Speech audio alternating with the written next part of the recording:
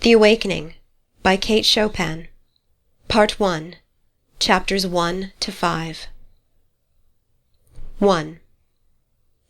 A green and yellow parrot, which hung in a cage outside the door, kept repeating over and over, "Allez-vous-en, allez-vous-en, sapristi, that's all right." He could speak a little Spanish, and also a language which nobody understood, unless it was the mocking-bird that hung on the other side of the door, whistling his fluty notes out upon the breeze with maddening persistence. Mr. Pontellier, unable to read his newspaper with any degree of comfort, arose with an expression and an exclamation of disgust. He walked down the gallery and across the narrow bridges which connected the Lebrun cottages one with the other. He had been seated before the door of the main house.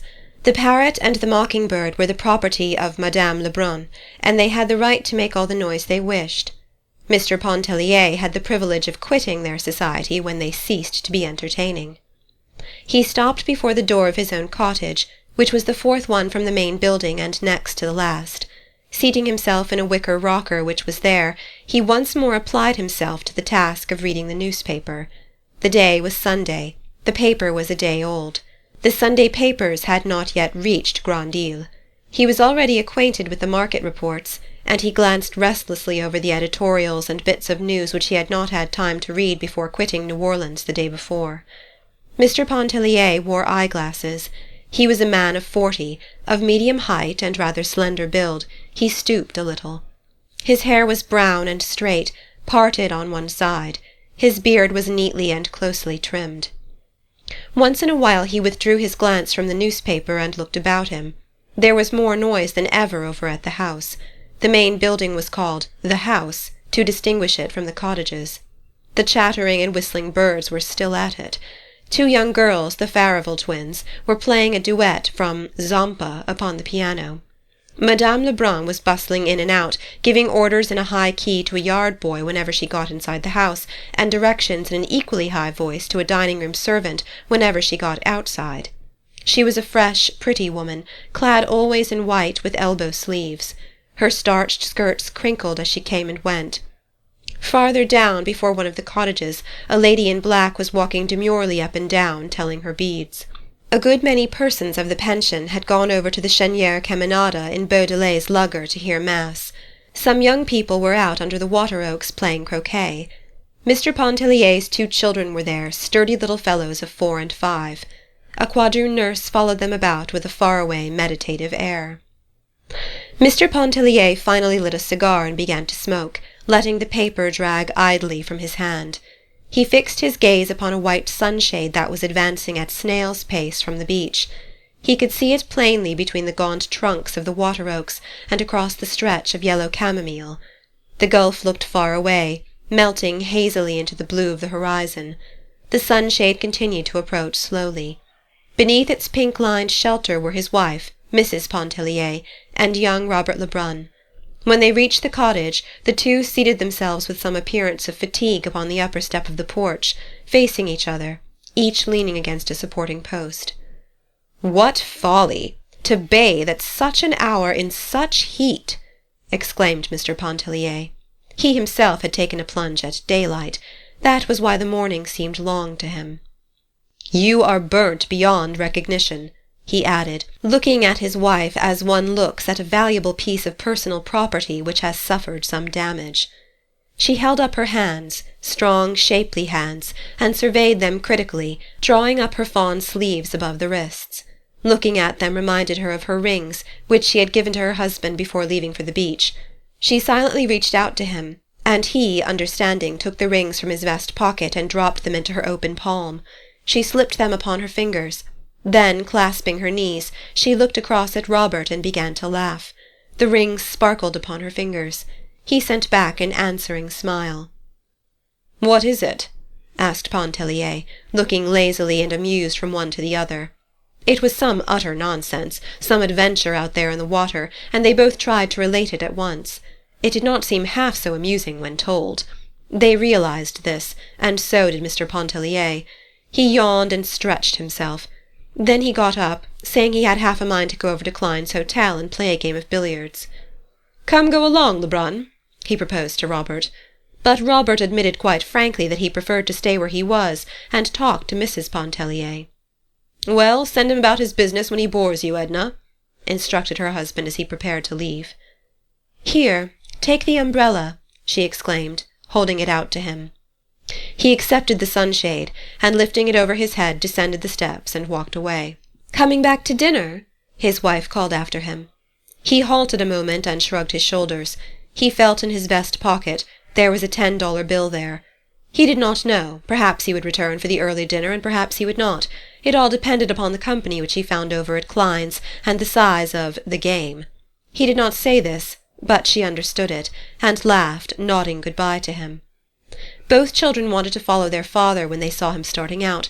He kissed them, and promised to bring them back bonbons and peanuts. 2.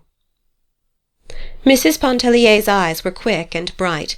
They were a yellowish-brown, about the colour of her hair. She had a way of turning them swiftly upon an object and holding them there as if lost in some inward maze of contemplation or thought. Her eyebrows were a shade darker than her hair. They were thick and almost horizontal, emphasizing the depth of her eyes. She was rather handsome than beautiful. Her face was captivating by reason of a certain frankness of expression and a contradictory subtle play of features. Her manner was engaging.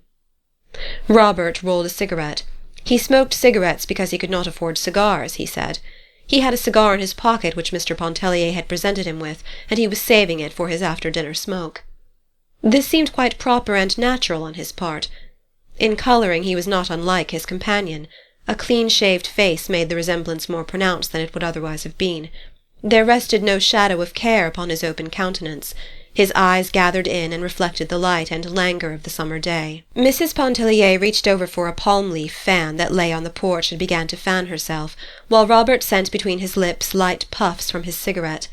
They chatted incessantly, about the things around them, their amusing adventure out in the water. It had again assumed its entertaining aspect, about the wind, the trees, the people who had gone to the Cheniere, about the children playing croquet under the oaks, and the Farival twins, who were now performing the overture to The Poet and the Peasant. Robert talked a good deal about himself. He was very young, and did not know any better. Mrs. Pontellier talked a little about herself for the same reason. Each was interested in what the other said. Robert spoke of his intention to go to Mexico in the autumn, where fortune awaited him. He was always intending to go to Mexico, but some way never got there. Meanwhile he held on to his modest position in a mercantile house in New Orleans, where an equal familiarity with English, French, and Spanish gave him no small value as a clerk and correspondent. He was spending his summer vacation, as he always did, with his mother at Grande-Île. In former times, before Robert could remember, the house had been a summer luxury of the Lebruns. Now, flanked by its dozen or more cottages, which were always filled with exclusive visitors from the quartier français, it enabled Madame Lebrun to maintain the easy and comfortable existence which appeared to be her birthright. Mrs. Pontellier talked about her father's Mississippi plantation, and her girlhood home in the old Kentucky bluegrass country. She was an American woman, with a small infusion of French, which seemed to have been lost in dilution.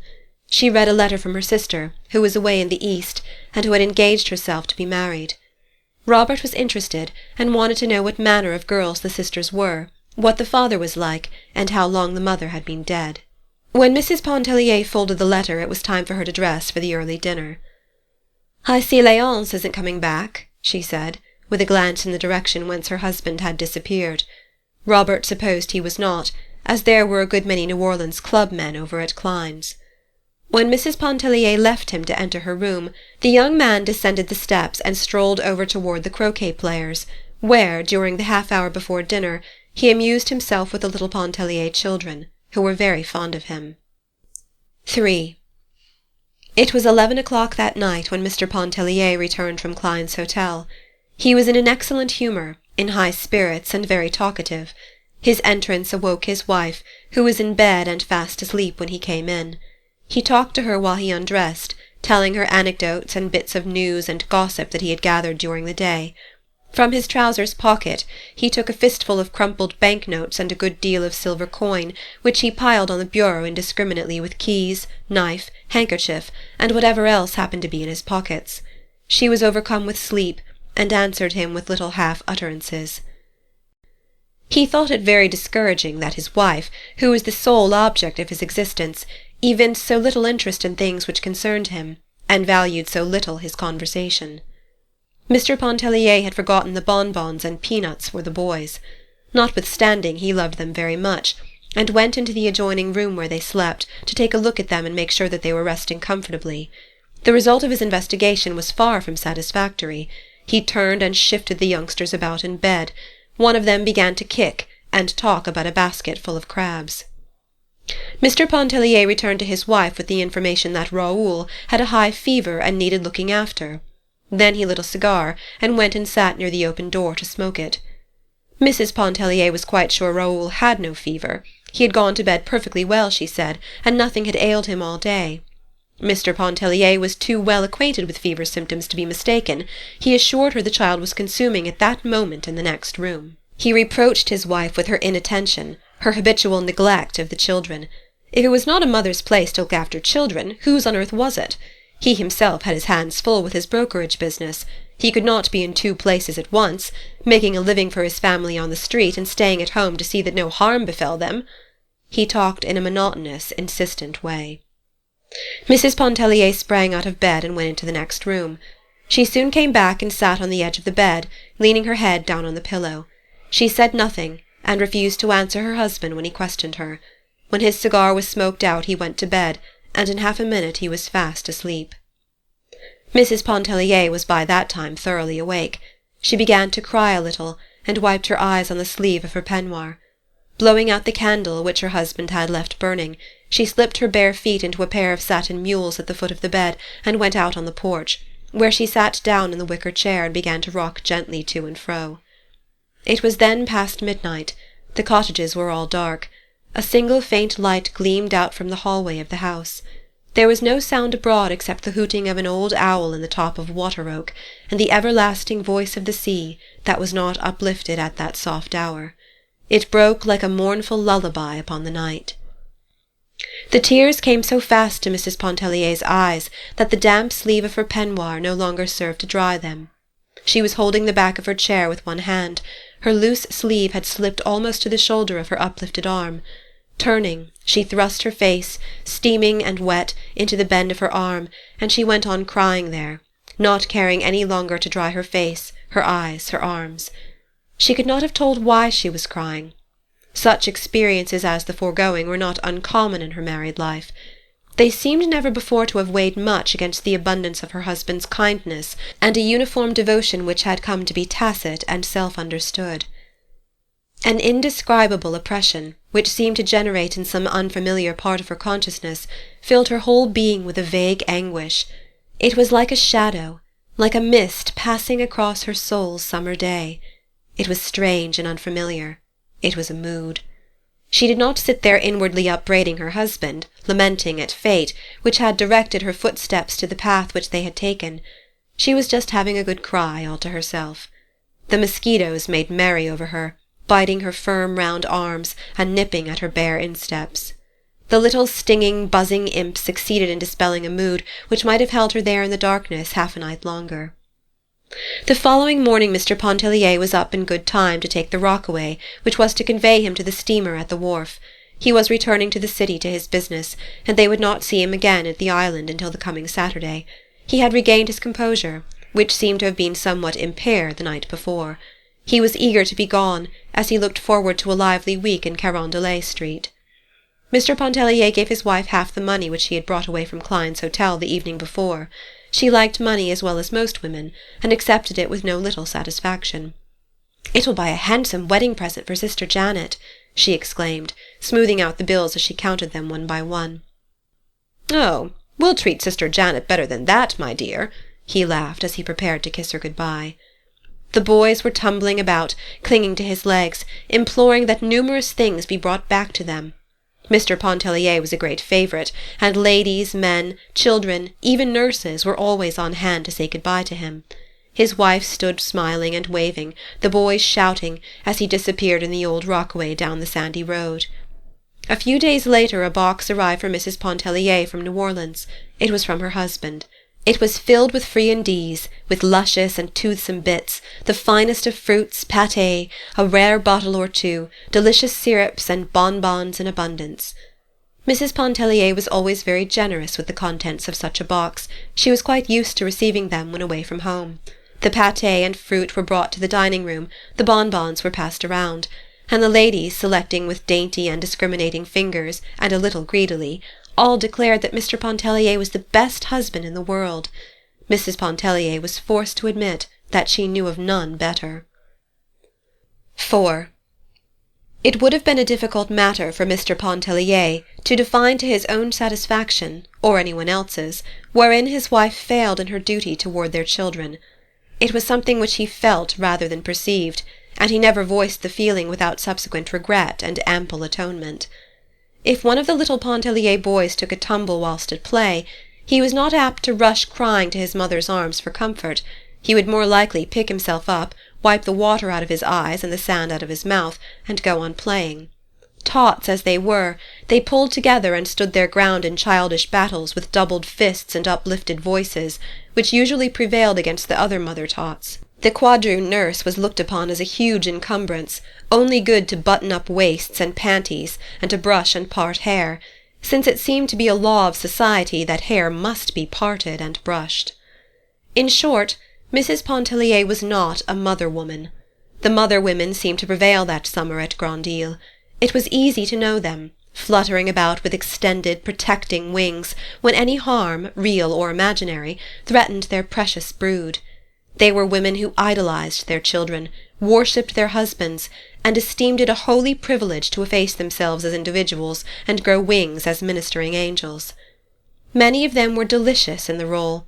One of them was the embodiment of every womanly grace and charm. If her husband did not adore her, he was a brute, deserving of death by slow torture. Her name was Adele Ratignolle. There are no words to describe her save the old ones that have served so often to picture the bygone heroine of romance and the fair lady of our dreams. There was nothing subtle or hidden about her charms. Her beauty was all there, flaming and apparent, the spun gold hair that comb nor confining pin could restrain, the blue eyes that were like nothing but sapphires, 2 lips that pouted, that were so red one could only think of cherries or some other delicious crimson fruit in looking at them. She was growing a little stout, but it did not seem to detract an iota from the grace of every step, pose, gesture. One would not have wanted her white neck a mite less full, or her beautiful arms more slender. Never were hands more exquisite than hers, and it was a joy to look at them when she threaded her needle, or adjusted her gold thimble to her taper middle finger, as she sewed away on the little night-drawers or fashioned a bodice or a bib. Madame Ratignolle was very fond of Mrs. Pontellier, and often she took her sewing and went over to sit with her in the afternoons. She was sitting there the afternoon of the day the box arrived from New Orleans. She had possession of the rocker, and she was busily engaged in sewing upon a diminutive pair of night-drawers. She had brought the pattern of the drawers for Mrs. Pontellier to cut out, a marvel of construction, fashioned to enclose a baby's body so effectually that only 2 small eyes might look out from the garment, like an Eskimo's. They were designed for winter wear, when treacherous draughts came down chimneys and insidious currents of deadly cold found their way through keyholes. Mrs. Pontellier's mind was quite at rest concerning the present material needs of her children, and she could not see the use of anticipating and making winter night garments the subject of her summer meditations. But she did not want to appear unamiable and uninterested, so she had brought forth newspapers, which she spread upon the floor of the gallery, and under Madame Ratignolle's directions she had cut a pattern of the impervious garment. Robert was there, seated as he had been the Sunday before, and Mrs. Pontellier also occupied her former position on the upper step, leaning listlessly against the post. Beside her was a box of bonbons, which she held out at intervals to Madame Ratignolle. That lady seemed at a loss to make a selection, but finally settled upon a stick of nougat, wondering if it were not too rich, whether it could possibly hurt her. Madame Ratignolle had been married 7 years. About every 2 years she had a baby. At that time she had 3 babies, and was beginning to think of a 4th one. She was always talking about her condition. Her condition was in no way apparent, and no one would have known a thing about it but for her persistence in making it the subject of conversation. Robert started to reassure her, asserting that he had known a lady who had subsisted upon nougat during the entire— But seeing the colour mount into Mrs. Pontellier's face, he checked himself and changed the subject. Mrs. Pontellier, though she had married a Creole, was not thoroughly at home in the society of Creoles. Never before had she been thrown so intimately among them. There were only Creoles that summer at Lebrun's. They all knew each other, and felt like one large family, among whom existed the most amicable relations. A characteristic which distinguished them and which impressed Mrs. Pontellier most forcibly was their entire absence of prudery. Their freedom of expression was at first incomprehensible to her, though she had no difficulty in reconciling it with a lofty chastity which in the Creole woman seems to be inborn and unmistakable.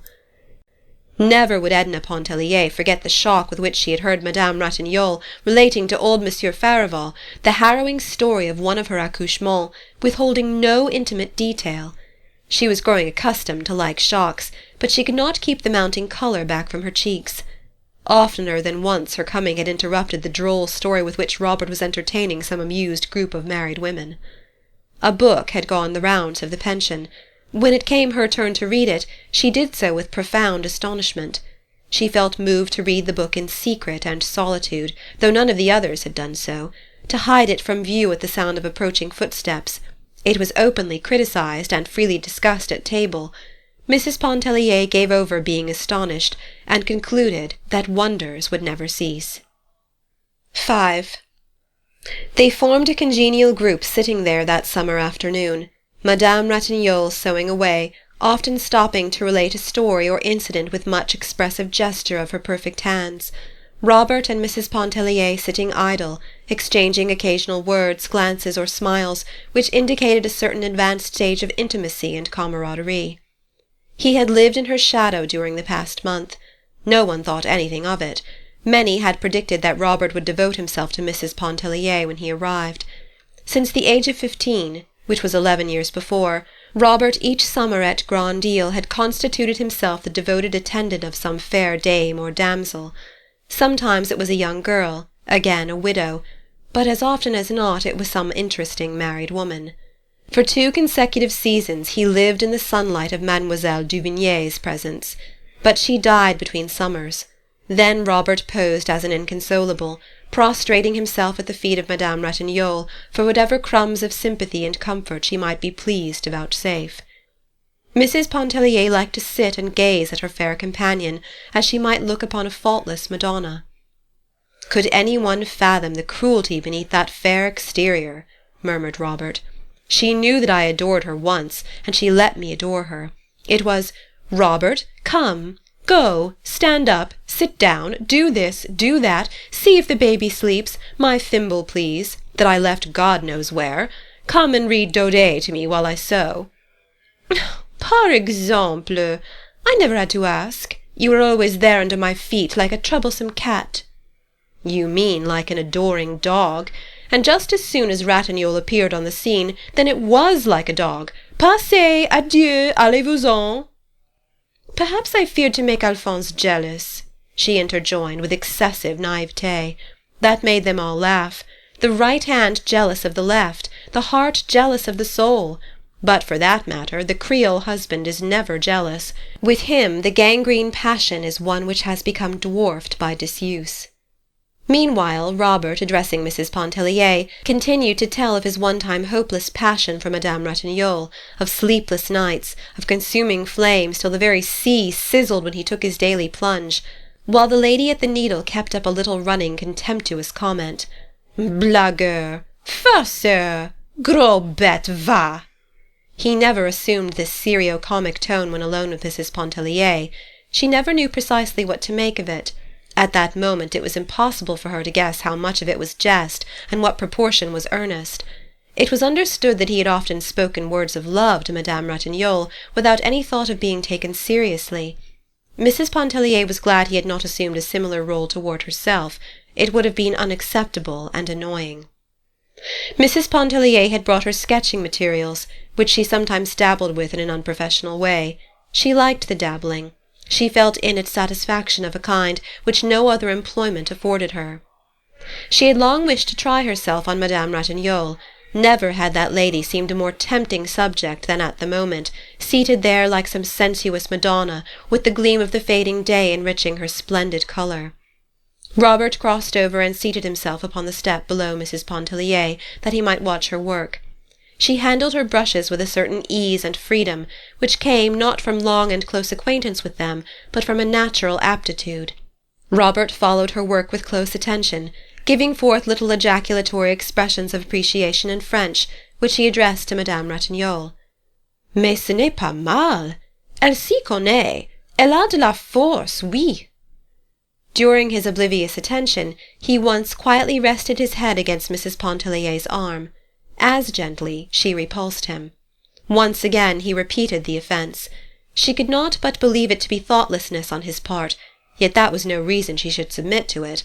She did not remonstrate, except again to repulse him quietly but firmly. He offered no apology. The picture completed bore no resemblance to Madame Ratignolle. She was greatly disappointed to find that it did not look like her. But it was a fair enough piece of work, and in many respects satisfying. Mrs. Pontellier evidently did not think so. After surveying the sketch critically, she drew a broad smudge of paint across its surface, and crumpled the paper between her hands. The youngsters came tumbling up the steps, the quadroon following at the respectful distance which they required her to observe. Mrs. Pontellier made them carry her paints and things into the house. She sought to detain them for a little talk and some pleasantry, but they were greatly in earnest. They had only come to investigate the contents of the bonbon box. They accepted without murmuring what she chose to give them, each holding out 2 chubby hands scoop-like, in the vain hope that they might be filled, and then away they went. The sun was low in the west, and the breeze, soft and languorous, that came up from the south, charged with the seductive odour of the sea. Children freshly befurbelowed were gathering for their games under the oaks. Their voices were high and penetrating. Madame Ratignolle folded her sewing, placing thimble, scissors, and thread all neatly together in the roll, which she pinned securely. She complained of faintness. Mrs. Pontellier flew for the cologne water and a fan. She bathed Madame Ratignolle's face with cologne, while Robert plied the fan with unnecessary vigour. The spell was soon over, and Mrs. Pontellier could not help wondering if there were not a little imagination responsible for its origin, for the rose tint had never faded from her friend's face. She stood watching the fair woman walk down the long line of galleries with the grace and majesty which queens are sometimes supposed to possess.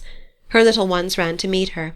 2 of them clung about her white skirts, the third she took from its nurse, and with 1,000 endearments bore it along in her own fond encircling arms, though, as everybody well know, the doctor had forbidden her to lift so much as a pin. "Are you going bathing?" asked Robert of Mrs. Pontellier. It was not so much a question as a reminder. "Oh, no," she answered with a tone of indecision. "I'm tired. I think not."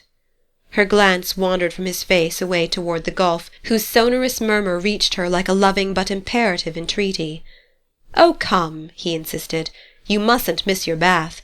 Come on. The water must be delicious. It will not hurt you. Come." He reached up for her big, rough straw hat that hung on a peg outside the door, and put it on her head. They descended the steps, and walked away together toward the beach. The sun was low in the west, and the breeze was soft and warm. End of Part 1.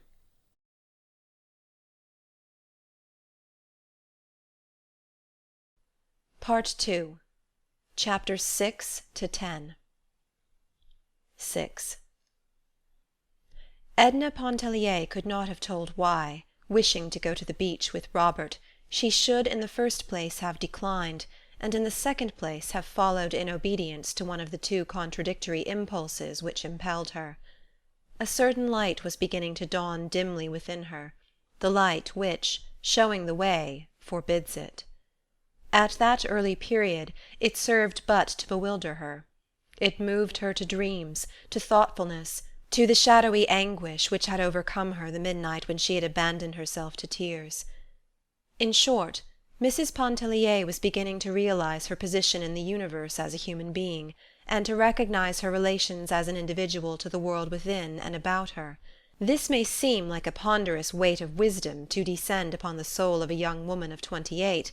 perhaps more wisdom than the Holy Ghost is usually pleased to vouchsafe to any woman. But the beginning of things, of a world especially, is necessarily vague, tangled, chaotic, and exceedingly disturbing. How few of us ever emerge from such beginning! How many souls perish in its tumult! The voice of the sea is seductive, never ceasing, whispering, clamoring, murmuring, inviting the soul to wander for a spell in abysses of solitude, to lose itself in mazes of inward contemplation. The voice of the sea speaks to the soul. The touch of the sea is sensuous, enfolding the body in its soft, close embrace. 7. Mrs. Pontellier was not a woman given to confidences, a characteristic hitherto contrary to her nature. Even as a child she had lived her own small life all within herself. At a very early period she had apprehended instinctively the dual life, the outward existence which conforms, the inward life which questions. That summer at Grand Isle she began to loosen a little the mantle of reserve that had always enveloped her. There must have been influences, both subtle and apparent, working in their several ways to induce her to do this, but the most obvious was the influence of Adele Ratignolle. The excessive physical charm of the Creole had first attracted her, for Edna had a sensuous susceptibility to beauty. Then the candour of the woman's whole existence, which everyone might read, and which formed so striking a contrast to her own habitual reserve, this might have furnished a link. Who can tell what metals the gods use in forging the subtle bond which we call sympathy, which we might as well call love? The two women went away one morning to the beach together, arm in arm, under the huge white sunshade. Edna had prevailed upon Madame Ratignolle to leave the children behind, though she could not induce her to relinquish a diminutive roll of needlework, which Adele begged to be allowed to slip into the depths of her pocket. In some unaccountable way they had escaped from Robert.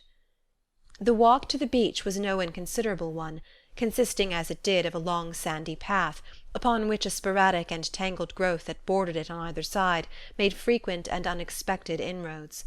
There were acres of yellow chamomile reaching out on either hand. Further away still, vegetable gardens abounded, with frequent small plantations of orange or lemon trees intervening. The dark green clusters glistened from afar in the sun. The women were both of goodly height, Madame Ratignolle possessing the more feminine and matronly figure. The charm of Edna Pontellier's physique stole insensibly upon you. The lines of her body were long, clean, and symmetrical. It was a body which occasionally fell into splendid poses. There was no suggestion of the trim, stereotyped fashion plate about it. A casual and indiscriminating observer, in passing, might not cast a second glance upon the figure. But with more feeling and discernment he would have recognized the noble beauty of its modelling, and the graceful severity of poise and movement, which made Edna Pontellier different from the crowd. She wore a cool muslin that morning, white, with a waving vertical line of brown running through it, also a white linen collar and the big straw hat which she had taken from the peg outside the door. The hat rested anyway on her yellow-brown hair, that waved a little, was heavy, and clung close to her head. Madame Ratignolle, more careful of her complexion, had twined a gauze veil about her head. She wore dogskin gloves, with gauntlets that protected her wrists. She was dressed in pure white, with a fluffiness of ruffles that became her. The draperies and fluttering things which she wore suited her rich luxuriant beauty as a greater severity of line could not have done. There were a number of bath-houses along the beach, of rough but solid construction, built with small protecting galleries facing the water. Each house consisted of 2 compartments, and each family at Lebrun's possessed a compartment for itself, fitted out with all the essential paraphernalia of the bath and whatever other conveniences the owners might desire. The 2 women had no intention of bathing. They had just strolled down to the beach for a walk, and to be alone and near the water. The Pontellier and Ratignolle compartments adjoined one another, under the same roof. Mrs. Pontellier had brought down her key through force of habit. Unlocking the door of her bathroom, she went inside, and soon emerged, bringing a rug, which she spread upon the floor of the gallery, and 2 huge hair pillows covered with crash, which she placed against the front of the building. The two seated themselves there in the shade of the porch side by side, with their backs against the pillows and their feet extended. Madame Ratignolle removed her veil, wiped her face with rather a delicate handkerchief, and fanned herself with the fan which she always carried suspended somewhere about her person by a long narrow ribbon. Edna removed her collar and opened her dress at the throat. She took the fan from Madame Ratignolle and began to fan both herself and her companion. It was very warm, and for a while they did nothing but exchange remarks about the heat, the sun, the glare. But there was a breeze blowing, a choppy, stiff wind that whipped the water into froth. It fluttered the skirts of the two women, and kept them for a while engaged in adjusting, readjusting, tucking in, securing hairpins and hatpins. A few persons were sporting some distance away in the water. The beach was very still of human sound at that hour. The lady in black was reading her morning devotions on the porch of a neighbouring bath-house. Two young lovers were exchanging their hearts' yearnings beneath the children's tent, which they had found unoccupied. Edna Pontellier, casting her eyes about, had finally kept them at rest upon the sea. The day was clear and carried the gaze out as far as the blue sky went. There were a few white clouds suspended idly over the horizon. A lateen sail was visible in the direction of Cat Island, and others to the south seemed almost motionless in the far distance. "Of whom, of what are you thinking?" asked Adele of her companion, whose countenance she had been watching with a little amused attention, arrested by the absorbed expression which seemed to have seized and fixed every feature into a statuesque repose. "Nothing," returned Mrs. Pontellier, with a start, adding at once, "How stupid! But it seems to me it is the reply we make instinctively to such a question. Let me see," she went on, throwing back her head and narrowing her fine eyes till they shone like two vivid points of light. "Let me see. I was not really conscious of thinking of anything, but perhaps I can retrace my thoughts." "Oh, never mind," laughed Madame Ratignolle. "I am not quite so exacting. I will let you off this time. It is really too hot to think, especially to think about thinking." "But for the fun of it," persisted Edna. "First of all, the sight of the water stretching so far away, those motionless sails against the blue sky, made a delicious picture that I wanted to sit and look at. The hot wind beating in my face made me think, without any connection that I can trace, of a summer day in Kentucky, of a meadow that seemed as big as the ocean to the very little girl walking through the grass, which was higher than her waist. She threw out her arms as if swimming when she walked, beating the tall grass as one strikes out in the water. Oh, I see the connection now. Where were you going that day in Kentucky, walking through the grass?" "I don't remember now. I was walking diagonally across a big field. My sunbonnet obstructed the view. I could see only the stretch of green before me, and I felt as if I must walk on forever without coming to the end of it. I don't remember whether I was frightened or pleased. I must have been entertained." "Likely as not it was Sunday," she laughed, "and I was running away from prayers, from the Presbyterian service, read in a spirit of gloom by my father that chills me yet to think of." "And have you been running away from prayers ever since, ma chère?" asked Madame Ratignolle, amused. "No, oh no," Edna hastened to say. "I was a little unthinking child in those days, just following a misleading impulse without question. On the contrary, during one period of my life religion took a firm hold upon me, after I was 12, and until— why, I suppose until now, though I never thought much about it, just driven along by habit. But do you know," she broke off, turning her quick eyes upon Madame Ratignolle and leaning forward a little so as to bring her face quite close to that of her companion, "sometimes I feel this summer as if I were walking through the green meadow again, idly, aimlessly, unthinking and unguided." Madame Ratignolle laid her hand over that of Mrs. Pontellier, which was near her. Seeing that the hand was not withdrawn, she clasped it firmly and warmly. She even stroked it a little, fondly, with the other hand, murmuring in an undertone, "Pauvre chérie." The action was at first a little confusing to Edna, but she soon lent herself readily to the Creole's gentle caress. She was not accustomed to an outward and spoken expression of affection, either in herself or in others. She and her younger sister Janet had quarrelled a good deal through force of unfortunate habit. Her older sister, Margaret, was matronly and dignified, probably from having assumed matronly and housewifely responsibilities too early in life, their mother having died when they were quite young. Margaret was not effusive, she was practical. Edna had had an occasional girl-friend, but whether accidentally or not, they seemed to have been all of one type, the self-contained. She never realized that the reserve of her own character had much, perhaps everything, to do with this. Her most intimate friend at school had been one of rather exceptional intellectual gifts, who wrote fine-sounding essays, which Edna admired and strove to imitate, and with her she talked and glowed over the English classics, and sometimes held religious and political controversies. Edna often wondered at one propensity which sometimes had inwardly disturbed her without causing any outward show or manifestation on her part. At a very early age, perhaps it was when she traversed the ocean of waving grass, she remembered that she had been passionately enamored of a dignified and sad-eyed cavalry officer who visited her father in Kentucky. She could not leave his presence when he was there, nor remove her eyes from his face, which was something like Napoleon's, with a lock of black hair falling across the forehead. But the cavalry officer melted imperceptibly out of her existence. At another time her affections were deeply engaged by a young gentleman who visited a lady on a neighboring plantation. It was after they went to Mississippi to live. The young man was engaged to be married to the young lady, and they sometimes called upon Margaret, driving over of afternoons in a buggy.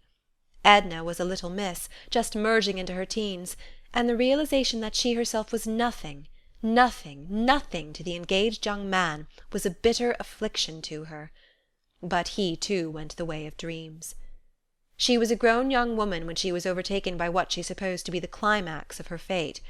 It was when the face and figure of a great tragedian began to haunt her imagination and stir her senses. The persistence of the infatuation lent it an aspect of genuineness. The hopelessness of it coloured it with the lofty tones of a great passion. The picture of the tragedian stood enframed upon her desk. Any one may possess the portrait of a tragedian without exciting suspicion or comment. This was a sinister reflection which she cherished. In the presence of others she expressed admiration for his exalted gifts, as she handed the photograph around and dwelt upon the fidelity of the likeness. When alone, she sometimes picked it up and kissed the cold glass passionately. Her marriage to Léonce Pontellier was purely an accident, in this respect resembling many other marriages which masquerade as the decrees of fate. It was in the midst of her secret great passion that she met him. He fell in love, as men are in the habit of doing, and pressed his suit with an earnestness and an ardour which left nothing to be desired. He pleased her. His absolute devotion flattered her. She fancied there was a sympathy of thought and taste between them, in which fancy she was mistaken. Add to this the violent opposition of her father and her sister Margaret to her marriage with a Catholic, and we need seek no further for the motives which led her to accept Monsieur Pontellier for her husband. The acme of bliss, which would have been a marriage with a tragedian, was not for her in this world. As the devoted wife of a man who worshipped her, she felt she would take her place with a certain dignity in the world of reality, closing the portals forever behind her upon the realm of romance and dreams. But it was not long before the tragedian had gone to join the cavalry officer and the engaged young man, and a few others, and Edna found herself face to face with the realities. She grew fond of her husband, realizing with some unaccountable satisfaction that no trace of passion or excessive and fictitious warmth coloured her affection, thereby threatening its dissolution. She was fond of her children in an uneven, impulsive way. She would sometimes gather them passionately to her heart, she would sometimes forget them. The year before they had spent part of the summer with their grandmother Pontellier in Iberville. Feeling secure regarding their happiness and welfare, she did not miss them, except with an occasional intense longing. Their absence was a sort of relief, though she did not admit this, even to herself. It seemed to free her of a responsibility which she had blindly assumed, and for which fate had not fitted her. Edna did not reveal so much as all this to Madame Ratignolle that summer day when they sat with faces turned to the sea, but a good part of it escaped her. She had put her head down on Madame Ratignolle's shoulder. She was flushed and felt intoxicated with the sound of her own voice and the unaccustomed taste of candour. It muddled her like wine, or like a first breath of freedom. There was the sound of approaching voices. It was Robert, surrounded by a troop of children, searching for them. The two little Pontelliers were with him, and he carried Madame Ratignolle's little girl in his arms. There were other children beside, and two nursemaids followed, looking disagreeable and resigned. The women at once rose and began to shake out their draperies and relax their muscles. Mrs. Pontellier threw the cushions and rug into the bath-house. The children all scampered off to the awning, and they stood there in a line, gazing upon the intruding lovers, still exchanging their vows and sighs. The lovers got up with only a silent protest, and walked slowly away somewhere else. The children possessed themselves of the tent, and Mrs. Pontellier went over to join them. Madame Ratignolle begged Robert to accompany her to the house. She complained of cramp in her limbs and stiffness of the joints. She leaned draggingly upon his arm as they walked. 8. "Do me a favour, Robert," spoke the pretty woman at his side, almost as soon as she and Robert had started their slow homeward way. She looked up in his face, leaning on his arm beneath the encircling shadow of the umbrella which he had lifted. "Granted, as many as you like," he returned, glancing down into her eyes that were full of thoughtfulness and some speculation. "I only ask for one. Let Mrs. Pontellier alone." "Tiens!" he exclaimed with a sudden boyish laugh. "Voilà que Madame Ratignolle est jalouse." "Nonsense. I'm in earnest. I mean what I say. Let Mrs. Pontellier alone." "Why?" he asked, himself growing serious at his companion's solicitation. "She is not one of us. She is not like us. She might make the unfortunate blunder of taking you seriously." His face flushed with annoyance, and taking off his soft hat he began to beat it impatiently against his leg as he walked. "Why shouldn't she take me seriously?" he demanded sharply. "Am I a comedian, a clown, a jack-in-the-box? Why shouldn't she? You Creoles, I have no patience with you. Am I always to be regarded as a feature of an amusing programme? I hope Mrs. Pontellier does take me seriously. I hope she has discernment enough to find in me something besides the blagueur. If I thought there was any doubt—" "Oh, enough, Robert!" she broke into his heated outburst. "You are not thinking of what you are saying. You speak with about as little reflection as we might expect from one of those children down there playing in the sand. If your attentions to any married women here were ever offered with any intention of being convincing, you would not be the gentleman we all know you to be, and you would be unfit to associate with the wives and daughters of the people who trust you." Madame Ratignolle had spoken what she believed to be the law and the gospel. The young man shrugged his shoulders impatiently. "Oh, well, that isn't it," slamming his hat down vehemently upon his head. "You ought to feel that such things are not flattering to say to a fellow. Should our whole intercourse consist of an exchange of compliments? Ma foi!" "It isn't pleasant to have a woman tell you," he went on unheedingly, but breaking off suddenly. "Now, if I were like Arobin— you remember Alcée Arobin, and that story of the consul's wife at Biloxi?" And he related the story of Alcée Arobin and the consul's wife, and another about the tenor of the French opera, who received letters which should never have been written, and still other stories, grave and gay, till Mrs. Pontellier and her possible propensity for taking young men seriously was apparently forgotten. Madame Ratignolle, when they had regained her cottage, went in to take the hour's rest which he considered helpful. Before leaving her, Robert begged her pardon for the impatience, he called it rudeness, with which he had received her well-meant caution. "You make one mistake, Adele," he said with a light smile. "There is no earthly possibility of Mrs. Pontellier ever taking me seriously. You should have warned me against taking myself seriously. Your advice might then have carried some weight, and given me subject for some reflection. Au revoir. But you look tired," he added solicitously. "Would you like a cup of bouillon? Shall I stir you a toddy?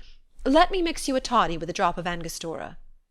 She acceded to the suggestion of bouillon, which was grateful and acceptable.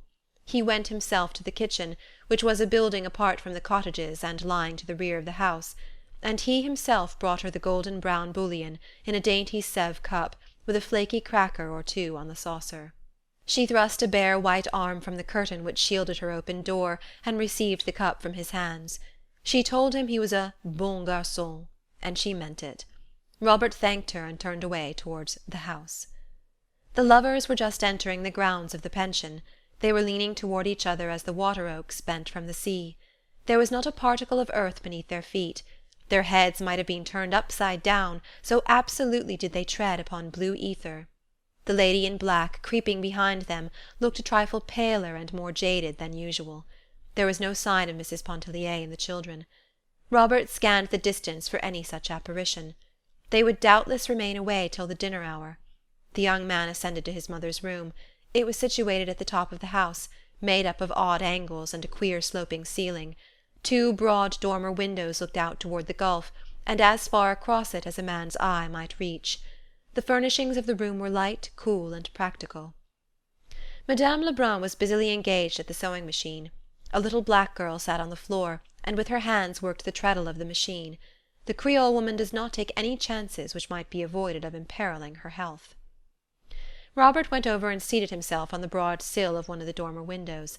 He took a book from his pocket and began energetically to read it, judging by the precision and frequency with which he turned the leaves. The sewing-machine made a resounding clatter in the room. It was of a ponderous, bygone make. In the lulls, Robert and his mother exchanged bits of desultory conversation. "Where is Mrs. Pontellier?" "Down at the beach with her children." "I promised to lend her the Goncourt. Don't forget to take it down when you go. It's there on the bookshelf over the small table." Clatter, clatter, clatter, bang, for the next 5 or 8 minutes. "Where is Victor going with the Rockaway?" "The Rockaway? Victor?"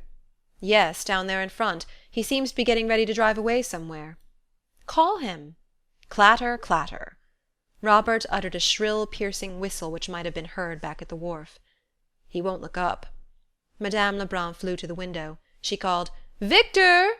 She waved a handkerchief and called again. The young fellow below got into the vehicle and started the horse off at a gallop. Madame Lebrun went back to the machine, crimson with annoyance. Victor was the younger son and brother, a tête moldée, with a temper which invited violence and a will which no axe could break. "Whenever you say the word, I'm ready to thrash any amount of reason into him that he's able to hold." "Oh, if your father had only lived!" Clatter, clatter, clatter, clatter, bang! It was a fixed belief with Madame Lebrun that the conduct of the universe and all things pertaining thereto would have been manifestly of a more intelligent and higher order had not Monsieur Lebrun been removed to other spheres during the early years of their married life. "What do you hear from Montel?" Montel was a middle-aged gentleman whose vain ambition and desire for the past 20 years had been to fill the void which Monsieur Lebrun's taking off had left in the Lebrun household. Clatter, clatter, bang, clatter! "I have a letter somewhere," looking in the machine drawer and finding the letter in the bottom of the work-basket. "He says to tell you he will be in Vera Cruz the beginning of next month," clatter, clatter, "and if you still have the intention of joining him—" Bang, clatter, clatter, bang! "Why didn't you tell me so before, mother? You know I wanted—" Clatter, clatter, clatter. "Do you see Mrs. Pontellier starting back with the children? She will be in late to luncheon again. She never starts to get ready for lunch until the last minute." Clatter, clatter. "Where are you going?" "Where did you say the Goncourt was?" 9. Every light in the hall was ablaze. Every lamp turned as high as it could be without smoking the chimney or threatening explosion. The lamps were fixed at intervals against the wall, encircling the whole room. Someone had gathered orange and lemon branches, and with these fashioned graceful festoons between. The dark green of the branches stood out and glistened against the white muslin curtains which draped the windows, and which puffed, floated, and flapped at the capricious will of a stiff breeze that swept up from the gulf.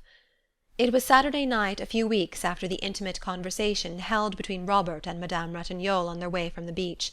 An unusual number of husbands, fathers, and friends had come down to stay over Sunday, and they were being suitably entertained by their families, with the material help of Madame Lebrun. The dining tables had all been removed to one end of the hall, and the chairs ranged about in rows and in clusters. Each little family group had had its say and exchanged its domestic gossip earlier in the evening.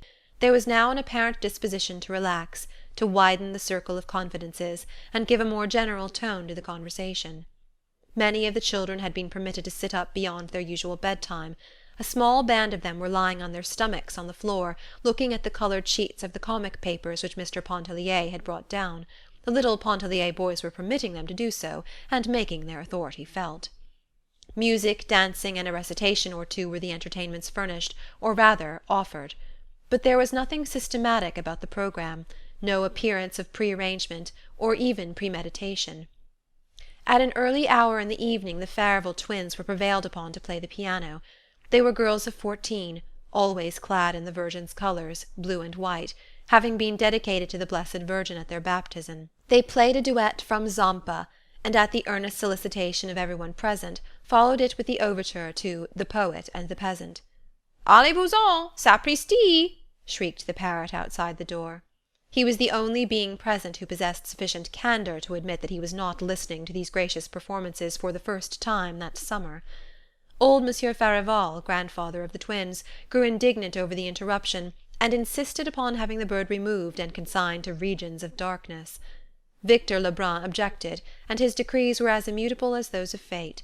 The parrot fortunately offered no further interruption to the entertainment, the whole venom of his nature apparently having been cherished up and hurled against the twins in that one impetuous outburst. Later a young brother and sister gave recitations, which everyone present had heard many times at winter evening entertainments in the city. A little girl performed a skirt dance in the centre of the floor. The mother played her accompaniments, and at the same time watched her daughter with greedy admiration and nervous apprehension. She need have had no apprehension. The child was mistress of the situation. She had been properly dressed for the occasion in black tulle and black silk tights. Her little neck and arms were bare, and her hair, artificially crimped, stood out like fluffy black plumes over her head. Her poses were full of grace, and her little black shod toes twinkled as they shot out and upward with a rapidity and suddenness which were bewildering. But there was no reason why everyone should not dance. Madame Ratignolle could not, so it was she who gaily consented to play for the others. She played very well, keeping excellent waltz time and infusing an expression into the strains which was indeed inspiring. She was keeping up her music on account of the children, she said, because she and her husband both considered it a means of brightening the home and making it attractive. Almost everyone danced but the twins, who could not be induced to separate during the brief period when one or the other should be whirling around the room in the arms of the man. They might have danced together, but they did not think of it. The children were sent to bed. Some went submissively, others with shrieks and protests as they were dragged away. They had been permitted to sit up till after the ice-cream, which naturally marked the limit of human indulgence. The ice-cream was passed around with cake, gold and silver cake arranged on platters in alternate slices. It had been made and frozen during the afternoon back of the kitchen by two black women, under the supervision of Victor. It was pronounced a great success, excellent if it had contained only a little less vanilla, or a little more sugar, if it had been frozen a degree harder, and if the salt might have been kept out of portions of it. Victor was proud of his achievement, and went about recommending it and urging every one to partake of it to excess. After Mrs. Pontellier had danced twice with her husband, once with Robert, and once with Monsieur Ratignolle, who was thin and tall and swayed like a reed in the wind when he danced, she went out on the gallery and seated herself on the low window-sill, where she commanded a view of all that went on in the hall, and could look out toward the gulf. There was a soft effulgence in the east. The moon was coming up, and its mystic shimmer was casting a million lights across the distant, restless water. "Would you like to hear Mademoiselle Reisz play?" asked Robert, coming out on the porch where she was. Of course Edna would like to hear Mademoiselle Reisz play, but she feared it would be useless to entreat her. "I'll ask her," he said.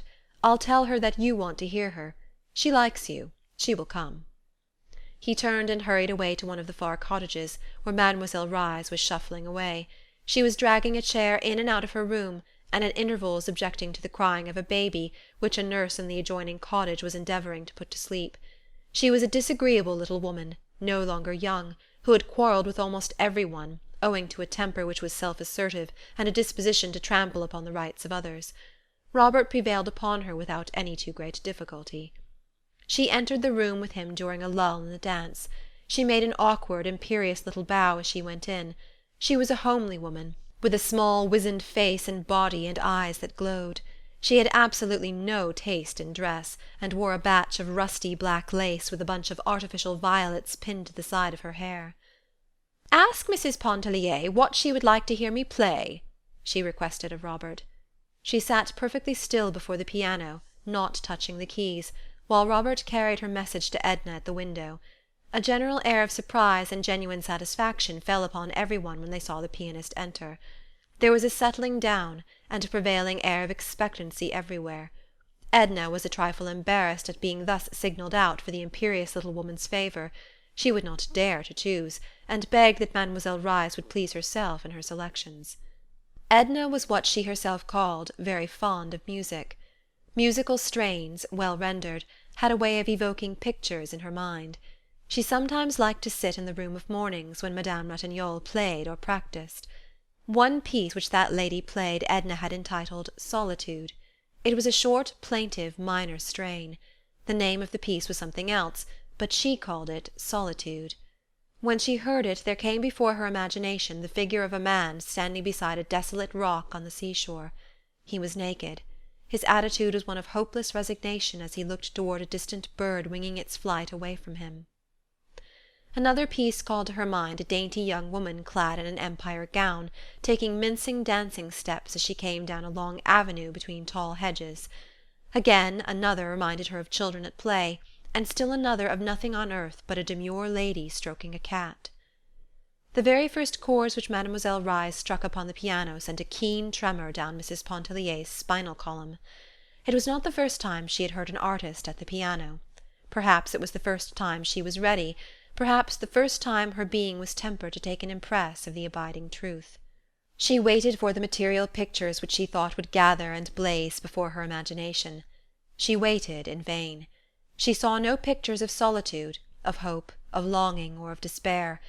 But the very passions themselves were aroused within her soul, swaying it, lashing it, as the waves daily beat upon her splendid body. She trembled, she was choking, and the tears blinded her. Mademoiselle had finished.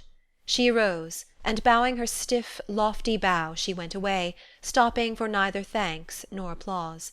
As she passed along the gallery she patted Edna upon the shoulder. "Well, how did you like my music?" she asked. The young woman was unable to answer. She pressed the hand of the pianist convulsively. Mademoiselle Reisz perceived her agitation, and even her tears. She patted her again upon the shoulder as she said, "You are the only one worth playing for. Those others? Bah!" And she went shuffling and sidling on down the gallery toward her room. But she was mistaken about "those others." Her playing had aroused a fever of enthusiasm. What passion! What an artist! I have always said no one could play Chopin like Mademoiselle Reisz. That last prelude! Bon Dieu! It shakes a man.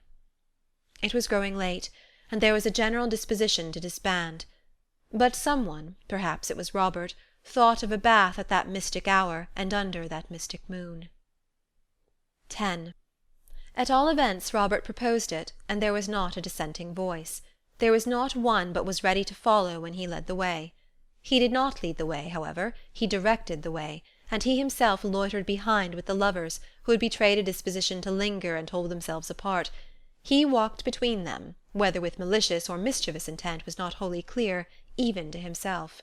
The Pontelliers and Ratignolles walked ahead, the women leaning upon the arms of their husbands. Edna could hear Robert's voice behind them, and could sometimes hear what he said. She wondered why he did not join them. It was unlike him not to. Of late he had sometimes held away from her for an entire day, redoubling his devotion upon the next and the next, as though to make up for hours that had been lost. She missed him the days when some pretext served to take him away from her, just as one misses the sun on a cloudy day without having thought much about the sun when it was shining. The people walked in little groups toward the beach. They talked and laughed. Some of them sang. There was a band playing down at Klein's hotel, and the strains reached them faintly, tempered by the distance. There were strange, rare odours abroad, a tangle of the sea smell and of weeds and damp, new-ploughed earth, mingled with the heavy perfume of a field of white blossoms somewhere near. But the night sat lightly upon the sea and the land. There was no weight of darkness, there were no shadows. The white light of the moon had fallen upon the world like the mystery and the softness of sleep. Most of them walked into the water as though into a native element. The sea was quiet now, and swelled lazily in broad billows that melted into one another and did not break except upon the beach in little foamy crests that coiled back like slow white serpents. Edna had attempted all summer to learn to swim. She had received instructions from both the men and women, in some instances from the children. Robert had pursued a system of lessons almost daily, and he was nearly at the point of discouragement in realizing the futility of his efforts. A certain ungovernable dread hung about her when in the water, unless there was a hand near by that might reach out and reassure her. But that night she was like the little tottering, stumbling, clutching child who of a sudden realizes its powers and walks for the first time alone, boldly and with overconfidence. She could have shouted for joy. She did shout for joy, as with a sweeping stroke or two she lifted her body to the surface of the water. A feeling of exultation overtook her, as if some power of significant import had been given her to control the working of her body and her soul. She grew daring and reckless, overestimating her strength. She wanted to swim far out, where no woman had swum before. Her unlooked-for achievement was the subject of wonder, applause, and admiration. Each one congratulated himself that his special teachings had accomplished this desired end. "How easy it is!" she thought. "It is nothing," she said aloud. "Why did I not discover before that it was nothing? Think of the time I have lost splashing about like a baby." She would not join the groups in their sports and bouts, but, intoxicated with her newly conquered power, she swam out alone. She turned her face seaward to gather in an impression of space and solitude which the vast expanse of water, meeting and melting with the moonlit sky, conveyed to her excited fancy. As she swam she seemed to be reaching out for the unlimited in which to lose herself. Once she turned and looked toward the shore, toward the people she had left there. She had not gone any great distance, that is, what would have been a great distance for an experienced swimmer.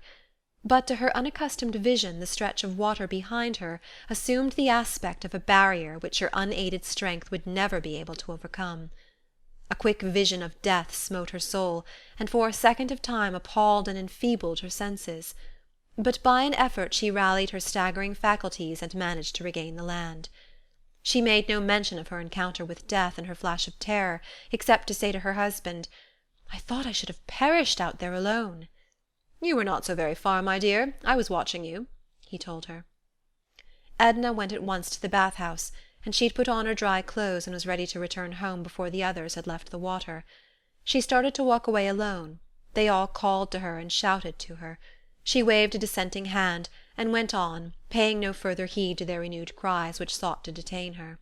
"Sometimes I am tempted to think that Mrs. Pontellier is capricious," said Madame Lebrun, who was amusing herself immensely, and feared that Edna's abrupt departure might put an end to the pleasure.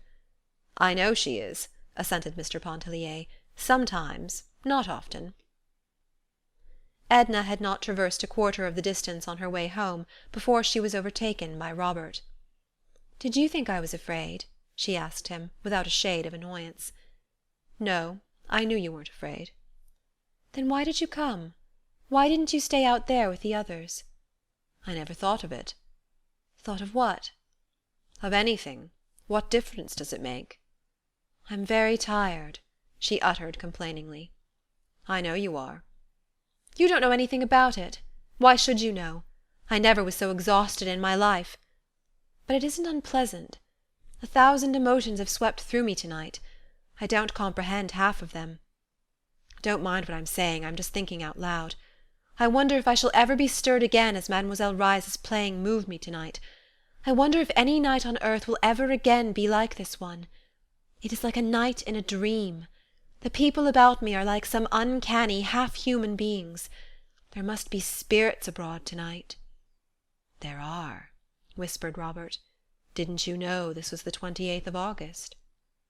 "The 28th of August?" "Yes. On the 28th of August, at the hour of midnight, and if the moon is shining, the moon must be shining, a spirit that has haunted these shores for ages rises up from the gulf. With its own penetrating vision the spirit seeks someone mortal worthy to hold him company, worthy of being exalted for a few hours into realms of the semi-celestials. His search has always hitherto been fruitless, and he has sunk back disheartened into the sea. But tonight he found Mrs. Pontellier. Perhaps he will never wholly release her from the spell. Perhaps she will never again suffer a poor, unworthy earthling to walk in the shadow of her divine presence." "Don't banter me," she said, wounded at what appeared to be his flippancy. He did not mind the entreaty, but the tone with its delicate note of pathos was like a reproach. He could not explain. He could not tell her that he had penetrated her mood and understood. He said nothing except to offer her his arm, for by her own admission she was exhausted. She had been walking alone with her arms hanging limp, letting her white skirts trail along the dewy path. She took his arm, but she did not lean upon it. She let her hand lie listlessly, as though her thoughts were elsewhere, somewhere in advance of her body, and she was striving to overtake them. Robert assisted her into the hammock which swung from the post before her door out to the trunk of a tree.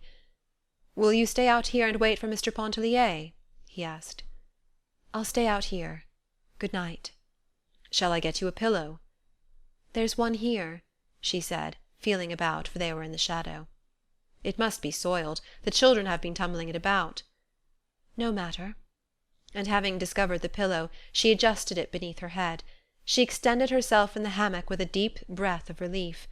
She was not a supercilious or an over-dainty woman. She was not much given to reclining in the hammock, and when she did so it was with no cat-like suggestion of voluptuous ease, but with a beneficent repose which seemed to invade her whole body.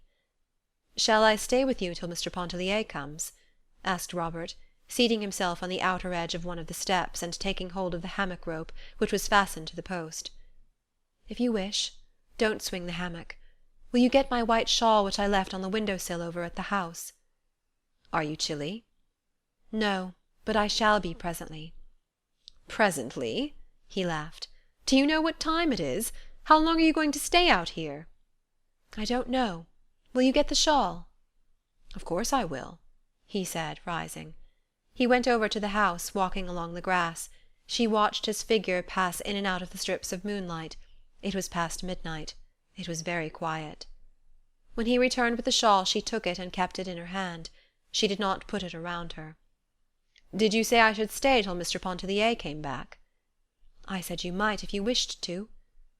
He seated himself again and rolled a cigarette, which he smoked in silence. Neither did Mrs. Pontellier speak. No multitude of words could have been more significant than those moments of silence, or more pregnant with the first felt throbbings of desire. When the voices of the bathers were heard approaching, Robert said good night. She did not answer him. He thought she was asleep. Again she watched his figure pass in and out of the strips of moonlight as he walked away.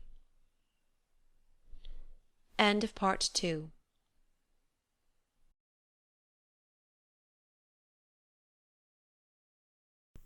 Part 3. Chapters 11 to 15. 11. "What are you doing out here, Edna? I thought I should find you in bed," said her husband when he discovered her lying there. He had walked up with Madame Lebrun and left her at the house. His wife did not reply. "Are you asleep?" he asked, bending down close to look at her. "No." Her eyes gleamed bright and intense, with no sleepy shadows as they looked into his. "Do you know it is past 1 o'clock? Come on." And he mounted the steps and went into their room. "Edna," called Mr. Pontellier from within, after a few moments had gone by. "Don't wait for me," she answered. He thrust his head through the door. "You will take cold out there," he said irritably. "What folly is this? Why don't you come in?" "It isn't cold. I have my shawl." "The mosquitoes will devour you." "There are no mosquitoes." She heard him moving about the room, every sound indicating impatience and irritation. Another time she would have gone in at his request. She would, through habit, have yielded to his desire, not with any sense of submission or obedience to his compelling wishes, but unthinkingly, as we walk, move, sit, stand, go through the daily treadmill of the life which has been portioned out to us. "Edna, dear, are you not coming in soon?" he asked again, this time fondly, with a note of entreaty. "No, I am going to stay out here." "This is more than folly," he blurted out. "I can't permit you to stay out there all night. You must come in the house instantly." With a writhing motion she settled herself more securely in the hammock. She perceived that her will had blazed up, stubborn and resistant. She could not at that moment have done other than denied and resisted. She wondered if her husband had ever spoken to her like that before, and if she had submitted to his command. Of course she had. She remembered that she had. But she could not realize why or how she should have yielded, feeling as she then did. "Léonce, go to bed," she said. "I mean to stay out here. I don't wish to go in, and I don't intend to. Don't speak to me like that again. I shall not answer you." Mr. Pontellier had prepared for bed, but he slipped on an extra garment. He opened a bottle of wine, of which he kept a small and select supply in a buffet of his own. He drank a glass of the wine, and went out on the gallery and offered a glass to his wife. She did not wish any. He drew up the rocker, hoisted his slippered feet on the rail, and proceeded to smoke a cigar.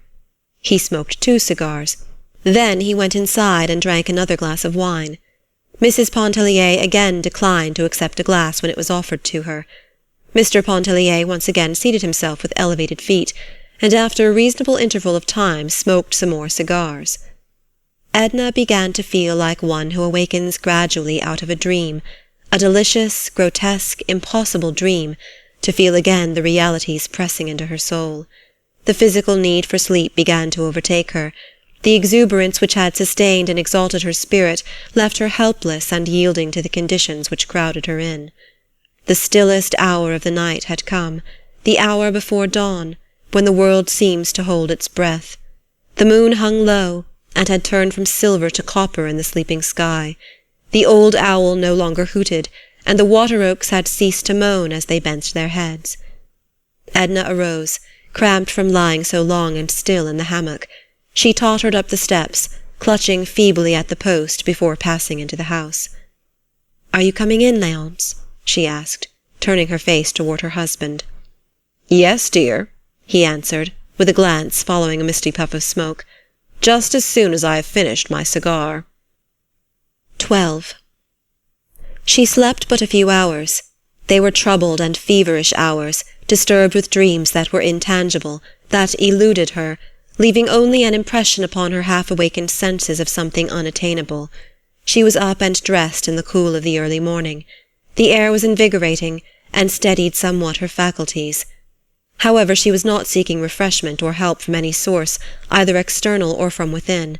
She was blindly following whatever impulse moved her, as if she had placed herself in alien hands for direction and freed her soul of responsibility.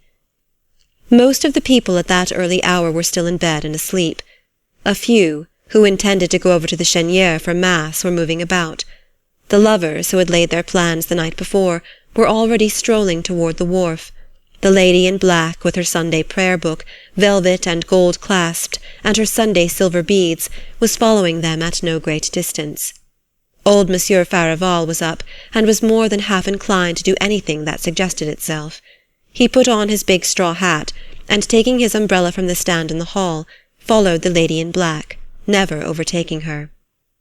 The little negro girl who worked Madame Lebrun's sewing machine was sweeping the galleries with long, absent-minded strokes of the broom. Edna sent her up into the house to awaken Robert. "Tell him I am going to the Cheniere. The boat is ready. Tell him to hurry." He had soon joined her. She had never sent for him before. She had never asked for him. She had never seemed to want him before. She did not appear conscious that she had done anything unusual in commanding his presence. He was apparently equally unconscious of anything extraordinary in the situation, but his face was suffused with a quiet glow when he met her. They went together back to the kitchen to drink coffee.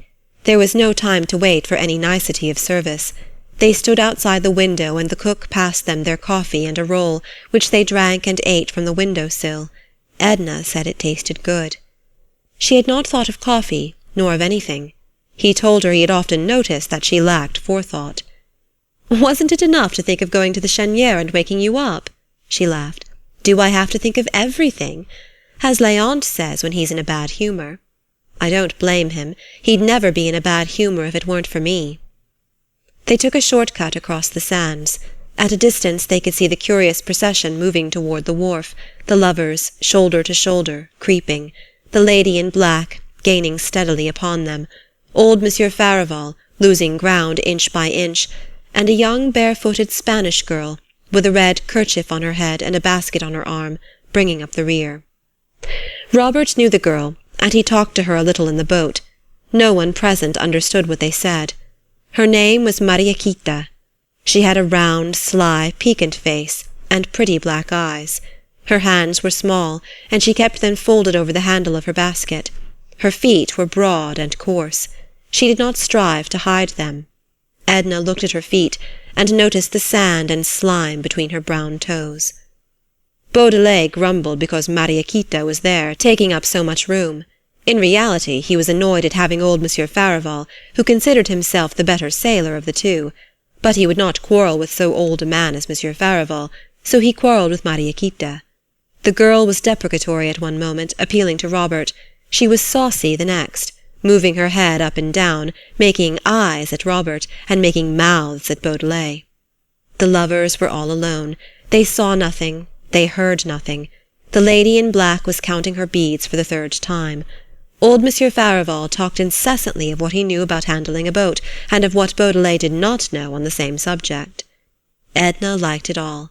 She looked Mariequita up and down, from her ugly brown toes to her pretty black eyes, and back again. "Why does she look at me like that?" inquired the girl of Robert. "Maybe she thinks you are pretty. Shall I ask her?"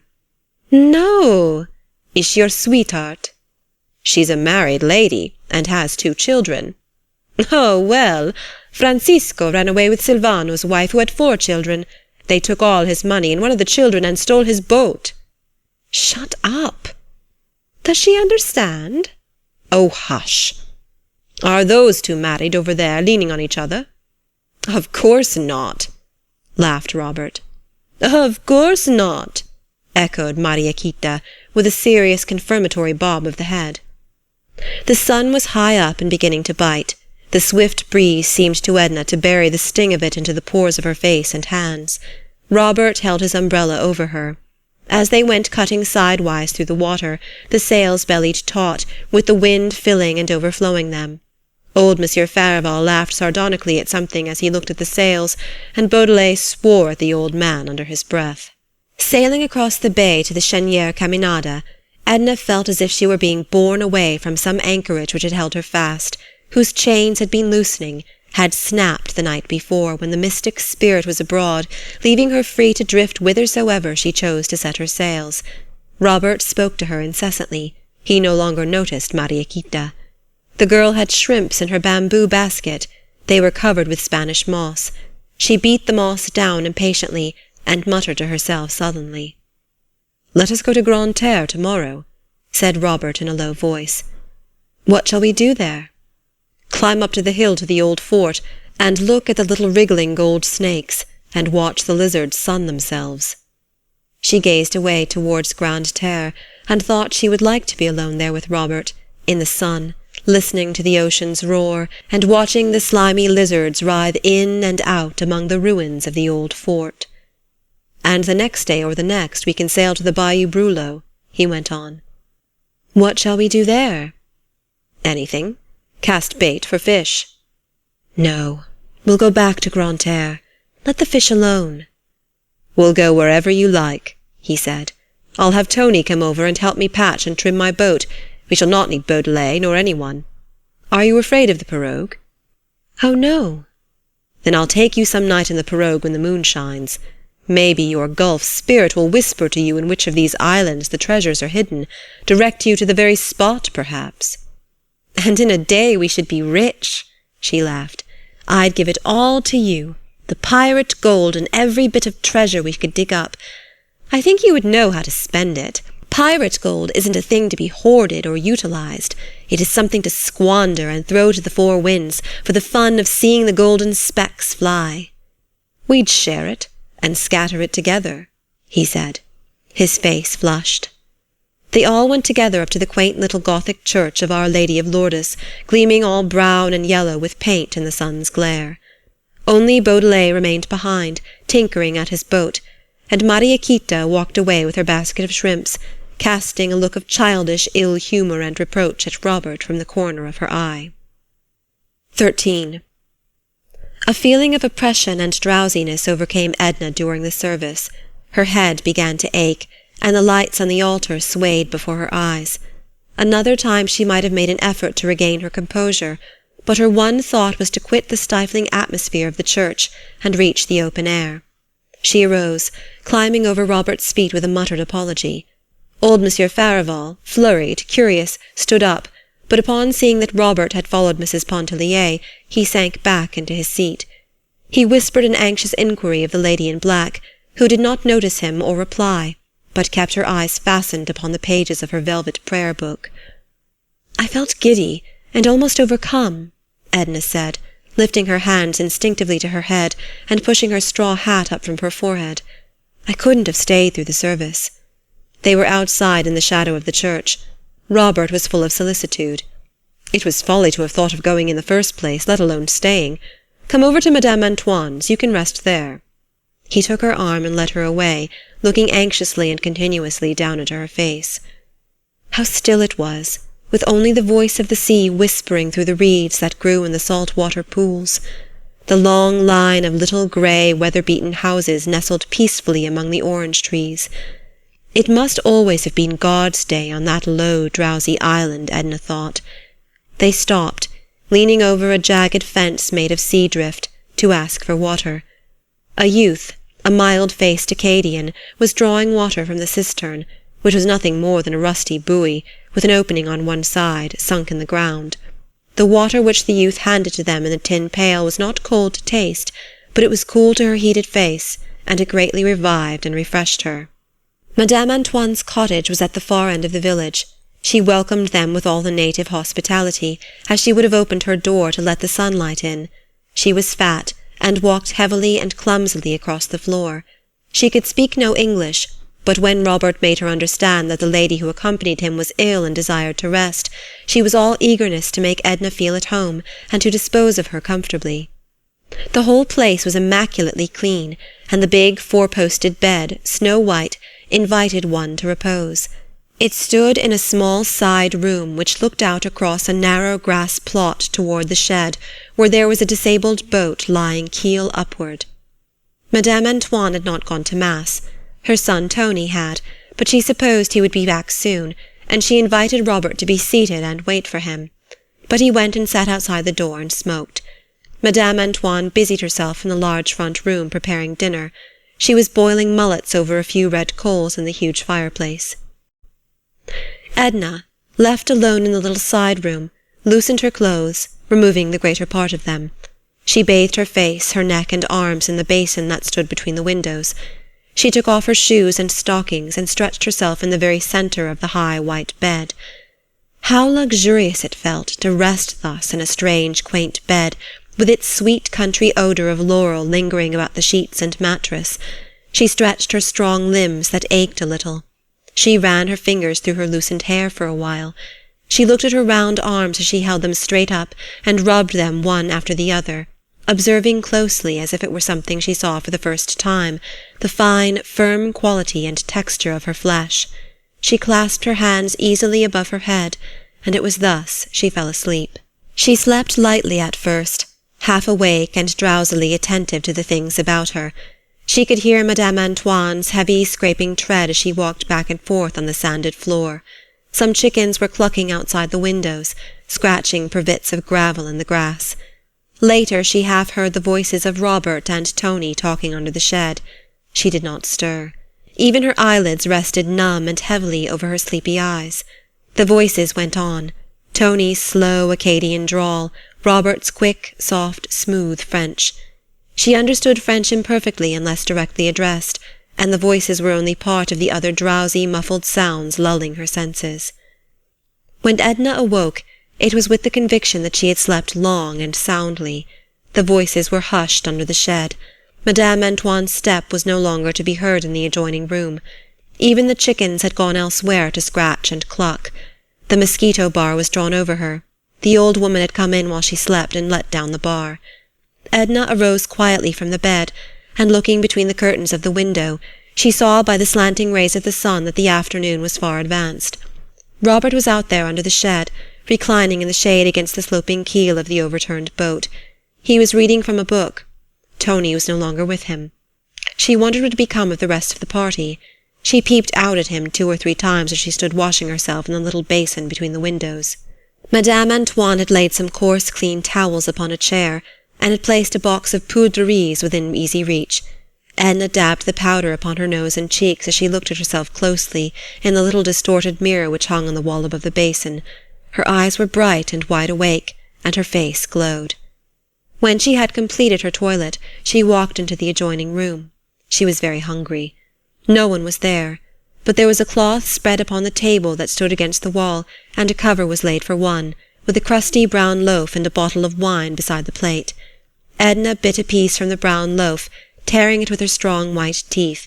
She poured some of the wine into the glass and drank it down. Then she went softly out of doors, and plucking an orange from the low-hanging bough of a tree, threw it at Robert, who did not know she was awake and up. An illumination broke over his whole face when he saw her, and joined her under the orange tree. "How many years have I slept?" she inquired. "The whole island seems changed. A new race of beings must have sprung up, leaving only you and me as past relics. How many ages ago did Madame Antoine and Tony die? And when did our people from Grand Isle disappear from the earth?" He familiarly adjusted a ruffle upon her shoulder. "You have slept precisely 100 years. I was left here to guard your slumbers, and for 100 years I have been out under the shed reading a book. The only evil I couldn't prevent was to keep a broiled fowl from drying up." "If it has turned to stone, still will I eat it," said Edna, moving with him into the house. "But really, what has become of Monsieur Farival and the others?" "Gone hours ago. When they found that you were sleeping, they thought it best not to awake you. Anyway, I wouldn't have let them. What was I here for?" "I wonder if Léonce will be uneasy," she speculated as she seated herself at table. "Of course not. He knows you are with me," Robert replied as he busied himself among sundry pans and covered dishes which had been left standing on the hearth. "Where are Madame Antoine and her son?" asked Edna. "Gone to vespers, and to visit some friends, I believe. I am to take you back in Tony's boat whenever you are ready to go." He stirred the smouldering ashes till the broiled fowl began to sizzle afresh. He served her with no mean repast, dripping the coffee anew and sharing it with her. Madame Antoine had cooked little else than the mullets, but while Edna slept Robert had foraged the island. He was childishly gratified to discover her appetite, and to see the relish with which she ate the food she had procured for her. "Shall we go right away?" she asked, after draining her glass and brushing together the crumbs of the crusty loaf. "The sun isn't as low as it will be in 2 hours," he answered. "The sun will be gone in 2 hours." "Well, let it go. Who cares?" They waited a good while under the orange trees, till Madame Antoine came back, panting, waddling, with 1,000 apologies to explain her absence. Tony did not dare to return. He was shy, and would not willingly face any woman except his mother. It was very pleasant to stay there under the orange trees, while the sun dipped lower and lower, turning the western sky to flaming copper and gold. The shadows lengthened and crept out like stealthy, grotesque monsters across the grass. Edna and Robert both sat upon the ground. That is, he lay upon the ground beside her, occasionally picking at the hem of her muslin gown. Madame Antoine seated her fat body, broad and squat, upon a bench beside the door. She had been talking all the afternoon, and had wound herself up to the story-telling pitch. And what stories she told them! But twice in her life she had left the Cheniere caminada, and then for the briefest span. All her years she had squatted and waddled there upon the island, gathering legends of the Baratarians and the sea. The night came on, with the moon to lighten it. Edna could hear the whispering voices of dead men and the click of muffled gold. When she and Robert stepped into Tony's boat, with the red lateen sail, misty spirit forms were prowling in the shadows and among the reeds, and upon the water were phantom ships speeding to cover. 14. The youngest boy, Etienne, had been very naughty, Madame Ratignolle said, as she delivered him into the hands of his mother. He had been unwilling to go to bed, and had made a scene, whereupon she had taken charge of him, and pacified him as well as she could. Raoul had been in bed and asleep for 2 hours. The youngster was in his long white nightgown, that kept tripping him up as Madame Ratignolle led him along by the hand. With the other chubby fist he rubbed his eyes, which were heavy with sleep and ill-humour. Edna took him in her arms, and seating herself in the rocker, began to coddle and caress him, calling him all manner of tender names, soothing him to sleep. It was not more than 9 o'clock. No one had yet gone to bed but the children. Léonce had been very uneasy at first, Madame Ratignolle said, and had wanted to start at once for the Cheniere. but Monsieur Farival had assured him that his wife was only overcome with sleep and fatigue, that Tony would bring her safely back later in the day, and he had thus been dissuaded from crossing the bay. He had gone over to Klein's, looking up some cotton broker whom he wished to see in regard to securities, exchanges, stocks, bonds, or something of the sort. Madame Ratignolle did not remember what. He said he would not remain away late. She herself was suffering from heat and oppression, she said. She carried a bottle of salts and a large fan. She would not consent to remain with Edna, for Monsieur Ratignolle was alone, and he detested above all things to be left alone. When Etienne had fallen asleep, Edna bore him into the back room, and Robert went and lifted the mosquito bar that she might lay the child comfortably in his bed. The quadroon had vanished. When they emerged from the cottage, Robert bade Edna good night. "Do you know we have been together the whole livelong day, Robert, since early this morning?" she said at parting. "All but the 100 years when you were sleeping. Good night." He pressed her hand and went away in the direction of the beach. He did not join any of the others, but walked alone toward the gulf. Edna stayed outside, awaiting her husband's return. She had no desire to sleep or to retire, nor did she feel like going over to sit with the Ratignolles, or to join Madame Lebrun and a group whose animated voices reached her as they sat in conversation before the house. She let her mind wander back over her stay at Grand-Isle, and she tried to discover wherein this summer had been very different from any and every other summer of her life. She could only realize that she herself, her present self, was in some way different from the other self. That she was seeing with different eyes, and making the acquaintance of new conditions in herself that colored and changed her environment, she did not yet suspect. She wondered why Robert had gone away and left her. It did not occur to her to think he might have grown tired of being with her the livelong day. She was not tired, and she felt that he was not. She regretted that he had gone. It was so much more natural to have him stay when he was not absolutely required to leave her. As Edna waited for her husband, she sang low a little song that Robert had sung as they crossed the bay. It began with, "Ah, si tu savais," and every verse ended with, "si tu savais." Robert's voice was not pretentious. It was musical and true. The voice, the notes, the whole refrain haunted her memory. 15. When Edna entered the dining-room one evening a little late, as was her habit, an unusually animated conversation seemed to be going on. Several persons were talking at once, and Victor's voice was predominating, even over that of his mother. Edna had returned late from her bath, had dressed in some haste, and her face was flushed. Her head, set off by her dainty white gown, suggested a rich, rare blossom. She took her seat at table between old Monsieur Farival and Madame Ratignolle. As she seated herself and was about to begin to eat her soup, which had been served when she entered the room, several persons informed her simultaneously that Robert was going to Mexico. She laid her spoon down and looked about her bewildered. He had been with her, reading to her all the morning, and had never even mentioned such a place as Mexico.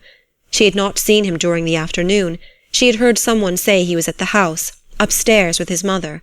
This she had thought nothing of, though she was surprised when he did not join her later in the afternoon, when she went down to the beach. She looked across at him, where he sat beside Madame Lebrun, who presided. Edna's face was a blank picture of bewilderment, which she never thought of disguising.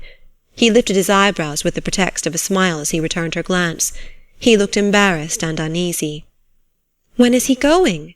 she asked of everybody in general, as if Robert were not there to answer for himself. "Tonight! This very evening! Did you ever? What possesses him?" were some of the replies she gathered, uttered simultaneously in French and English. "Impossible!" she exclaimed. "How can a person start off from Grand-Isle to Mexico at a moment's notice, as if he were going over to Klein's, or to the wharf, or down to the beach? I said all along I was going to Mexico. I've been saying so for years," cried Robert, in an excited and irritable tone, with the air of a man defending himself against a swarm of stinging insects. Madame Lebrun knocked on the table with her knife-handle. "Please let Robert explain why he is going, and why he is going tonight," she called out. "Really, this table is getting to be more and more like Bedlam every day, with everybody talking at once. Sometimes, I hope God will forgive me, but positively sometimes I wish Victor would lose the power of speech." Victor laughed sardonically as he thanked his mother for her holy wish, of which he failed to see the benefit to anybody, except that it might afford her a more ample opportunity and license to talk herself. Monsieur Farival thought that Victor should have been taken out in mid-ocean in his earliest youth and drowned. Victor thought there would be more logic in thus disposing of old people with an established claim for making themselves universally obnoxious. Madame Lebrun grew a trifle hysterical. Robert called his brother some sharp, hard names. "There's nothing much to explain, mother," he said, though he explained, nevertheless, looking chiefly at Edna, that he could only meet the gentleman whom he intended to join at Vera Cruz by taking such and such a steamer, which left New Orleans on such a day, that Beaudelet was going out with his lugger-load of vegetables that night, which gave him an opportunity of reaching the city and making his vessel in time. "But when did you make up your mind to do all this?" demanded Monsieur Farival. "This afternoon," returned Robert, with a shade of annoyance. "At what time this afternoon?" persisted the old gentleman, with nagging determination, as if he were cross-questioning a criminal in a court of justice. "At 4 o'clock this afternoon, Monsieur Farival," Robert replied, in a high voice and with a lofty air, which reminded Edna of some gentlemen on the stage. She had forced herself to eat most of her soup, and now she was picking the flaky bits of a court bouillon with her fork. The lovers were profiting by the general conversation on Mexico to speak in whispers of matters which they rightly considered were interesting to no one but themselves. The lady in black had once received a pair of prayer beads of curious workmanship from Mexico, with very special indulgence attached to them, but she had never been able to ascertain whether the indulgence extended outside the Mexican border. Father Focal of the cathedral had attempted to explain it, but he had not done so to her satisfaction, and she begged that Robert would interest himself and discover, if possible, whether she was entitled to the indulgence accompanying the remarkably curious Mexican prayer beads. Madame Ratignolle hoped that Robert would exercise extreme caution in dealing with the Mexicans, who, she considered, were a treacherous people, unscrupulous and revengeful. She trusted she did them no injustice in thus condemning them as a race. She had known personally but one Mexican, who made and sold excellent tamales, and whom she would have trusted implicitly, so soft-spoken was he. One day he was arrested for stabbing his wife. She never knew whether he had been hanged or not. Victor had grown hilarious, and was attempting to tell an anecdote about a Mexican girl who served chocolate one winter in a restaurant in Dauphine Street. No one would listen to him but old Monsieur Farival, who went into convulsions over the droll story. Edna wondered if they had all gone mad to be talking and clamouring at that rate. She herself could think of nothing to say about Mexico or the Mexicans. "At what time do you leave?" she asked Robert. "At 10, he told her. "Beaudelet wants to wait for the moon." "Are you all ready to go?" "Quite ready. I shall only take a handbag, and shall pack my trunk in the city." He turned to answer some question put to him by his mother, and Edna, having finished her black coffee, left the table. She went directly to her room. The little cottage was close and stuffy after leaving the outer air, but she did not mind. There appeared to be 100 different things demanding her attention indoors. She began to set the toilet-stand to rights, grumbling at the negligence of the quadroon, who was in the adjoining room putting the children to bed. She gathered together stray garments that were hanging on the backs of chairs, and put each where it belonged in closet or bureau drawer. She changed her gown for a more comfortable and commodious wrapper. She rearranged her hair, combing and brushing it with unusual energy. Then she went in and assisted the quadroon in getting the boys to bed. They were very playful and inclined to talk, to do anything but lie quiet and go to sleep. Edna sent the quadroon away to her supper, and told her she need not return. Then she sat and told the children a story. Instead of soothing, it excited them, and added to their wakefulness. She left them in heated argument, speculating about the conclusion of the tale which their mother promised to finish the following night. The little black girl came in to say that Madame Lebrun would like to have Mrs. Pontellier go and sit with them over at the house till Mr. Robert went away. Edna returned answer that she had already undressed, that she did not feel quite well, but perhaps she would go over to the house later. She started to dress again, and got as far advanced as to remove her peignoir, but changing her mind once more she resumed the peignoir, and went outside and sat down before her door. She was overheated and irritable, and fanned herself energetically for a while. Madame Ratignolle came down to discover what was the matter. "All that noise and confusion at the table must have upset me," replied Edna, "and moreover I hate shocks and surprises. The idea of Robert starting off in such a ridiculously sudden and dramatic way, as if it were a matter of life and death, never saying a word about it all morning when he was with me. Yes, agreed Madame Ratignolle. I think it was showing us all, you especially, very little consideration. It wouldn't have surprised me in any of the others. Those Lebrun are all given to heroics. But I must say I should never have expected such a thing from Robert. Are you not coming down? Come on, dear. It doesn't look friendly. No, said Edna, a little sullenly. I can't go to the trouble of dressing again. I don't feel like it. You needn't dress. You look all right. Fasten a belt around your waist. Just look at me. No, persisted Edna. But you go on. Madame Lebrun might be offended if we both stayed away. Madame Ratignolle kissed Edna good night, and went away, being in truth rather desirous of joining in the general and animated conversation which was still in progress concerning Mexico and the Mexicans. Somewhat later Robert came up, carrying his handbag. "Aren't you feeling well?" he asked. "Oh, well enough. Are you going right away?" He lit a match and looked at his watch. "In 20 minutes," he said. The sudden and brief flare of the match emphasized the darkness for a while. He sat down upon a stool which the children had left out on the porch. "Get a chair," said Edna. "This will do," he replied. He put on his soft hat and nervously took it off again, and wiping his face with his handkerchief, complained of the heat. "Take the fan," said Edna, offering it to him. "Oh, no, thank you. It does no good. You have to stop fanning some time, and feel all the more uncomfortable afterward." "That's one of the ridiculous things which men always say. I have never known one to speak otherwise of fanning." "How long will you be gone?"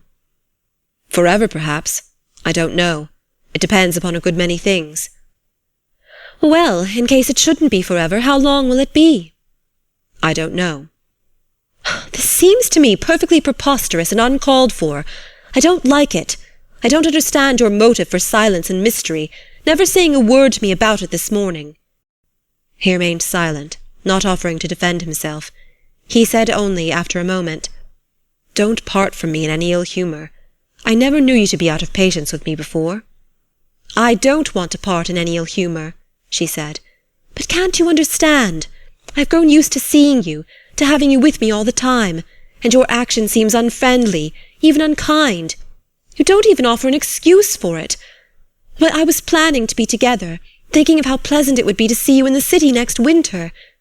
"So was I," he blurted. "Perhaps that's the—" He stood up suddenly and held out his hand. "Good-bye, my dear Mrs. Pontellier. Good-bye. You won't—I hope you won't completely forget me." She clung to his hand, striving to detain him. "Write to me when you get there. Won't you, Robert?" she entreated. "I will, thank you. Good-bye." How unlike Robert! The merest acquaintance would have said something more emphatic than "I will, thank you, good-bye" to such a request. He had evidently already taken leave of the people over at the house, for he descended the steps and went to join Beaudelet, who was out there with an oar across his shoulder waiting for Robert. They walked away in the darkness. She could only hear Beaudelet's voice. Robert had apparently not even spoken a word of greeting to his companion. Edna bit her handkerchief convulsively, striving to hold back and to hide, even from herself as she would have hidden from another, the emotion which was troubling, tearing her. Her eyes were brimming with tears. For the first time she recognized the symptoms of infatuation, which she had felt incipiently as a child, as a girl in her earliest teens, and later as a young woman. The recognition did not lessen the reality, the poignancy of the revelation by any suggestion or promise of instability. The past was nothing to her, offered no lesson which she was willing to heed. The future was a mystery which she never attempted to penetrate. The present alone was significant, was hers, to torture her as it was doing then with the biting conviction that she had lost that which she had held, that she had been denied that which her impassioned, newly awakened being demanded. End of Part 3.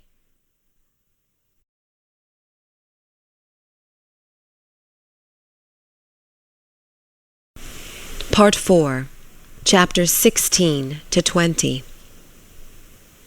16. "Do you miss your friend greatly?" asked Mademoiselle Reisz one morning as she came creeping up behind Edna, who had just left her cottage on the way to the beach. She spent much of her time in the water, since she had finally acquired the art of swimming. As their stay at Grand Isle drew near its close, she felt that she could not give too much time to a diversion which afforded her the only real pleasurable moments that she knew. When Mademoiselle Reisz came and touched her upon the shoulder and spoke to her, the woman seemed to echo the thought which was ever in Edna's mind, or better, the feeling which constantly possessed her. Robert's going had some way taken the brightness, the colour, the meaning out of everything. The conditions of her life were in no way changed, but her whole existence was dulled, like a faded garment which seems to be no longer worth wearing. She sought him everywhere, in others whom she induced to talk about him. She went up in the mornings to Madame Lebrun's room, braving the clatter of the old sewing machine. She sat there and chatted at intervals as Robert had done. She gazed around the room at the pictures and photographs hanging upon the wall, and discovered in some corner an old family album, which she examined with the keenest interest, appealing to Madame Lebrun for enlightenment concerning the many figures and faces which she discovered between its pages. There was a picture of Madame Lebrun with Robert as a baby, seated in her lap, a round-faced infant with a fist in his mouth. The eyes alone in the baby suggested the man. And that was he also in kilts at the age of 5, wearing long curls and holding a whip in his hand.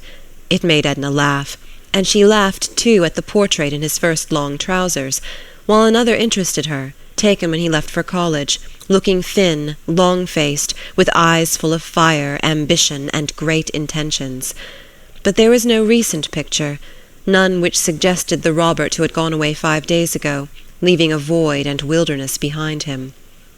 "Oh, Robert stopped having his pictures taken when he had to pay for them himself. He found wiser use for his money, he says," explained Madame Lebrun. She had a letter from him, written before he left New Orleans. Edna wished to see the letter, and Madame Lebrun told her to look for it either on the table or the dresser, or perhaps it was on the mantelpiece. The letter was on the bookshelf. It possessed the greatest interest and attraction for Edna. The envelope, its size and shape, the postmark, the handwriting. She examined every detail of the outside before opening it. There were only a few lines, setting forth that he would leave the city that afternoon, that he had packed his trunk in good shape, that he was well, and sent her his love and begged to be affectionately remembered to all. There was no special message to Edna, except a postscript saying that if Mrs. Pontellier desired to finish the book which he had been reading to her, his mother would find it in his room, among other books there on the table. Edna experienced a pang of jealousy because he had written to his mother rather than to her. Everyone seemed to take for granted that she missed him. Even her husband, when he came down the Saturday following Robert's departure, expressed regret that he had gone. "How do you get on without him, Edna?" he asked. "It's very dull without him," she admitted. Mr. Pontellier had seen Robert in the city, and Edna asked him a dozen questions or more. Where had they met? On Carondelet Street in the morning. They had gone in and had a drink and cigar together. What had they talked about? Chiefly about his prospects in Mexico, which Mr. Pontellier thought were promising. How did he look? How did he seem? Grave or gay, or how? Quite cheerful, and wholly taken up with the idea of his trip, which Mr. Pontellier found altogether natural in a young fellow about to seek fortune and adventure in a strange, queer country. Edna tapped her foot impatiently, and wondered why the children persisted in playing in the sun when they might be under the trees. She went down and led them out of the sun, scolding the quadroon for not being more attentive. It did not strike her as in the least grotesque that she should be making of Robert the object of conversation, and leading her husband to speak of him. The sentiment which she entertained for Robert in no way resembled that which she felt for her husband, or had ever felt, or ever expected to feel. She had all her life long been accustomed to harbour thoughts and emotions which never voiced themselves. They had never taken the form of struggles. They belonged to her and were her own, and she entertained the conviction that she had a right to them, and that they concerned no one but herself. Edna had once told Madame Ratignolle that she would never sacrifice herself for her children, or for anyone. Then had followed a rather heated argument. The two women did not appear to understand one another, or to be talking the same language. Edna tried to appease her friend, to explain. "I would give up the unessential. I would give my money. I would give my life for my children. But I wouldn't give myself." I can't make it more clear. It's only something which I am beginning to comprehend, which is revealing itself to me. I don't know what you would call the essential, or what you mean by the unessential, said Madame Ratignolle cheerfully. But a woman who would give her life for her children could do no more than that. Your Bible tells you so. I'm sure I couldn't do more than that. Oh, yes, you could, laughed Edna. She was not surprised at Mademoiselle Reisz's question the morning that lady, following her to the beach, tapped her on the shoulder and asked if she did not greatly miss her young friend. Oh, good morning, mademoiselle. Is it you? Why, of course I miss Robert. Are you going down to bathe? Why should I go down to bathe at the very end of the season when I haven't been in the surf all summer? Replied the woman disagreeably. I beg your pardon, offered Edna in some embarrassment, for she should have remembered that Mademoiselle Reisz's avoidance of the water had furnished a theme for much pleasantry. Some among them thought it was on account of her false hair, or the dread of getting the violets wet, while others attributed it to the natural aversion for water sometimes believed to accompany the artistic temperament. Mademoiselle offered Edna some chocolates in a paper bag, which she took from her pocket, by way of showing that she bore no ill feeling. She habitually ate chocolates for their sustaining quality.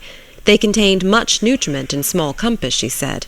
They saved her from starvation, as Madame Lebrun's table was utterly impossible, and no one, save so impertinent a woman as Madame Lebrun, could think of offering such food to people and requiring them to pay for it.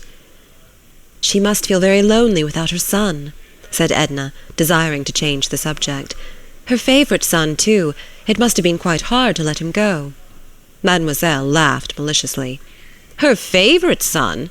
Oh, dear! Who could have been imposing such a tale upon you? Aline Lebrun lives for Victor, and for Victor alone. She has spoiled him into the worthless creature he is. She worships him and the ground he walks on. Robert is all very well in a way, to give up all the money he can earn to the family, and keep the barest pittance for himself. Favourite son, indeed. I miss the poor fellow myself, my dear. I like to see him and to hear him about the place, the only Lebrun who is worth a pinch of salt. He comes to see me often in the city. I like to play to him. That Victor! Hanging would be too good for him. It's a wonder Robert hasn't beaten him to death long ago. I thought he had great patience with his brother, offered Edna, glad to be talking about Robert, no matter what was said. Oh, he thrashed him well enough a year or two ago, said Mademoiselle. It was about a Spanish girl, whom Victor considered that he had some sort of claim upon. He met Robert one day talking to the girl, or walking with her, or bathing with her, or carrying her basket, I don't remember what, and he became so insulting and abusive that Robert gave him a thrashing on the spot that has kept him comparatively in order for a good while. It's about time he was getting another. Was her name Mariaquita? Asked Edna. Mariaquita. Yes, that was it. Mariaquita. I had forgotten. Oh, she's a sly one, and a bad one, that Mariaquita. Edna looked down at Mademoiselle Reisz, and wondered how she could have listened to her venom so long. For some reason she felt depressed, almost unhappy. She had not intended to go into the water, but she donned her bathing suit and left Mademoiselle alone, seated under the shade of the children's tent. The water was growing cooler as the season advanced. Edna plunged and swam about with an abandon that thrilled and invigorated her. She remained a long time in the water, half hoping that Mademoiselle Reisz would not wait for her. But Mademoiselle waited. She was very amiable during the walk back, and raved much over Edna's appearance in her bathing suit. She talked about music. She hoped that Edna would go to see her in the city, and wrote her address with the stub of a pencil on a piece of card which she found in her pocket. "When do you leave?" asked Edna. "Next Monday. And you?" "The following week," answered Edna, adding, "It has been a pleasant summer, hasn't it, mademoiselle?" "Well," agreed Mademoiselle Reisz with a shrug, "rather pleasant, if it hadn't been for the mosquitoes and the Farival twins." 17. The Pontelliers possessed a very charming home on Esplanade Street in New Orleans. It was a large double cottage, with a broad front veranda, whose round, fluted columns supported the sloping roof. The house was painted a dazzling white. The outside shutters, or jalousies, were green. In the yard, which was kept scrupulously neat, were flowers and plants of every description which flourishes in South Louisiana. Within doors the appointments were perfect, after the conventional type. The softest carpets and rugs covered the floors, rich and tasteful draperies hung at doors and windows. There were paintings, selected with judgment and discrimination, upon the walls.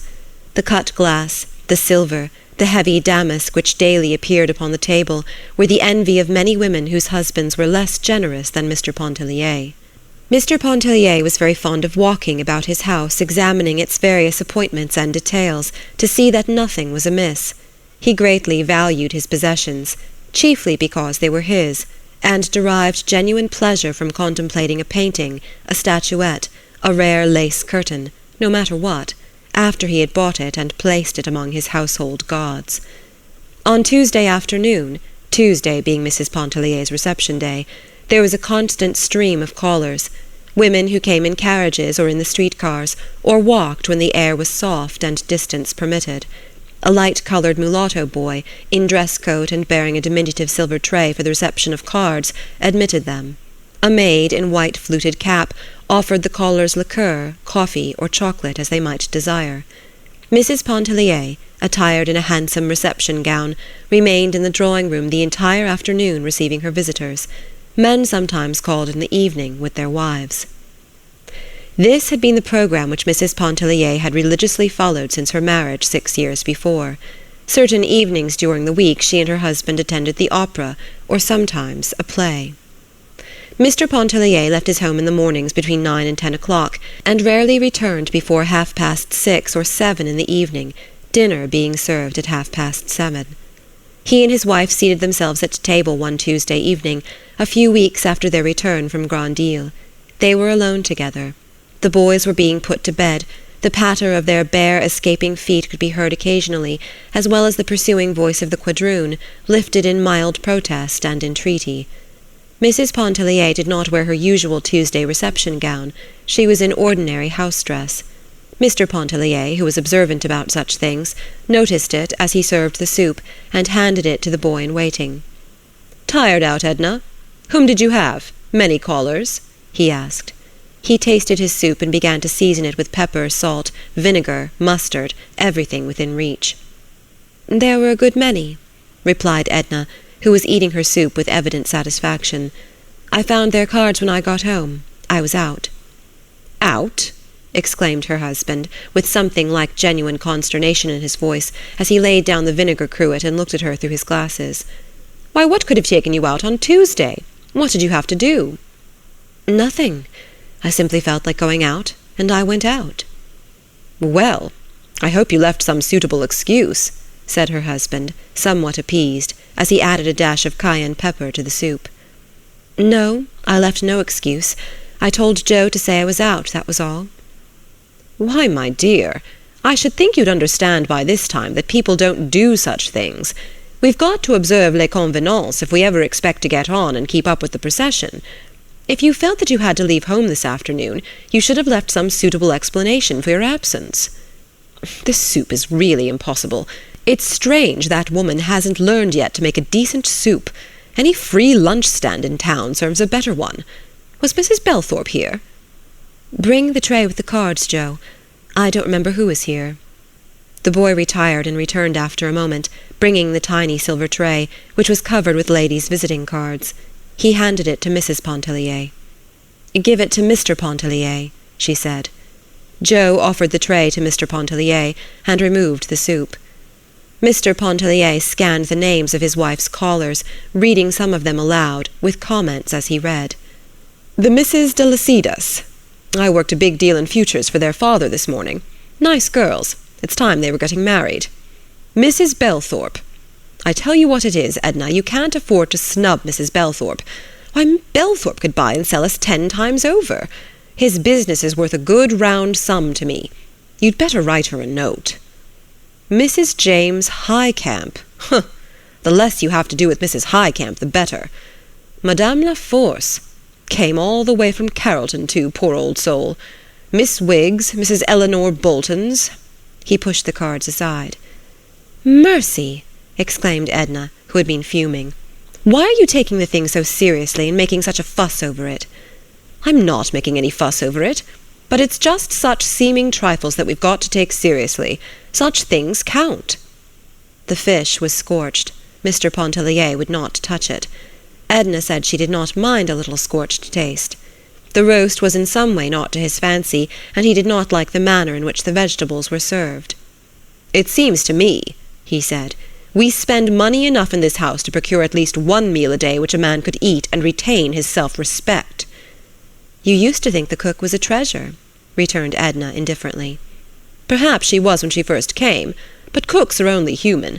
They need looking after, like any other class of persons that you employ. Suppose I didn't look after the clerks in my office, just let them run things their own way. They'd soon make a nice mess of me and my business." "Where are you going?" asked Edna, seeing that her husband arose from the table without having eaten a morsel except a taste of the highly seasoned soup. "I'm going to get my dinner at the club. Good night." He went into the hall, took his hat and stick from the stand, and left the house. She was somewhat familiar with such scenes. They had often made her very unhappy. On a few previous occasions she had been completely deprived of any desire to finish her dinner. Sometimes she had gone into the kitchen to administer a tardy rebuke to the cook.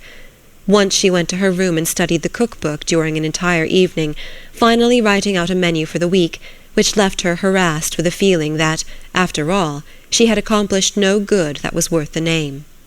But that evening Edna finished her dinner alone, with forced deliberation. Her face was flushed, and her eyes flamed with some inward fire that lighted them. After finishing her dinner she went to her room, having instructed the boy to tell any other callers that she was indisposed. It was a large, beautiful room, rich and picturesque in the soft, dim light which the maid had turned low. She went and stood at an open window, and looked out upon the deep tangle of the garden below. All the mystery and witchery of the night seemed to have gathered there amid the perfumes and the dusky and tortuous outlines of flowers and foliage. She was seeking herself, and finding herself, in just such sweet half-darkness which met her moods. But the voices were not soothing that came to her from the darkness, and the sky above, and the stars. They jeered, and sounded mournful notes without promise, devoid even of hope. She turned back into the room and began to walk to and fro down its whole length, without stopping, without resting. She carried in her hands a thin handkerchief, which she tore into ribbons, rolled into a ball, and flung from her. Once she stopped, and taking off her wedding ring, flung it upon the carpet. When she saw it lying there, she stamped her heel upon it, striving to crush it. But her small boot heel did not make an indenture, not a mark upon the little glittering circlet. In a sweeping passion she seized a glass vase from the table and flung it upon the tiles of the hearth. She wanted to destroy something. The crash and clatter were what she wanted to hear. A maid, alarmed at the din of breaking glass, entered the room to discover what was the matter. "A vase fell upon the hearth," said Edna. "Never mind. Leave it till morning." "Oh, you might get some of the glass in your feet, ma'am," insisted the young woman, picking up bits of the broken vase that were scattered upon the carpet. "And here's your ring, ma'am, under the chair." Edna held out her hand, and taking the ring, slipped it upon her finger. 18. The following morning Mr. Pontellier, upon leaving for his office, asked Edna if she would not meet him in town in order to look at some new fixtures for the library. "I hardly think we need new fixtures, Léonce. Don't let us get anything new. You are too extravagant. I don't believe you ever think of saving or putting by."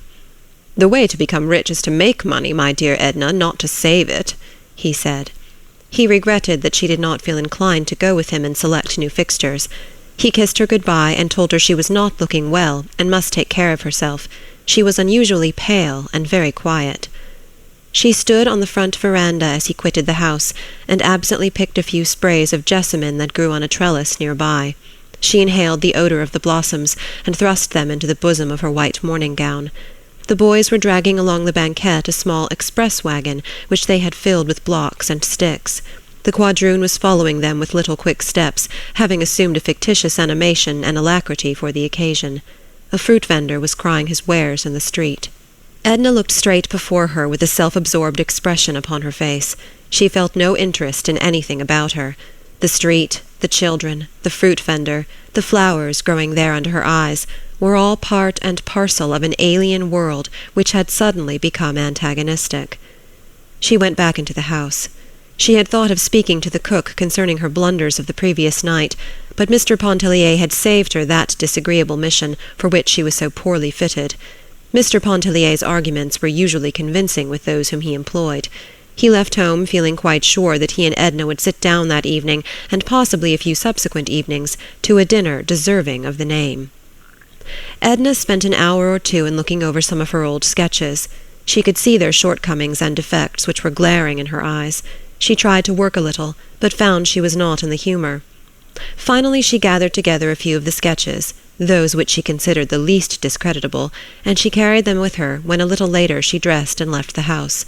She looked handsome and distinguished in her street gown. The tan of the seashore had left her face, and her forehead was smooth, white, and polished beneath her heavy yellow-brown hair. There were a few freckles on her face, and a small dark mole near the upper lip, and one on the temple, half hidden in her hair. As Edna walked along the street she was thinking of Robert. She was still under the spell of her infatuation. She had tried to forget him, realizing the inutility of remembering. But the thought of him was like an obsession, ever pressing itself upon her. It was not that she dwelt upon details of their acquaintance, or recalled in any special or peculiar way his personality.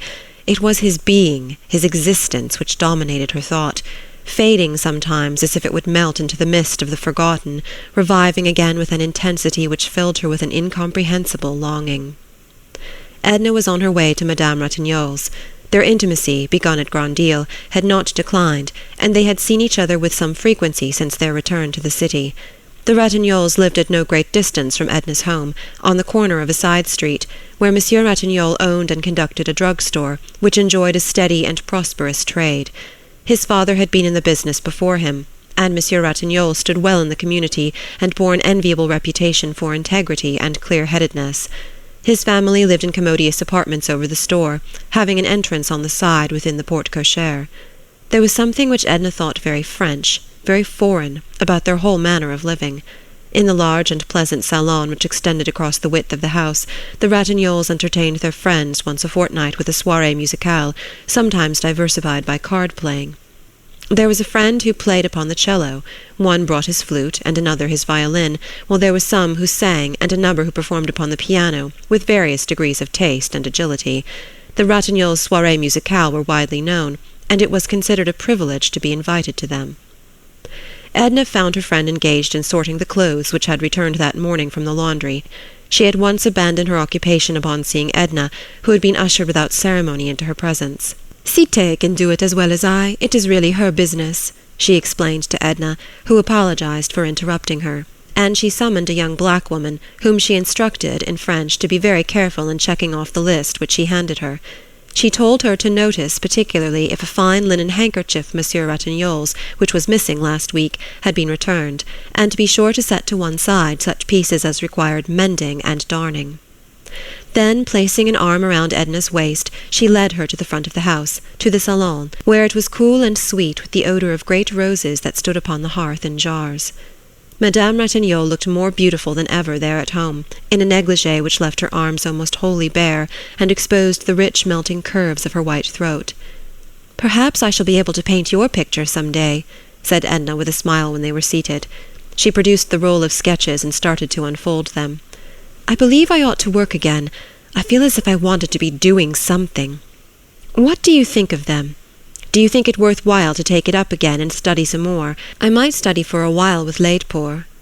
She knew that Madame Ratignolle's opinion in such a matter would be next to valueless, that she herself had not alone decided, but determined, but she sought the words of praise and encouragement that would help her to put heart into her venture. "Your talent is immense, dear." "Nonsense," protested Edna, well pleased. "Immense, I tell you," persisted Madame Ratignolle, surveying the sketches one by one at close range, then holding them at arm's length, narrowing her eyes, and dropping her head on one side.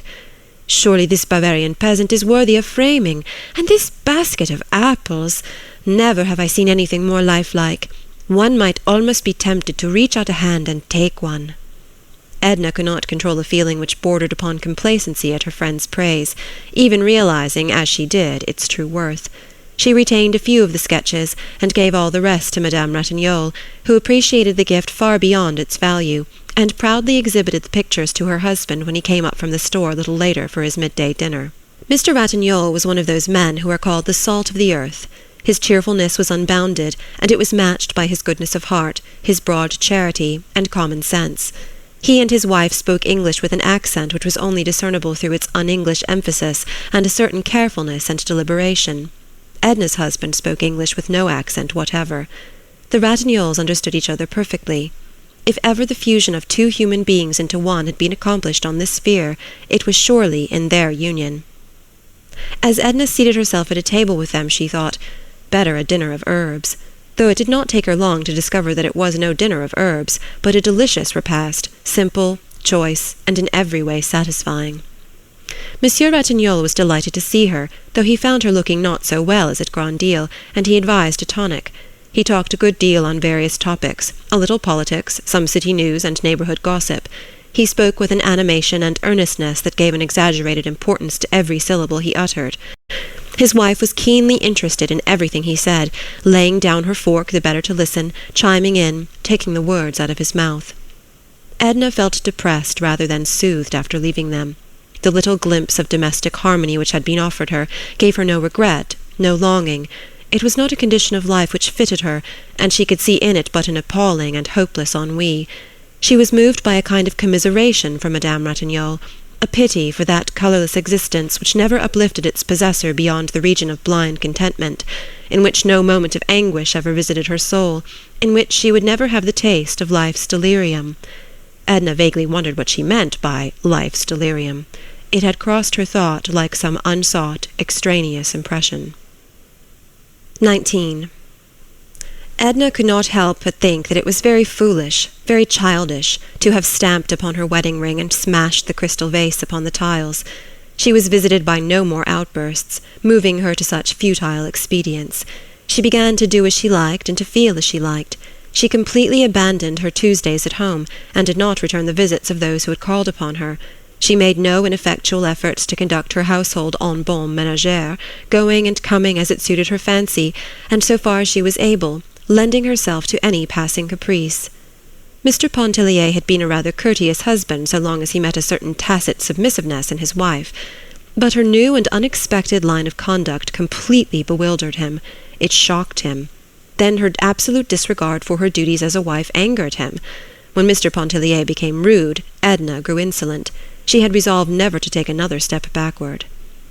"It seems to me the utmost folly for a woman at the head of a household and the mother of children to spend in an atelier days which would be better employed contriving for the comfort of her family." "I feel like painting," answered Edna. "Perhaps I shan't always feel like it." "Then in God's name paint, but don't let the family go to the devil. There's Madame Ratignolle. Because she keeps up her music, she doesn't let everything else go to chaos, and she's more of a musician than you are a painter." "She isn't a musician, and I'm not a painter. It isn't on account of painting that I let things go." "On account of what, then?" "Oh, I don't know. Let me alone, you bother me." It sometimes entered Mr. Pontellier's mind to wonder if his wife were not growing a little unbalanced mentally. He could see plainly that she was not herself. That is, he could not see that she was becoming herself, and daily casting aside that fictitious self which we assume like a garment with which to appear before the world. Her husband let her alone as she requested, and went away to his office. Edna went up to her atelier, a bright room in the top of the house. She was working with great energy and interest, without accomplishing anything, however, which satisfied her even in the smallest degree. For a time she had the whole household enrolled in the service of art. The boys posed for her. They thought it amusing at first, but the occupation soon lost its attractiveness when they discovered that it was not a game arranged especially for their entertainment. The quadroon sat for hours before Edna's palette, patient as a savage, while the housemaid took charge of the children, and the drawing-room went undusted. But the housemaid, too, served her term as model when Edna perceived that the young woman's back and shoulders were moulded on classic lines, and that her hair, loosened from its confining cap, became an inspiration. While Edna worked, she sometimes sang low the little air, "Ah, si tu savais." It moved her with recollections. She could hear again the ripple of the water, the flapping sail. She could see the glint of the moon upon the bay, and could feel the soft, gusty beating of the hot south wind. A subtle current of desire passed through her body, weakening her hold upon the brushes, and making her eyes burn. There were days when she was very happy, without knowing why. She was happy to be alive and breathing, when her whole being seemed to be one with the sunlight, the colour, the odours, the luxuriant warmth of some perfect southern day. She liked then to wander alone into strange and unfamiliar places. She discovered many a sunny, sleepy corner, fashioned to dream in, and she found it good to dream, and to be alone and unmolested. There were days when she was unhappy, she did not know why, when it did not seem worth while to be glad or sorry, to be alive or dead, when life appeared to her like a grotesque pandemonium, and humanity like worms struggling blindly toward inevitable annihilation. She could not work on such a day, nor weave fancies to stir her pulses and warm her blood. 20. It was during such a mood that Edna hunted up Mademoiselle Reisz. She had not forgotten the rather disagreeable impression left upon her by their last interview, but she nevertheless felt a desire to see her, above all to listen while she played upon the piano. Quite early in the afternoon she started upon her quest for the pianist. Unfortunately, she had mislaid or lost Mademoiselle Reiz's card, and looking up her address in the city directory, she found that the woman lived on Bienville Street, some distance away. The directory which fell into her hands was a year or more old, however, and upon reaching the number indicated, Edna discovered that the house was occupied by a respectable family of mulattoes, who had chambre garnie to let. They had been living there for 6 months, and knew absolutely nothing of a Mademoiselle Reisz. In fact, they knew nothing of any of their neighbours. Their lodgers were all people of the highest distinction, they assured Edna. She did not linger to discuss class distinctions with Madame Poupon, but hastened to a neighbouring grocery store, feeling sure that Mademoiselle would have left her address with the proprietor. He knew Mademoiselle Reisz a good deal better than he wanted to know her, he informed his questioner. In truth, he did not want to know her at all, or anything concerning her. The most disagreeable and unpopular woman who had ever lived in Bienville Street. He thanked heaven she had left the neighbourhood, and was equally thankful that he did not know where she had gone. Edna's desire to see Mademoiselle Reisz had increased tenfold since these unlooked-for obstacles had arisen to thwart it. She was wondering who could give her the information she sought, when it suddenly occurred to her that Madame Lebrun would be the one most likely to do so. She knew it was useless to ask Madame Ratignolle, who was on the most distant terms with the musician, and preferred to know nothing concerning her. She had once been almost as emphatic in expressing herself upon the subject as the corner grocer. Edna knew that Madame Lebrun had returned to the city, for it was the middle of November, and she also knew where the Lebruns lived, on Chartres Street. Their home from the outside looked like a prison, with iron bars before the door and lower windows. The iron bars were a relic of the old regime, and no one had ever thought of dislodging them. At the side was a high fence enclosing the garden. A gate or door opening upon the street was locked. Edna rang the bell at this side garden gate, and stood upon the banquette, waiting to be admitted. It was Victor who opened the gate for her. A black woman, wiping her hands upon her apron, was close at his heels. Before she saw them, Edna could hear them in altercation, the woman, plainly an anomaly, claiming the right to be allowed to perform her duties, one of which was to answer the bell. Victor was surprised and delighted to see Mrs. Pontellier, and he made no attempt to conceal either his astonishment or his delight. He was a dark-browed, good-looking youngster of 19, greatly resembling his mother, but with 10 times her impetuosity. He instructed the black woman to go at once and inform Madame Lebrun that Mrs. Pontellier desired to see her. The woman grumbled a refusal to do part of her duty, when she had not been permitted to do all, and started back to her interrupted task of weeding the garden. Whereupon Victor administered a rebuke in the form of a volley of abuse, which, owing to its rapidity and incoherence, was all but incomprehensible to Edna. Whatever it was, the rebuke was convincing, for the woman dropped her hoe and went mumbling into the house. Edna did not wish to enter. It was very pleasant there on the side porch, where there were chairs, a wicker lounge, and a small table. She seated herself, for she was tired from her long tramp, and she began to rock gently and smooth out the folds of her silk parasol. Victor drew up his chair beside her. He at once explained that the black woman's offensive conduct was all due to imperfect training, as he was not there to take her in hand. He had only come up from the island the morning before, and expected to return next day. He stayed all winter at the island. He lived there, and kept the place in order and got things ready for the summer visitors. But a man needed occasional relaxation, he informed Mrs. Pontellier, and every now and again he drummed up a pretext to bring him to the city. My, but he had had a time of it the evening before. He wouldn't want his mother to know, and he began to talk in a whisper. He was scintillant with recollections. Of course he couldn't think of telling Mrs. Pontellier all about it, she being a woman and not comprehending such things. But it all began with the girl peeping and smiling at him through the shutters as he passed by. Oh, but she was a beauty. Certainly he smiled back and went up and talked to her. Mrs. Pontellier did not know him if she supposed he was one to let an opportunity like that escape him. Despite herself, the youngster amused her. She must have betrayed in her look some degree of interest or entertainment. The boy grew more daring, and Mrs. Pontellier might have found herself in a little while listening to a highly coloured story, but for the timely appearance of Madame Lebrun. That lady was still clad in white, according to her custom of the summer. Her eyes beamed an effusive welcome. Would not Mrs. Pontellier go inside? Would she partake of some refreshment? Why had she not been there before? How was that dear Mr. Pontellier, and how were those sweet children? Had Mrs. Pontellier ever known such a warm November?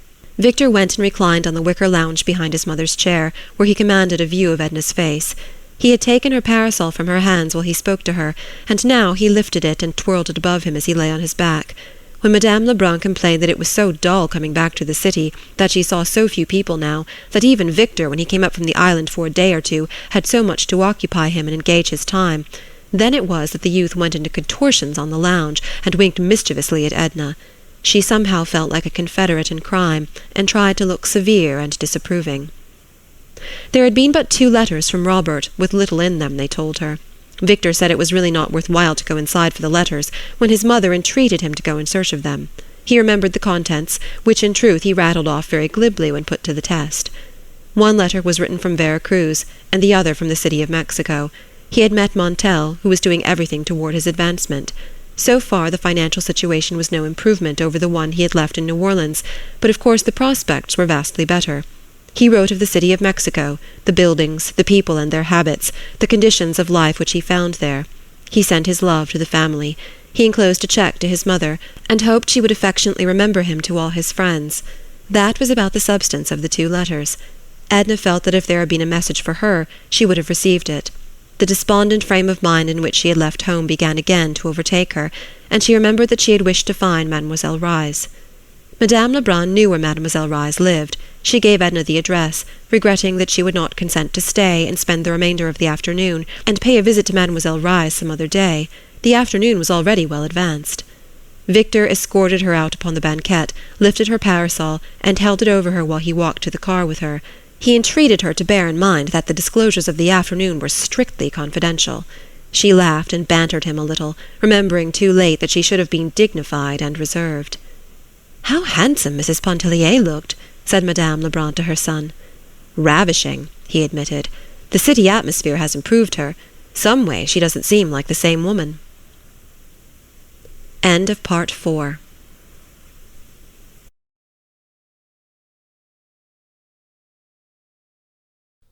Part 5, Chapters 21 to 25.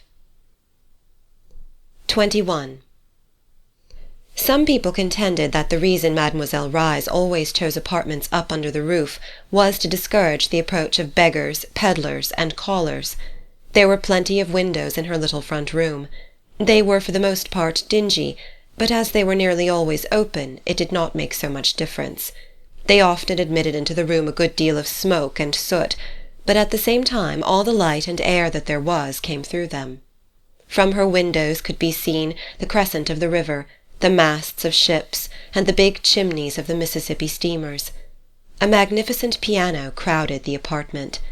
In the next room she slept, and in the third and last she harboured a little gasoline stove, on which she cooked her meals when disinclined to descend to the neighbouring restaurant.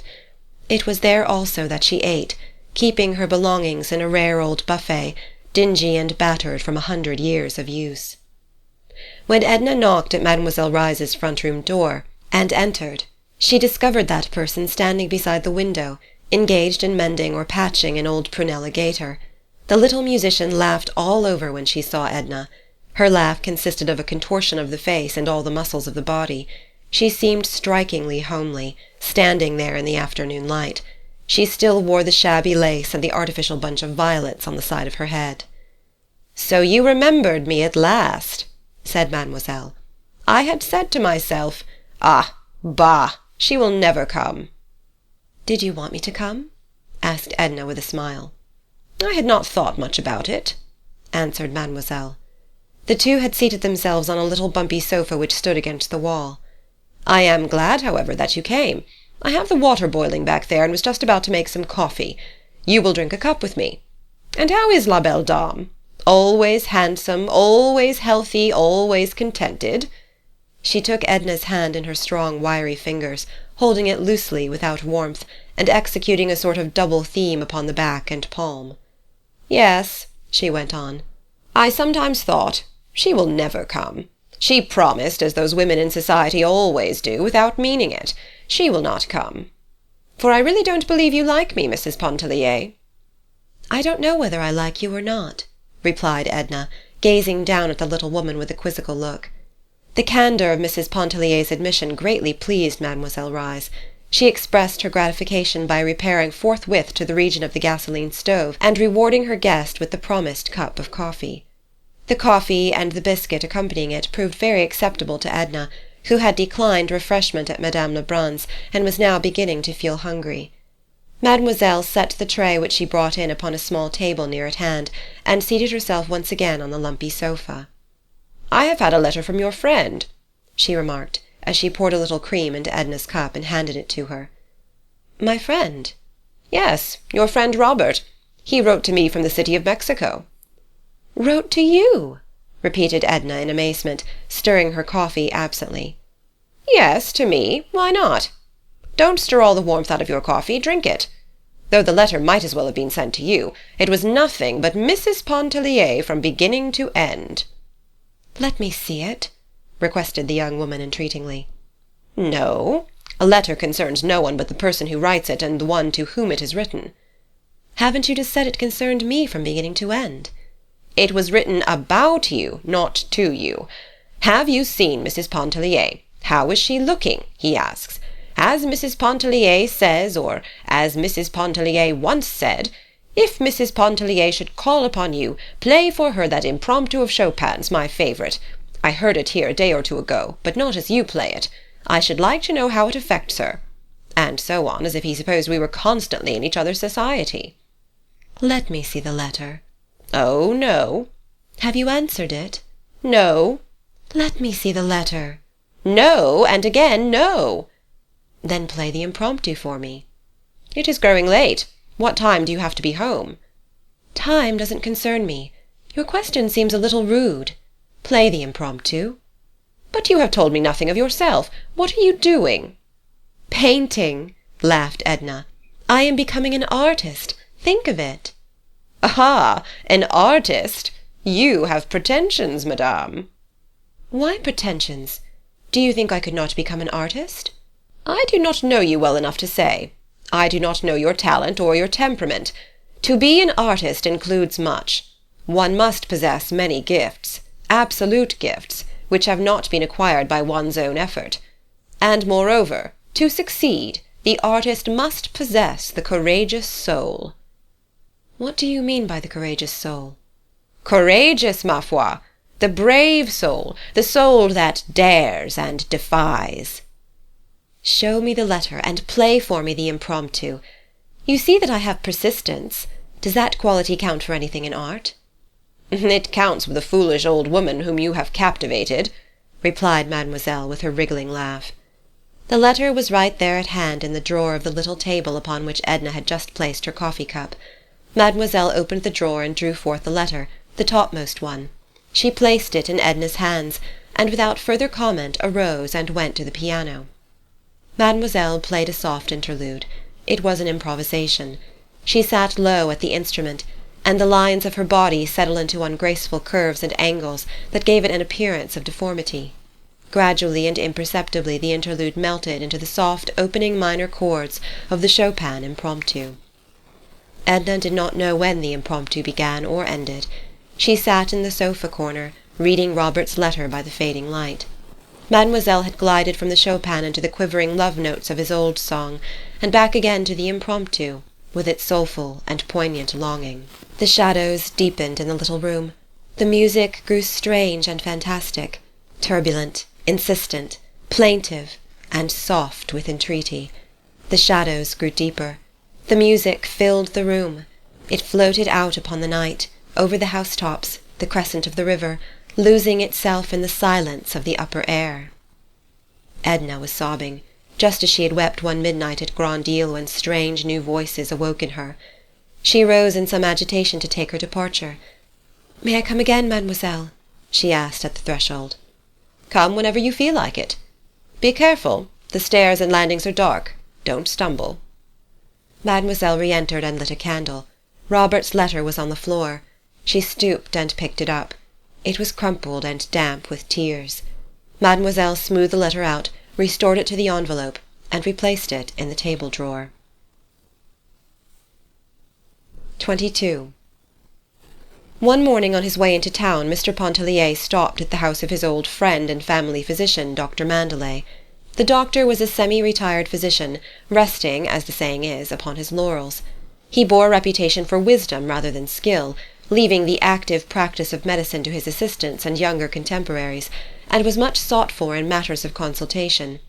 A few families, united to him by bonds of friendship, he still attended when they required the services of a physician.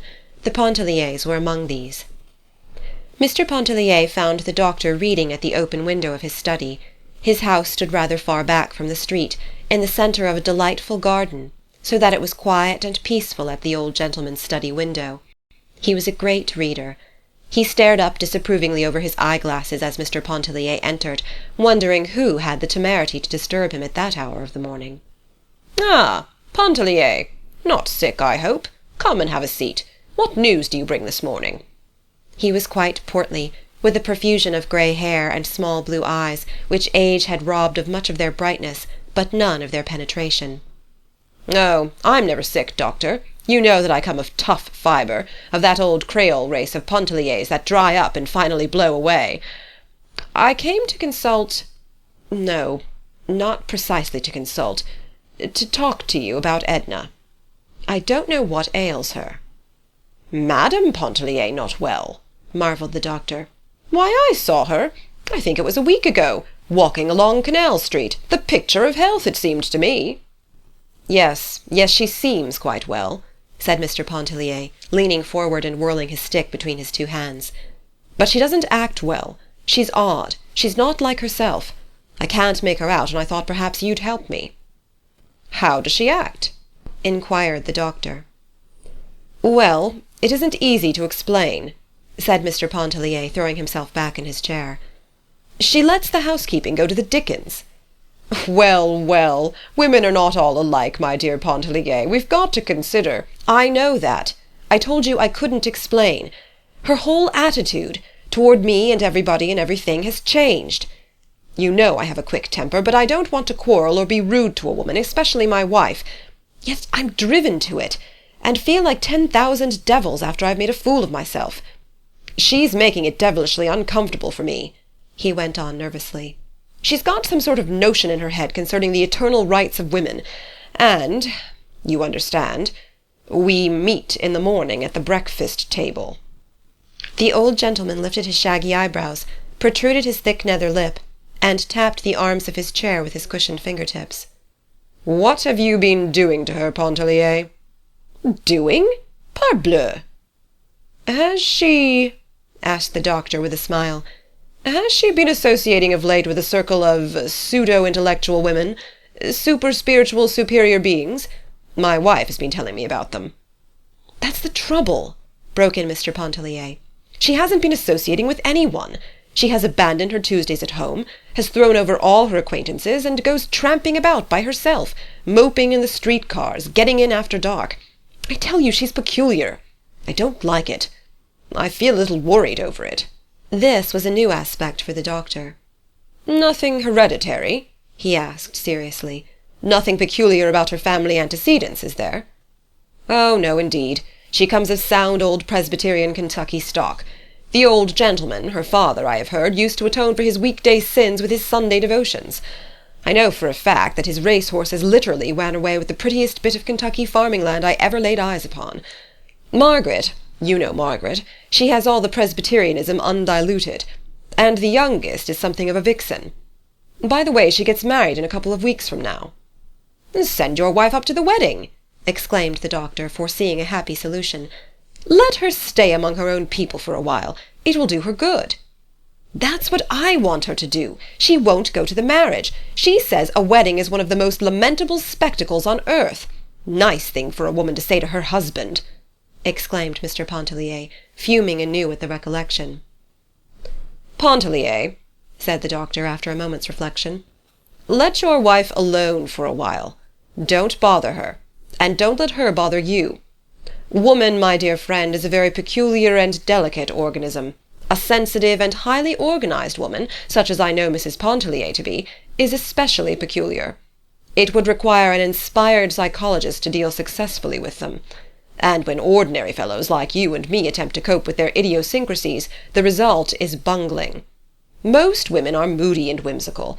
This is some passing whim of your wife, due to some cause or causes which you and I needn't try to fathom. But it will happily pass over, especially if you let her alone. Send her around to see me." "Oh, I couldn't do that. There'd be no reason for it," objected Mr. Pontellier. "Then I'll go around to see her," said the doctor. "I'll drop in to dinner some evening en bonne amie."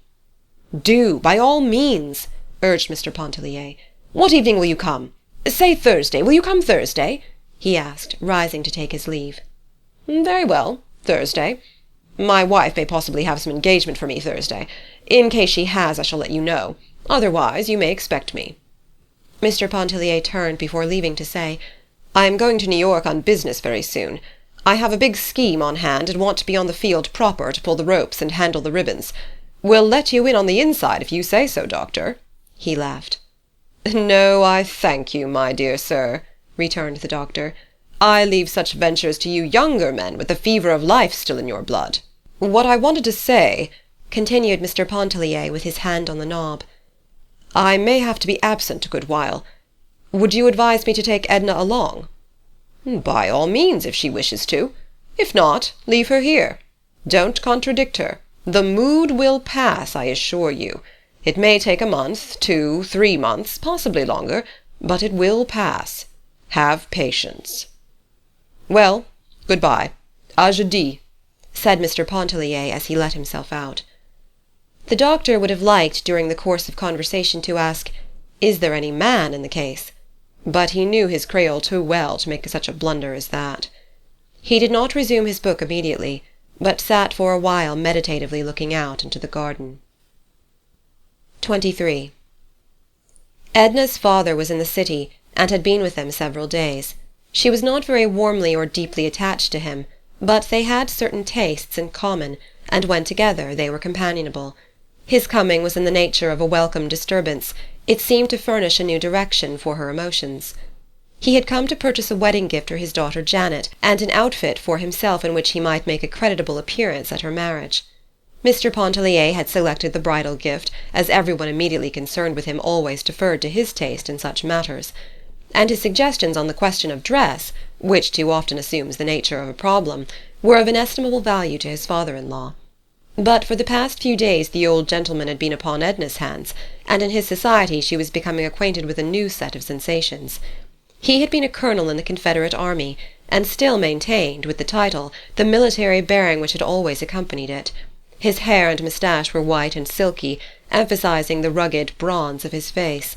He was tall and thin, and wore his coats padded, which gave a fictitious breadth and depth to his shoulders and chest.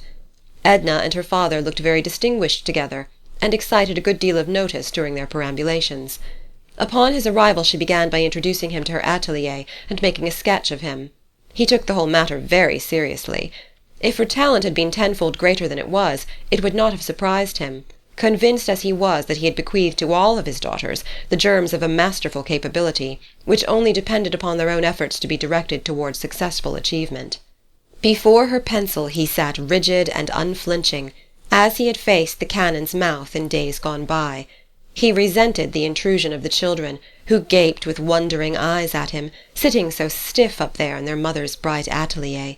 When they drew near he motioned them away with an expressive action of the foot, loath to disturb the fixed lines of his countenance, his arms, or his rigid shoulders. Edna, anxious to entertain him, invited Mademoiselle Reisz to meet him, having promised him a treat in her piano playing, but Mademoiselle declined the invitation. So together they attended a soirée musicale at the Ratignolles. Monsieur and Madame Ratignolle made much of the Colonel, installing him as the guest of honour, and engaging him at once to dine with them the following Sunday, or any day which he might select. Madame coquetted him in the most captivating and naïve manner, with eyes, gestures, and a profusion of compliments, till the Colonel's old head felt 30 years younger on his padded shoulders. Edna marvelled, not comprehending. She herself was almost devoid of coquetry. There were 1 or 2 men whom she observed at the soirée musicale, but she would never have felt moved to any kittenish display to attract their notice, to any feline or feminine wiles to express herself toward them. Their personality attracted her in an agreeable way. Her fancy selected them, and she was glad when a lull in the music gave him an opportunity to meet her and talk with her. Often on the street the glance of strange eyes had lingered in her memory, and sometimes had disturbed her. Mr. Pontellier did not attend these soirées musicales. He considered them bourgeois, and found more diversion at the club. To Madame Ratignolle he said the music dispensed at her soirées was too heavy, too far beyond his untrained comprehension. His excuse flattered her, but she disapproved of Mr. Pontellier's club, and she was frank enough to tell Edna so. "It's a pity Mr. Pontellier doesn't stay home more in the evenings. I think you would be more, well, if you don't mind my saying it, more united if he did." "Oh dear, no," said Edna, with a blank look in her eyes. "What should I do if he stayed home? We shouldn't have anything to say to each other." She had not much of anything to say to her father, for that matter, but he did not antagonize her.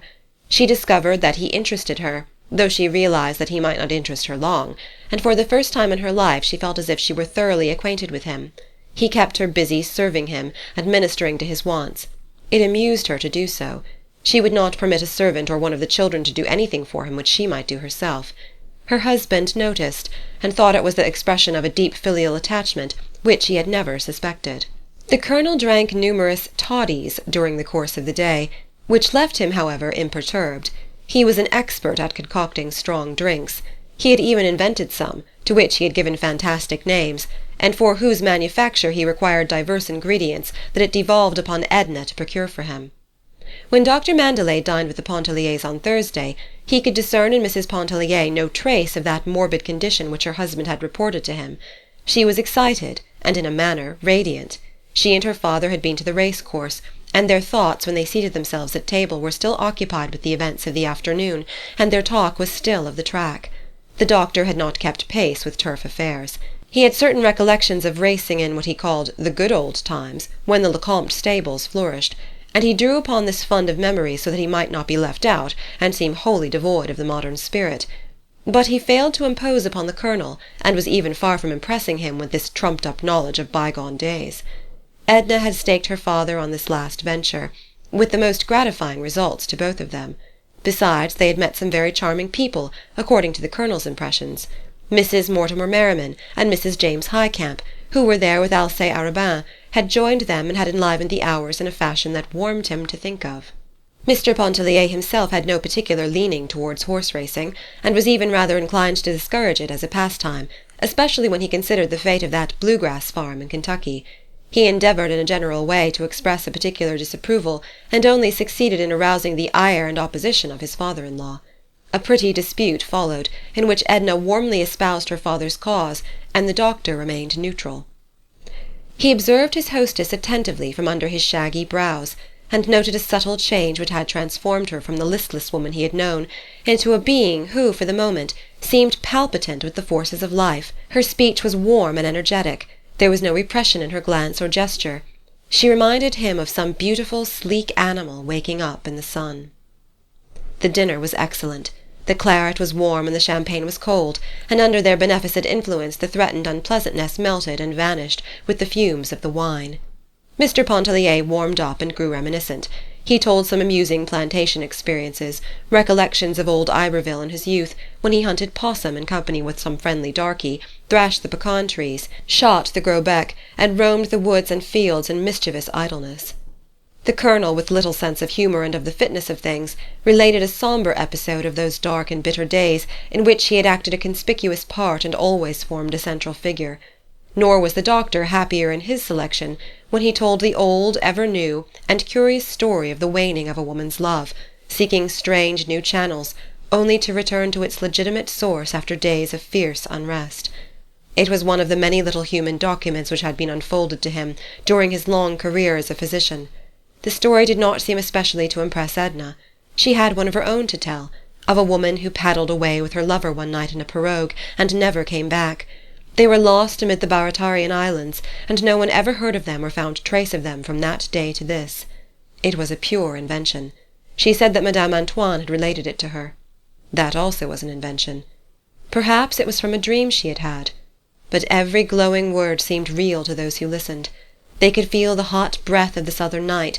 They could hear the long sweep of the pirogue through the glistening moonlit water, the beating of birds' wings, rising startled from among the reeds in the salt-water pools.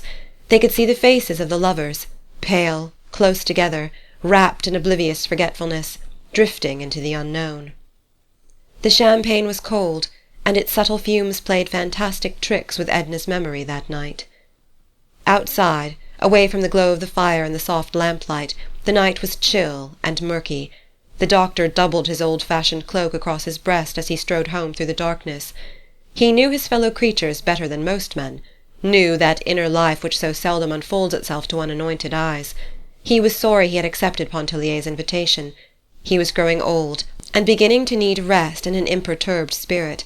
He did not want the secrets of other lives thrust upon him. "I hope it isn't Arobin," he muttered to himself as he walked. "I hope to heaven it isn't Alcée Arobin." 24. Edna and her father had a warm and almost violent dispute upon the subject of her refusal to attend her sister's wedding. Mr. Pontellier declined to interfere, to interpose either his influence or his authority. He was following Dr. Mandelet's advice, and letting her do as she liked.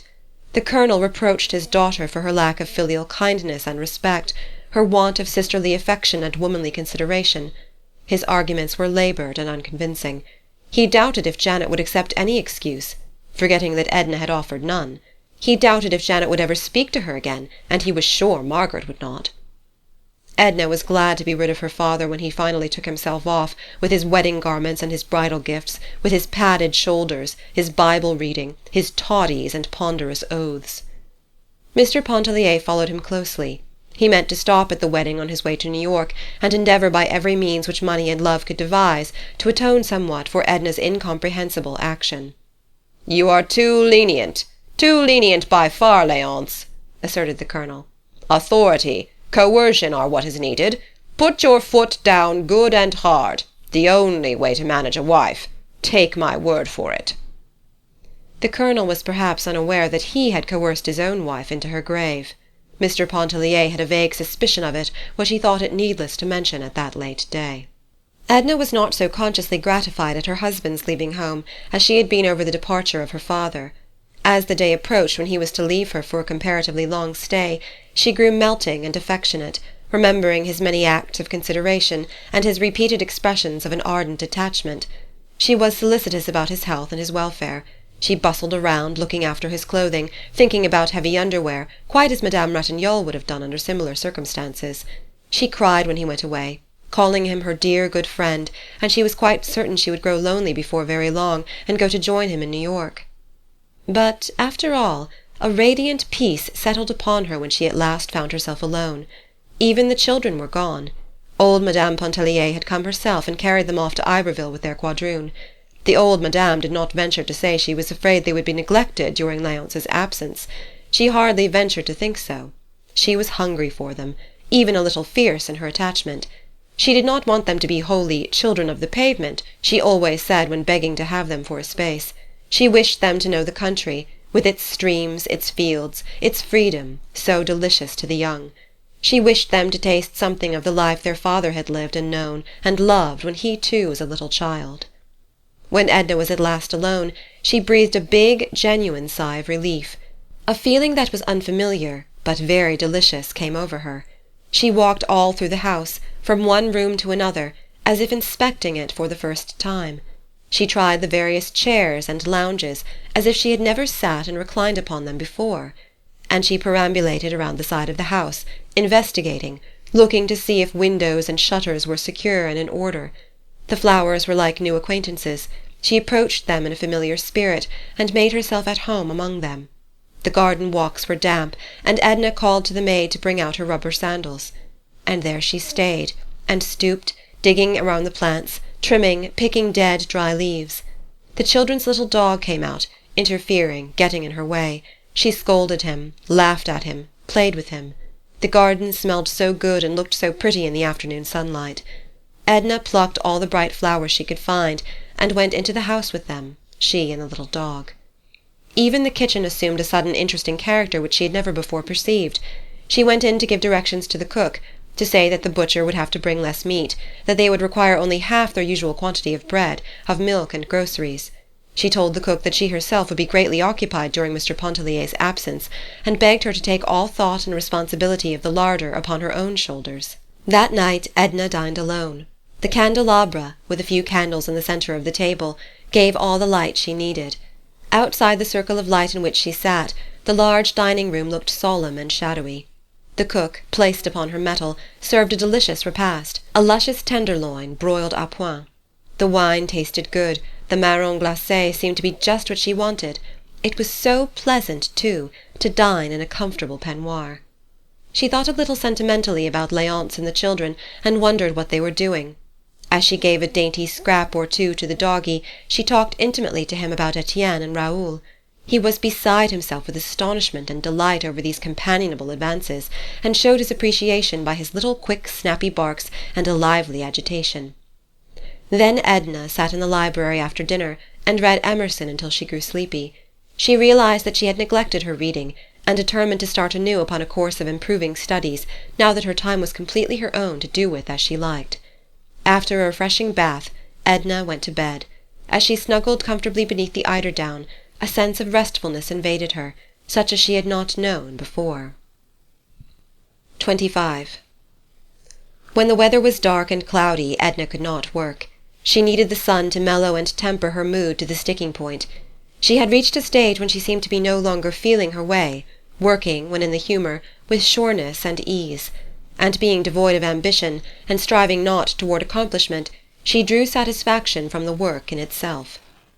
On rainy or melancholy days Edna went out and sought the society of the friends she had made at Grand-Isle, or else she stayed indoors, and nursed a mood with which she was becoming too familiar for her own comfort and peace of mind.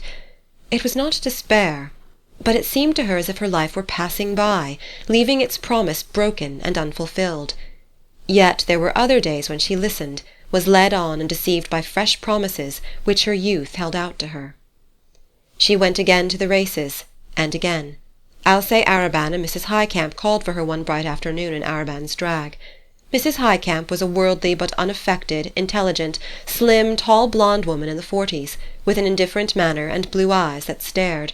She had a daughter who served her as a pretext for cultivating the society of young men of fashion. Alcée Arobin was one of them. He was a familiar figure at the racecourse, the opera, the fashionable clubs. There was a perpetual smile in his eyes, which seldom failed to awaken a corresponding cheerfulness in anyone who looked into them and listened to his good-humoured voice. His manner was quiet, and at times a little insolent. He possessed a good figure, a pleasing face, not overburdened with depth of thought or feeling, and his dress was that of the conventional man of fashion. He admired Edna extravagantly after meeting her at the races with her father. He had met her before on other occasions, but she had seemed to him unapproachable until that day. It was at his instigation that Mrs. Highcamp called to ask her to go with them to the Jockey Club to witness the turf event of the season. There were possibly a few trackmen out there who knew the racehorse as well as Edna, but there certainly was none who knew it better. She sat between her two companions as one having authority to speak. She laughed at Arobin's pretensions, and deplored Mrs. Highcamp's ignorance.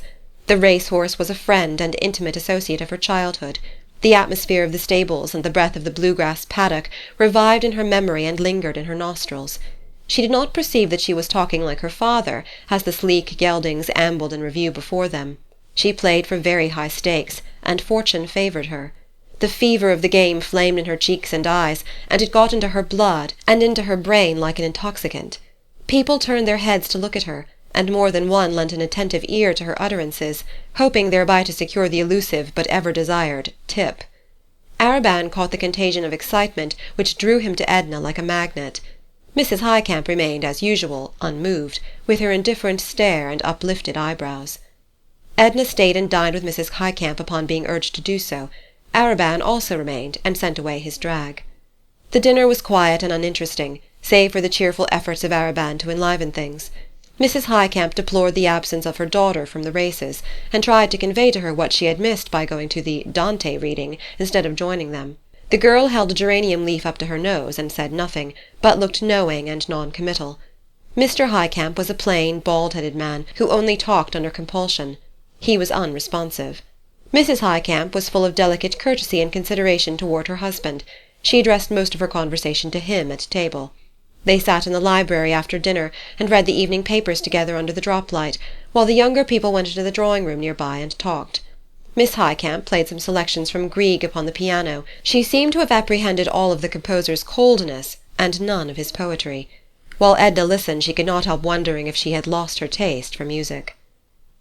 When the time came for her to go home, Mr. Highcamp grunted a lame offer to escort her, looking down at his slippered feet with tactless concern. It was Arobin who took her home. The car ride was long, and it was late when they reached Esplanade Street. Arobin asked permission to enter for a second to light his cigarette. His match-safe was empty. He filled his match-safe, but did not light his cigarette until he left her, after she had expressed her willingness to go to the races with him again. Edna was neither tired nor sleepy. She was hungry again, for the Highcamp dinner, though of excellent quality, had lacked abundance. She rummaged in the larder and brought forth a slice of Gruyère and some crackers. She opened a bottle of beer which she found in the ice-box. Edna felt extremely restless and excited. She vacantly hummed a fantastic tune as she poked at the wood embers on the hearth and munched a cracker. She wanted something to happen. Something. Anything. She did not know what. She regretted that she had not made Arobin stay a half-hour to talk over the horses with her. She counted the money she had won. But there was nothing else to do, so she went to bed, and tossed there for hours in a sort of monotonous agitation. In the middle of the night she remembered that she had forgotten to write her regular letter to her husband, and she decided to do so next day, and tell him about her afternoon at the Jockey Club. She lay wide awake, composing a letter which was nothing like the one which she wrote next day. When the maid awoke her in the morning, Edna was dreaming of Mr. Highcamp playing the piano at the entrance of a music store on Canal Street, while his wife was saying to Alcée Arobin, as they boarded an Esplanade Street car, "What a pity that so much talent has been neglected, but I must go." When, a few days later, Alcée Arobin called again for Edna in his drag, Mrs. Highcamp was not with him. He said they would pick her up, but as that lady had not been apprised of his intention of picking her up, she was not at home. The daughter was just leaving the house to attend the meeting of a branch folklore society, and regretted that she could not accompany them. Arobin appeared nonplussed, and asked Edna if there were anyone else she cared to ask. She did not deem it worth while to go in search of any of the fashionable acquaintances from whom she had withdrawn herself. She thought of Madame Ratignolle, but knew that her fair friend did not leave the house, except to take a languid walk around the block with her husband after nightfall. Mademoiselle Reisz would have laughed at such a request from Edna. Madame Lebrun might have enjoyed the outing, but for some reason Edna did not want her. So they went alone, she and Arobin. The afternoon was intensely interesting to her. The excitement came back upon her like a remittent fever. Her talk grew familiar and confidential. It was no labour to become intimate with Arobin. His manner invited easy confidence. The preliminary stage of becoming acquainted was one which he always endeavoured to ignore when a pretty and engaging woman was concerned. He stayed and dined with Edna. He stayed and sat beside the wood fire. They laughed and talked, and before it was time to go he was telling her how different life might have been if he had known her years before. With an ingenuous frankness he spoke of what a wicked, ill-disciplined boy he had been, and impulsively drew up his cuff to exhibit upon his wrist the scar from a sabre-cut which he had received in a duel outside of Paris when he was 19. She touched his hand as she scanned the red cicatrice on the inside of his white wrist. A quick impulse that was somewhat spasmodic impelled her fingers to close in a sort of clutch upon his hand. He felt the pressure of her pointed nails in the flesh of his palm. She arose hastily and walked toward the mantel. "The sight of a wound or scar always agitates and sickens me," she said. "I shouldn't have looked at it." "I beg your pardon," he entreated, following her. "It never occurred to me that it might be repulsive." He stood close to her, and the effrontery in his eyes repelled the old vanishing self in her, yet drew all her awakening sensuousness. He saw enough in her face to impel him to take her hand and hold it while he said his lingering good night. "Will you go to the races again?" he asked. "No," she said. "I've had enough of the races. I don't want to lose all the money I've won, and I've got to work when the weather is bright instead of—" "Yes, work, to be sure. You promised to show me your work. What morning may I come up to your atelier? Tomorrow?" "No." "Day after?" "No, no." "Oh, please, don't refuse me. I know something of such things. I might help you with a stray suggestion or two." "No. Good night. Why don't you go after you have said good night? I don't like you," she went on in a high, excited pitch, attempting to draw away her hand. She felt that her words lacked dignity and sincerity, and she knew that he felt it. "I'm sorry you don't like me. I'm sorry I offended you. How have I offended you? What have I done? Can't you forgive me?" And he bent and pressed his lips upon her hand as if he wished never more to withdraw them. "Mr. Arobin," she complained, "I'm greatly upset by the excitement of the afternoon. I'm not myself. My manner must have misled you in some way. I wish you to go, please." She spoke in a monotonous, dull tone. He took his hat from the table and stood with eyes turned from her, looking into the dying fire. For a moment or two he kept an impressive silence.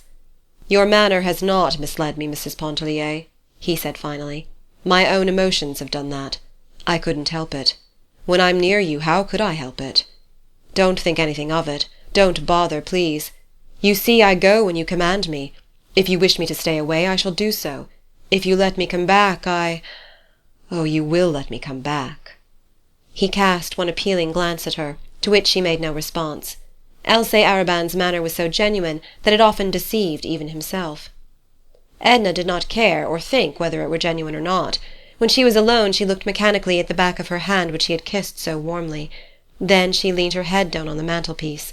She felt somewhat like a woman who in a moment of passion is betrayed into an act of infidelity and realizes the significance of the act without being wholly awakened from its glamour. The thought was passing vaguely through her mind. What would he think? She did not mean her husband. She was thinking of Robert Lebrun. Her husband seemed to her now like a person whom she had married without love as an excuse. She lit a candle and went up to her room. Alcée Arobin was absolutely nothing to her. Yet his presence, his manners, the warmth of his glances, and above all the touch of his lips upon her hand had acted like a narcotic upon her. She slept a languorous sleep, interwoven with vanishing dreams. End of Part 5.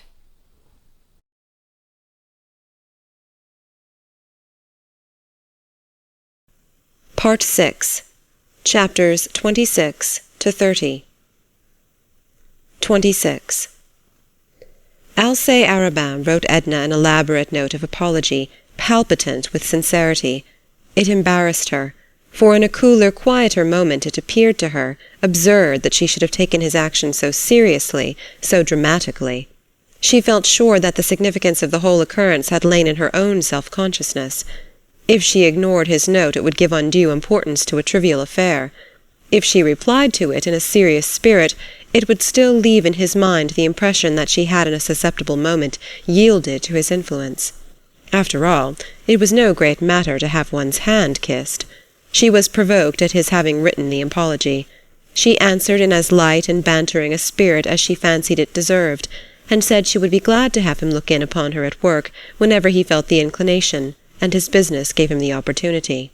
He responded at once by presenting himself at her home with all his disarming naivete, and then there was scarcely a day which followed that she did not see him or was not reminded of him. He was prolific in pretexts.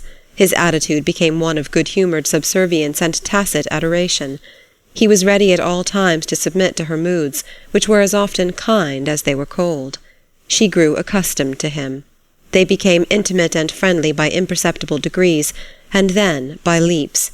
He sometimes talked in a way that astonished her at first, and brought the crimson into her face, in a way that pleased her at last, appealing to the animalism that stirred impatiently within her. There was nothing which so quieted the turmoil of Edna's senses as a visit to Mademoiselle Reisz. It was then, in the presence of that personality which was offensive to her, that the woman, by her divine art, seemed to reach Edna's spirit and set it free. It was misty, with heavy, lowering atmosphere one afternoon, when Edna climbed the stairs to the pianist's apartments under the roof. Her clothes were dripping with moisture. She felt chilled and pinched as she entered the room. Mademoiselle was poking at a rusty stove that smoked a little and warmed the room indifferently. She was endeavouring to heat a pot of chocolate on the stove. The room looked cheerless and dingy to Edna as she entered. A bust of Beethoven, covered with a hood of dust, scowled at her from the mantelpiece. "Ah, here comes the sunlight," exclaimed Mademoiselle, rising from her knees before the stove. "Now it will be warm and bright enough. I can let the fire alone." She closed the stove door with a bang, and approaching, assisted in removing Edna's dripping mackintosh. "You are cold. You look miserable. The chocolate will soon be hot. But would you rather have a taste of brandy? I have scarcely touched the bottle which you brought me for my cold." A piece of red flannel was wrapped around Mademoiselle's throat. A stiff neck compelled her to hold her head on one side. "I will take some brandy," said Edna, shivering as she removed her gloves and overshoes. She drank the liquor from the glass as a man would have done. Then, flinging herself upon the uncomfortable sofa, she said, "Mademoiselle, I am going to move away from my house on Esplanade Street." "Ah!" ejaculated the musician, neither surprised nor especially interested. Nothing ever seemed to astonish her very much. She was endeavouring to adjust the bunch of violets which had become loose from its fastening in her hair. Edna drew her down upon the sofa, and taking a pin from her own hair, secured the shabby artificial flowers in their accustomed place. "Aren't you astonished?" "Passably. Where are you going? To New York? To Iberville? To your father's in Mississippi? Where?" "Just 2 steps away," laughed Edna, "in a little 4-room house round the corner. It looks so cosy, so inviting and restful whenever I pass by, and it's for rent. I'm tired looking after that big house. It never seemed like mine, anyway, like home. It's too much trouble. I have to keep too many servants. I'm tired bothering with them." "That is not your true reason, ma belle. There is no use in telling me lies. I don't know your reason, but you have not told me the truth." Edna did not protest or endeavour to justify herself. "The house, the money that provides for it, are not mine. Isn't that enough reason?" "They are your husband's," returned Mademoiselle, with a shrug and a malicious elevation of the eyebrows. "Oh, I see there is no deceiving you. Then let me tell you, it is a caprice. I have a little money of my own from my mother's estate, which my father sends me by driblets. I won a large sum this winter on the races, and I am beginning to sell my sketches. Laidpore is more and more pleased with my work. He says it grows in force and individuality. I cannot judge of that myself, but I feel that I have gained in ease and confidence. However, as I said, I have sold a good many through Laidpore. I can live in the tiny house for little or nothing, with 1 servant. Old Celestine, who works occasionally for me, says that she will come and stay with me and do my work. I know I shall like it, like the feeling of freedom and independence." "What does your husband say?" "I have not told him yet. I only thought of it this morning. He will think I am demented, no doubt. Perhaps you think so." Mademoiselle shook her head slowly. "Your reason is not yet clear to me," she said. Neither was it quite clear to Edna herself, but it unfolded itself as she sat for a while in silence. Instinct had prompted her to put away her husband's bounty in casting off her allegiance. She did not know how it would be when he returned. There would have to be an understanding, an explanation. Conditions would some way adjust themselves, she felt, but whatever came, she had resolved never again to belong to another than herself. "I shall give a grand dinner before I leave the old house," Edna exclaimed. "You will have to come to it, mademoiselle. I will give you everything that you like to eat and drink. We shall sing and laugh and be merry for once." And she uttered a sigh that came from the very depths of her being. If Mademoiselle happened to have received a letter from Robert during the interval of Edna's visits, she would give her the letter unsolicited, and she would seat herself at the piano and play as her humour prompted her, while the young woman read the letter. The little stove was roaring, it was red-hot, and the chocolate in the tin sizzled and sputtered. Edna went forward and opened the stove door, and Mademoiselle, rising, took a letter from under the bust of Beethoven and handed it to Edna. "Another! So soon!" she exclaimed, her eyes filled with delight. "Tell me, mademoiselle, does he know that I see his letters?" Never in the world. He would be angry and would never write to me again if he thought so. Does he write to you? Never a line. Does he send you a message? Never a word. It is because he loves you, poor fool, and is trying to forget you, since you are not free to listen to him or to belong to him." "Why do you show me his letters, then?" "Haven't you begged for them? Can I refuse you anything? Oh, you cannot deceive me." And Mademoiselle approached her beloved instrument and began to play. Edna did not at once read the letter. She sat holding it in her hand, while the music penetrated her whole being like an effulgence, warming and brightening the dark places of her soul. It prepared her for joy and exultation. "Oh!" she exclaimed, letting the letter fall to the floor. "Why did you not tell me?" She went and grasped Mademoiselle's hands up from the keys. "Oh, unkind, malicious! Why did you not tell me?" "That he was coming back? No great news, ma foi. I wonder he did not come long ago." "But when? When?" Edna cried impatiently. "He does not say when." "He says very soon. You know as much about it as I do. It is all in the letter." "But why? Why is he coming? Oh, if I thought—" And she snatched the letter from the floor, and turned the pages this way and that way, looking for the reason which was left untold. "If I were young, and in love with a man," said Mademoiselle, turning on the stool and pressing her wiry hands between her knees as she looked down at Edna, who sat on the floor holding the letter, "it seems to me he would have to be some grand esprit, a man with lofty aims and ability to reach them, one who stood high enough to attract the notice of his fellow men. It seems to me if I were young and in love, I should never deem a man of ordinary calibre worthy of my devotion." "Now it is you who are telling lies and seeking to deceive me, mademoiselle, or else you have never been in love, and know nothing about it. Why," went on Edna, clasping her knees and looking up into Mademoiselle's twisted face, "do you suppose a woman knows why she loves? Does she select? Does she say to herself, 'Go to, here is a distinguished statesman with presidential possibilities, I shall proceed to fall in love with him'? Or, 'I shall set my heart upon this musician, whose fame is on every tongue'? Or, 'this financier who controls the world's money markets'?" "You are purposely misunderstanding me, ma reine. Are you in love with Robert?" "Yes," said Edna. It was the first time she had admitted it, and a glow overspread her face, blotching it with red spots. "Why?" asked her companion. "Why do you love him, when you ought not to?" Edna, with a motion or two, dragged herself on her knees before Mademoiselle Reisz, who took the glowing face between her two hands. "Why? Because his hair is brown and grows away from his temples, because he opens and shuts his eyes, and his nose is a little out of drawing, because he has 2 lips and a square chin, and a little finger which he can't straighten from having played baseball too energetically in his youth, because—" "Because you do, in short," laughed Mademoiselle. "What will you do when he comes back?" she asked. "Do? Nothing, except feel glad and happy to be alive." She was already glad and happy to be alive at the mere thought of his return. The murky, lowering sky, which had depressed her a few hours before, seemed bracing and invigorating as she splashed through the streets on her way home. She stopped at a confectioner's and ordered a huge box of bonbons for the children in Iberville. She slipped a card in the box, on which she scribbled a tender message and sent an abundance of kisses.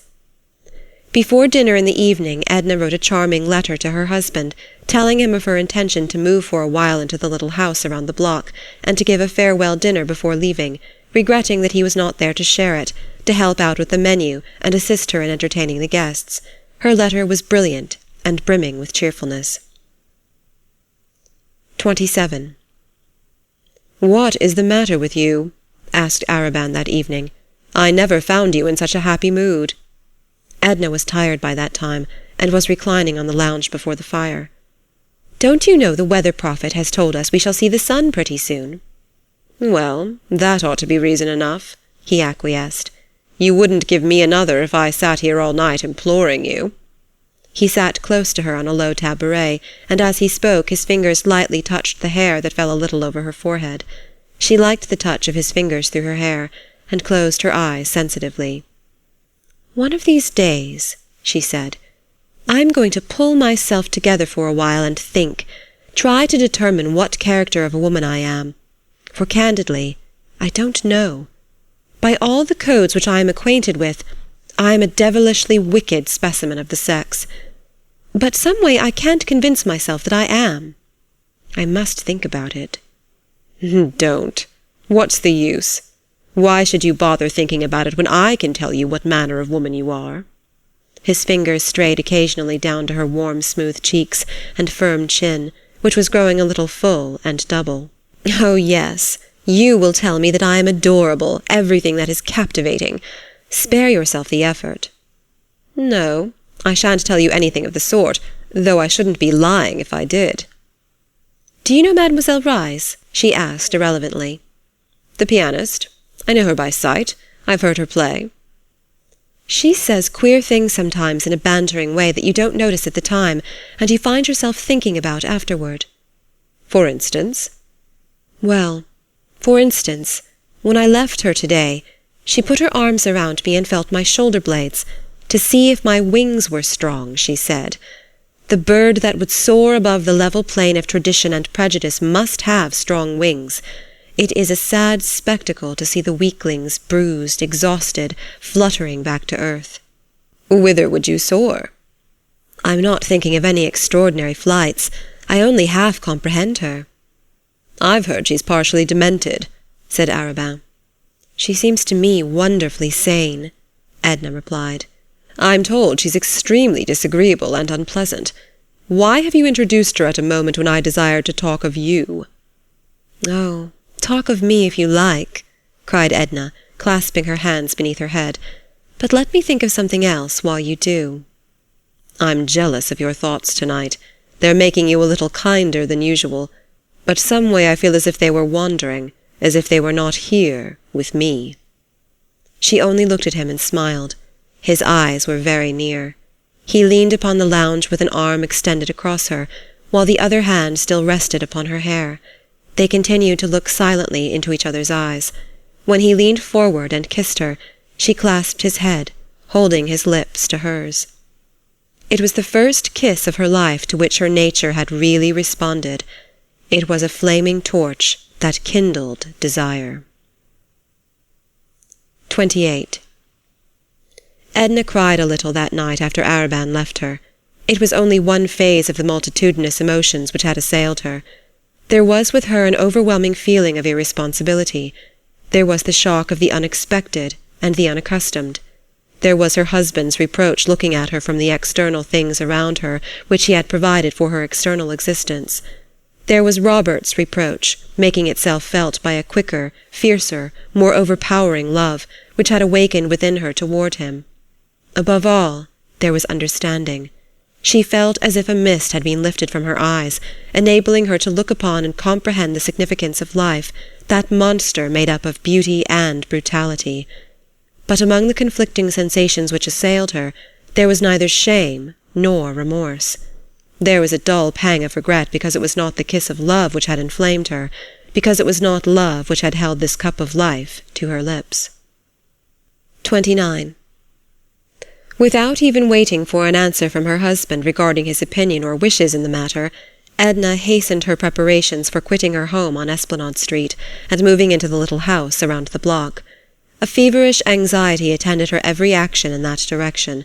There was no moment of deliberation, no interval of repose between the thought and its fulfillment. Early upon the morning following those hours passed in Arobin's society, Edna set about securing her new abode and hurrying her arrangements for occupying it. Within the precincts of her home she felt like one who has entered and lingered within the portals of some forbidden temple in which 1,000 muffled voices bade her begone. Whatever was her own in the house, everything which she had acquired aside from her husband's bounty, she caused to be transported to the other house, supplying simple and meagre deficiencies from her own resources. Arobin found her with rolled sleeves, working in company with the housemaid when he looked in during the afternoon. She was splendid and robust, and had never appeared handsomer than in the old blue gown, with a red silk handkerchief knotted at random around her head to protect her hair from the dust. She was mounted upon a high step-ladder, unhooking a picture from the wall when he entered. He had found the front door open, and had followed his ring by walking in unceremoniously. "Come down," he said. "Do you want to kill yourself?" She greeted him with affected carelessness, and appeared absorbed in her occupation. If he had expected to find her languishing, reproachful, or indulging in sentimental tears, he must have been greatly surprised. He was no doubt prepared for any emergency, ready for any one of the foregoing attitudes, just as he bent himself easily and naturally to the situation which confronted him. "Please come down," he insisted, holding the ladder and looking up at her. "No," she answered. "Ellen is afraid to mount the ladder. Joe is working over at the Pigeon House. That's the name Ellen gives it, because it's so small and looks like a pigeon house, and someone has to do this." Arobin pulled off his coat, and expressed himself ready and willing to tempt fate in her place. Ellen brought him one of her dust-caps, and went into contortions of mirth, which she found it impossible to control, when she saw him put it on before the mirror as grotesquely as he could. Edna herself could not refrain from smiling when she fastened it at his request. So it was he who in turn mounted the ladder, unhooking pictures and curtains, and dislodging ornaments as Edna directed. When he had finished, he took off his dust-cap, and went out to wash his hands. Edna was sitting on the tabouret, idly brushing the tips of a feather-duster along the carpet, when he came in again. "Is there anything more you will let me do?" he asked. "That is all," she answered. "Ellen can manage the rest." She kept the young woman occupied in the drawing-room, unwilling to be left alone with Arobin. "What about the dinner?" he asked. "The grand event, the coup d'etat?" "It will be the day after tomorrow. Why do you call it the coup d'etat?" "Oh, it will be very fine, all my best of everything, crystal, silver and gold, Sèvres, flowers, music and champagne to swim in. I'll let Léonce pay the bills. I wonder what he'll say when he sees the bills." "And you ask me why I call it a coup d'etat?" Arobin had put on his coat, and he stood before her and asked if his cravat was plumb. She told him it was, looking no higher than the tip of his collar. "When do you go to the Pigeon House, with all due acknowledgment to Ellen?" "Day after tomorrow. After the dinner. I shall sleep there." "Ellen, will you very kindly get me a glass of water?" asked Arobin. "The dust in the curtains, if you will pardon me for hinting such a thing, has parched my throat to a crisp." "While Ellen gets the water," said Edna, rising, "I will say good-bye and let you go. I must get rid of this grime, and I have a million things to do and think of." "When shall I see you?" asked Arobin, seeking to detain her, the maid having left the room. "At the dinner, of course. You are invited." "Not before? Not tonight, or tomorrow morning, or tomorrow noon or night, or the day after morning or noon? Can't you see yourself without my telling you what an eternity it is?" He had followed her into the hall, and to the foot of the stairway, looking up at her as she mounted with her face half-turned to him. "Not an instant sooner," she said. But she laughed and looked at him with eyes that at once gave him courage to wait and made it torture to wait. 30. Though Edna had spoken of the dinner as a very grand affair, it was in truth a very small affair, and very select, insomuch as the guests invited were few and were selected with discrimination. She had counted upon an even dozen seating themselves at her round mahogany board, forgetting for the moment that Madame Ratignolle was to the last degree souffrant and unpresentable, and not foreseeing that Madame Lebrun would send 1,000 regrets at the last moment. So there were only 10 after all, which made a cosy, comfortable number. There were Mr. and Mrs. Merriman, a pretty, vivacious little woman in the 30s, her husband, a jovial fellow, something of a shallow pate, who laughed a good deal at other people's witticisms, and had thereby made himself extremely popular. Mrs. Highcamp had accompanied them. Of course, there was Alcée Arobin, and Mademoiselle Reisz had consented to come. Edna had sent her a fresh bunch of violets with black lace trimmings for her hair. Monsieur Ratignolle brought himself and his wife's excuses. Victor Lebrun, who happened to be in the city, bent upon relaxation, had accepted with alacrity. There was a Miss Mayblunt, no longer in her teens, who looked at the world through lorgnette, and with the keenest interest. It was thought and said that she was intellectual. It was suspected of her that she wrote under a nom de guerre. She had come with a gentleman by the name of Gouvernail, connected with one of the daily papers, of whom nothing special could be said, except that he was observant and seemed quiet and inoffensive. Edna herself made the 10th, and at 8:30 they seated themselves at table, Arobin and Monsieur Ratignolle on either side of their hostess. Mrs. Highcamp sat between Arobin and Victor Lebrun. Then came Mrs. Merriman, Mr. Gouvernail, Miss Mayblunt, Mr. Merriman, and Mademoiselle Reisz next to Monsieur Ratignolle. There was something extremely gorgeous about the appearance of the table, an effect of splendour conveyed by a cover of pale yellow satin under strips of lace-work. There were wax candles in massive brass candelabra, burning softly under yellow silk shades. Full, fragrant roses, yellow and red, abounded. There were silver and gold, as she had said there would be, and crystal which glittered like the gems which the women wore. The ordinary stiff dining chairs had been discarded for the occasion, and replaced by the most commodious and luxurious which could be collected throughout the house.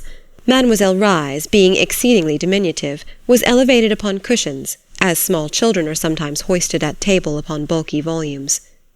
"Something new, Edna?"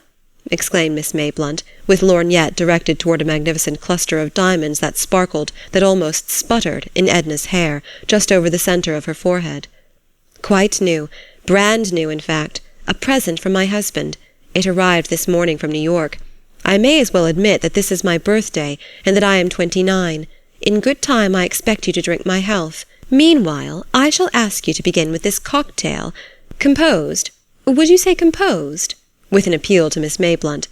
Composed by my father in honour of Sister Janet's wedding." Before each guest stood a tiny glass that looked and sparkled like a garnet gem.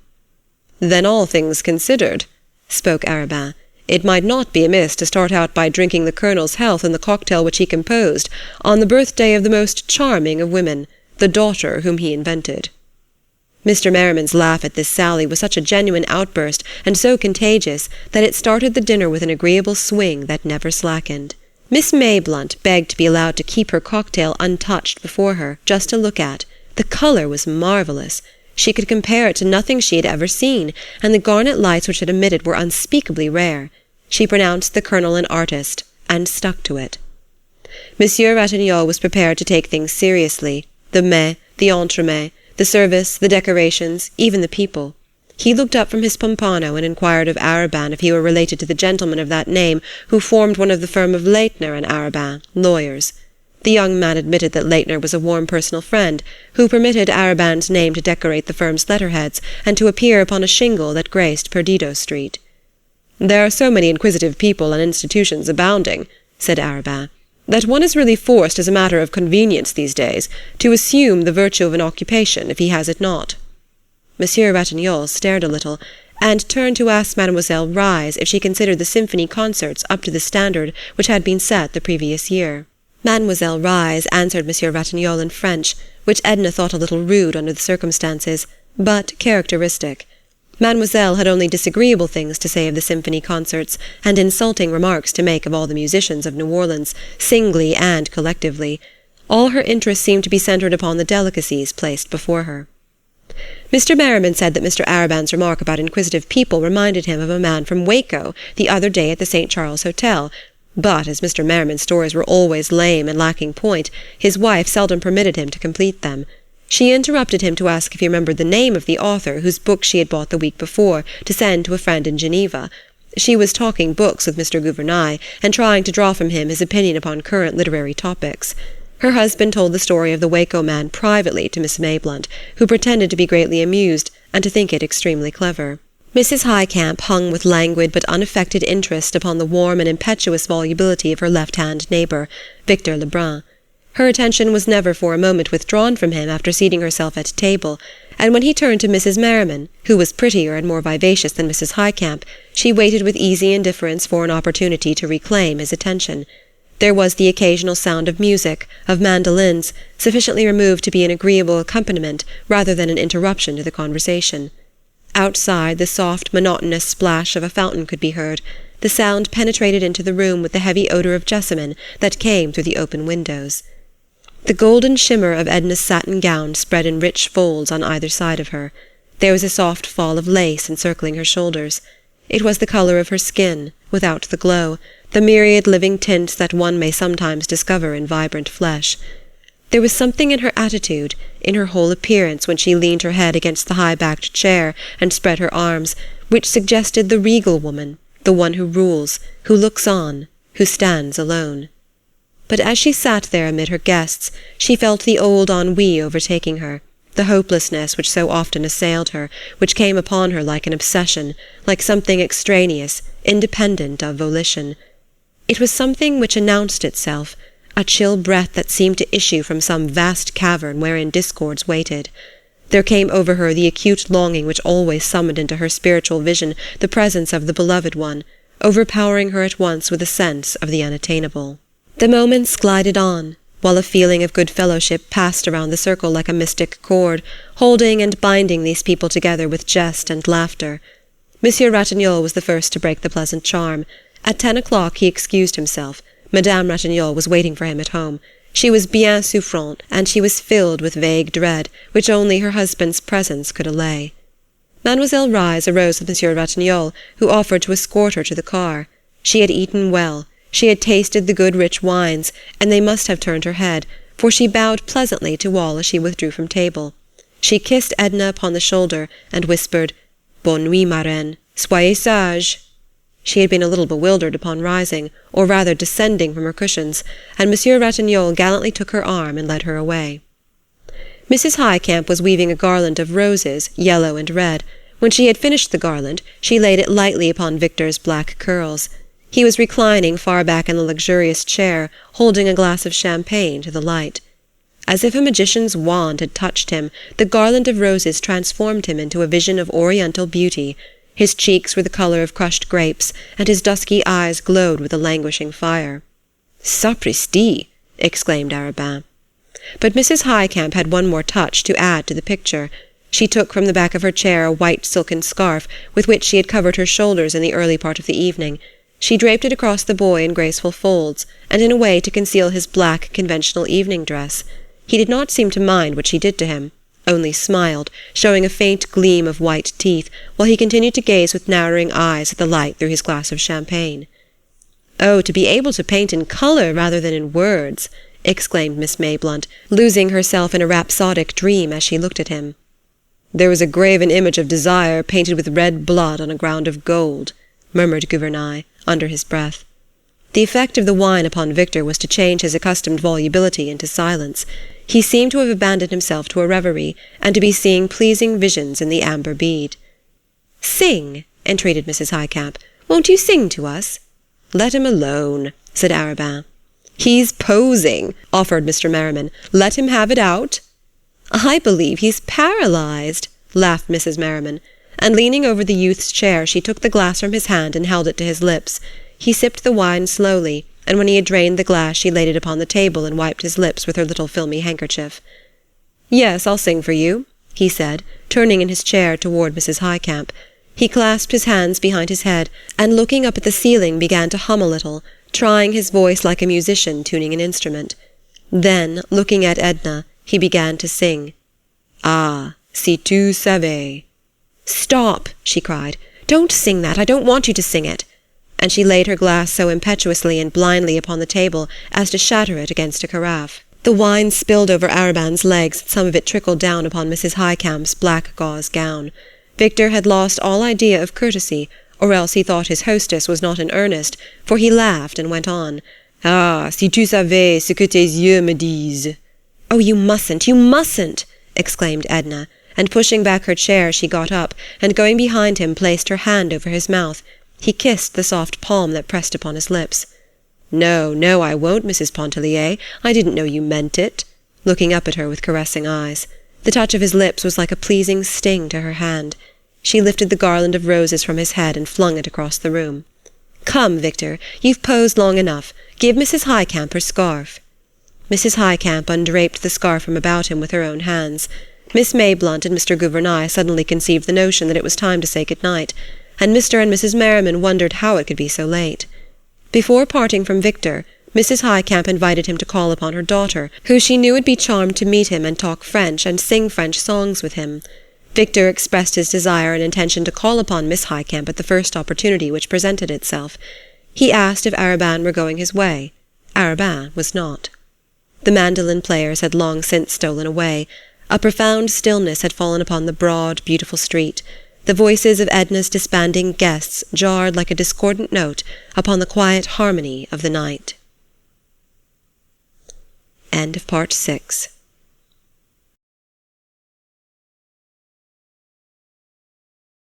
Part 7. Chapters 31 to 35. 31. "Well?" questioned Arobin, who had remained with Edna after the others had departed. "Well," she reiterated, and stood up, stretching her arms and feeling the need to relax her muscles after having been so long seated. "What next?" he asked. "The servants are all gone. They left when the musicians did. I have dismissed them. The house has to be closed and locked, and I shall trot around to the pigeon-house, and shall send Celestine over in the morning to straighten things up." He looked around, and began to turn out some of the lights. "What about upstairs?" he inquired. "I think it is all right, but there may be a window or two unlatched. We had better look. You might take a candle and see. And bring me my wrap and hat on the foot of the bed in the middle room." He went up with the light, and Edna began closing doors and windows. She hated to shut in the smoke and the fumes of the wine. Arobin found her cape and hat, which he brought down and helped her to put on. When everything was secured and the lights put out, they left through the front door, Arobin locking it and taking the key, which he carried for Edna. He helped her down the steps. "Will you have a spray of jessamine?" he asked, breaking off a few blossoms as he passed. "No, I don't want anything." She seemed disheartened, and had nothing to say. She took his arm, which he offered her, holding up the weight of her satin train with the other hand. She looked down, noticing the black line of his leg moving in and out so close to her against the yellow shimmer of her gown. There was the whistle of a railway train somewhere in the distance, and the midnight bells were ringing. They met no one in their short walk. The pigeon-house stood behind a locked gate, and a shallow parterre that had been somewhat neglected. There was a small front porch, upon which a long window and the front door opened. The door opened directly into the parlour. There was no side entry. Back in the yard was a room for servants, in which old Celestine had been ensconced. Edna had left a lamp burning low upon the table. She had succeeded in making the room look habitable and homelike. There were some books on the table and a lounge near at hand. On the floor was a fresh matting, covered with a rug or two, and on the walls hung a few tasteful pictures. But the room was filled with flowers. These were a surprise to her. Arobin had sent them, and had had Celestine distribute them during Edna's absence. Her bedroom was adjoining, and across a small passage was the dining-room and kitchen. Edna seated herself with every appearance of discomfort. "Are you tired?" he asked. "Yes, and chilled, and miserable. I feel as if I had been wound up to a certain pitch, too tight, and something inside of me had snapped." She rested her head against the table upon her bare arm. "You want to rest," he said, "and to be quiet. I'll go. I'll leave you and let you rest." "Yes," she replied. He stood up beside her and smoothed her hair with his soft magnetic hand. His touch conveyed to her a certain physical comfort. She could have fallen quietly asleep there if he had continued to pass his hand over her hair. He brushed the hair upward from the nape of her neck. "I hope you will feel better and happier in the morning," he said. "You have tried to do too much in the past few days. The dinner was the last straw. You might have dispensed with it." "Yes," she admitted. "It was stupid." "No, it was delightful, but it has worn you out." His hand had strayed to her beautiful shoulders, and he could feel the response of her flesh to his touch. He seated himself beside her, and kissed her lightly upon the shoulder. "I thought you were going away," she said in an uneven voice. "I am, after I have said good night." "Good night," she murmured.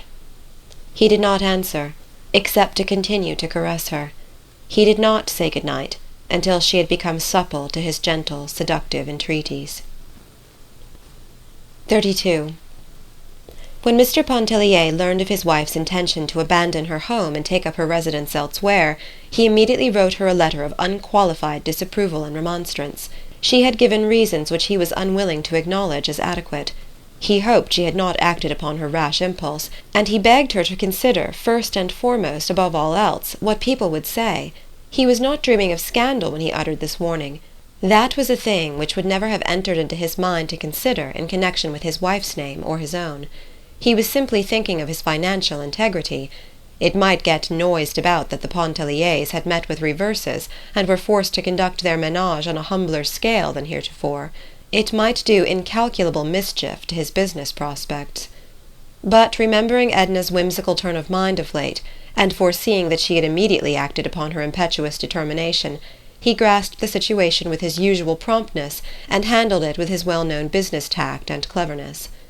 The same mail which brought to Edna his letter of disapproval carried instructions, the most minute instructions, to a well-known architect concerning the remodelling of his home, changes which he had long contemplated and which he desired carried forward during his temporary absence. Expert and reliable packers and movers were engaged to convey the furniture, carpets, pictures, everything movable, in short, to places of security, and in an incredibly short time the Pontellier house was turned over to the artisans. There was to be an addition, a small snuggery, there was to be frescoing, and hardwood flooring was to be put into such rooms as had not yet been subjected to this improvement. Furthermore, in one of the daily papers appeared a brief notice to the effect that Mr. and Mrs. Pontellier were contemplating a summer sojourn abroad, and that their handsome residence on Esplanade Street was undergoing sumptuous alterations, and would not be ready for occupancy until their return. Mr. Pontellier had saved appearances. Edna admired the skill of his manoeuvre, and avoided any occasion to balk his intentions. When the situation as set forth by Mr. Pontellier was accepted and taken for granted, she was apparently satisfied that it should be so. The pigeon house pleased her. It at once assumed the intimate character of a home, while she herself invested it with a charm which it reflected like a warm glow. There was with her a feeling of having descended in the social scale, with a corresponding sense of having risen in the spiritual. Every step which she took toward relieving herself from obligations added to her strength and expansion as an individual. She began to look with her own eyes, to see and to apprehend the deeper undercurrents of life. No longer was she content to feed upon opinion when her own soul had invited her. After a little while, a few days in fact, Edna went up and spent a week with her children in Iberville. They were delicious February days, with all the summer's promise hovering in the air. How glad she was to see the children! She wept for very pleasure when she felt their little arms clasping her, their hard, ruddy cheeks pressed against her own glowing cheeks. She looked into their faces with hungry eyes that could not be satisfied with looking. And what stories they had to tell their mother! About the pigs, the cows, the mules, about riding to the mill behind Glue-Glue, fishing back in the lake with their Uncle Jasper, picking pecans with Liddy's black brood, and hauling chips in their express wagon. It was 1,000 times more fun to haul real chips for old lame Susie's real fire than to drag painted blocks along the banquette on Esplanade Street. She went with them herself to see the pigs and the cows, to look at the darkies laying the cane, to thrash the pecan trees, and catch fish in the back lake. She lived with them a whole week long, giving them all of herself, and gathering and filling herself with their young existence. They listened, breathless, when she told them the house in Esplanade Street was crowded with workmen, hammering, nailing, sawing, and filling the place with clatter. They wanted to know where their bed was, what had been done with their rocking-horse, and where did Joe sleep, and where had Ellen gone and the cook. But above all, they were fired with a desire to see the little house around the block. Was there any place to play? Were there any boys next door? Raoul, with pessimistic foreboding, was convinced that there were only girls next door. Where would they sleep, and where would papa sleep? She told them the fairies would fix it all right. The old madame was charmed with Edna's visit, and showered all manner of delicate attentions upon her. She was delighted to know that the Esplanade Street house was in a dismantled condition. It gave her the promise and pretext to keep the children indefinitely. It was with a wrench and a pang that Edna left her children. She carried away with her the sound of their voices and the touch of their cheeks. All along the journey homeward their presence lingered with her like the memory of a delicious song. But by the time she had regained the city, the song no longer echoed in her soul. She was again alone. 33. It happened sometimes when Edna went to see Mademoiselle Reisz that the little musician was absent, giving a lesson or making some small necessary household purchase. The key was always left in a secret hiding-place in the entry, which Edna knew. If Mademoiselle happened to be away, Edna would usually enter and wait for her return. When she knocked at Mademoiselle Reisz's door one afternoon, there was no response, so unlocking the door as usual, she entered and found the apartment deserted, as she had expected. Her day had been quite filled up, and it was for a rest, for a refuge, and to talk about Robert, that she sought out her friend. She had worked at her canvas, a young Italian character study, all the morning, completing the work without the model, but there had been many interruptions, some incident to her modest housekeeping, and others of a social nature. Madame Ratignolle had dragged herself over, avoiding the too public thoroughfares, she said. She complained that Edna had neglected her much of late. Besides, she was consumed with curiosity to see the little house and the manner in which it was conducted. She wanted to hear all about the dinner party. Monsieur Ratignolle had left so early. What had happened after he left? The champagne and grapes which Edna sent over were too delicious. She had so little appetite. They had refreshed and toned her stomach. Where on earth was she going to put Mr. Pontellier in that little house? And the boys? And then she made Edna promise to go to her when her hour of trial overtook her. At any time of the day or night, dear, Edna assured her. Before leaving, Madame Ratignolle said, "In some way, you seem to me like a child, Edna. You seem to act without a certain amount of reflection, which is necessary in this life. That is the reason I want to say you mustn't mind if I advise you to be a little careful while you are living here alone. Why don't you have someone come and stay with you? Wouldn't Mademoiselle Reisz come?" "No, she wouldn't wish to come, and I shouldn't want her always with me." "Well, the reason, you know how evil-minded the world is. Someone was talking of Alcée Arobin visiting you.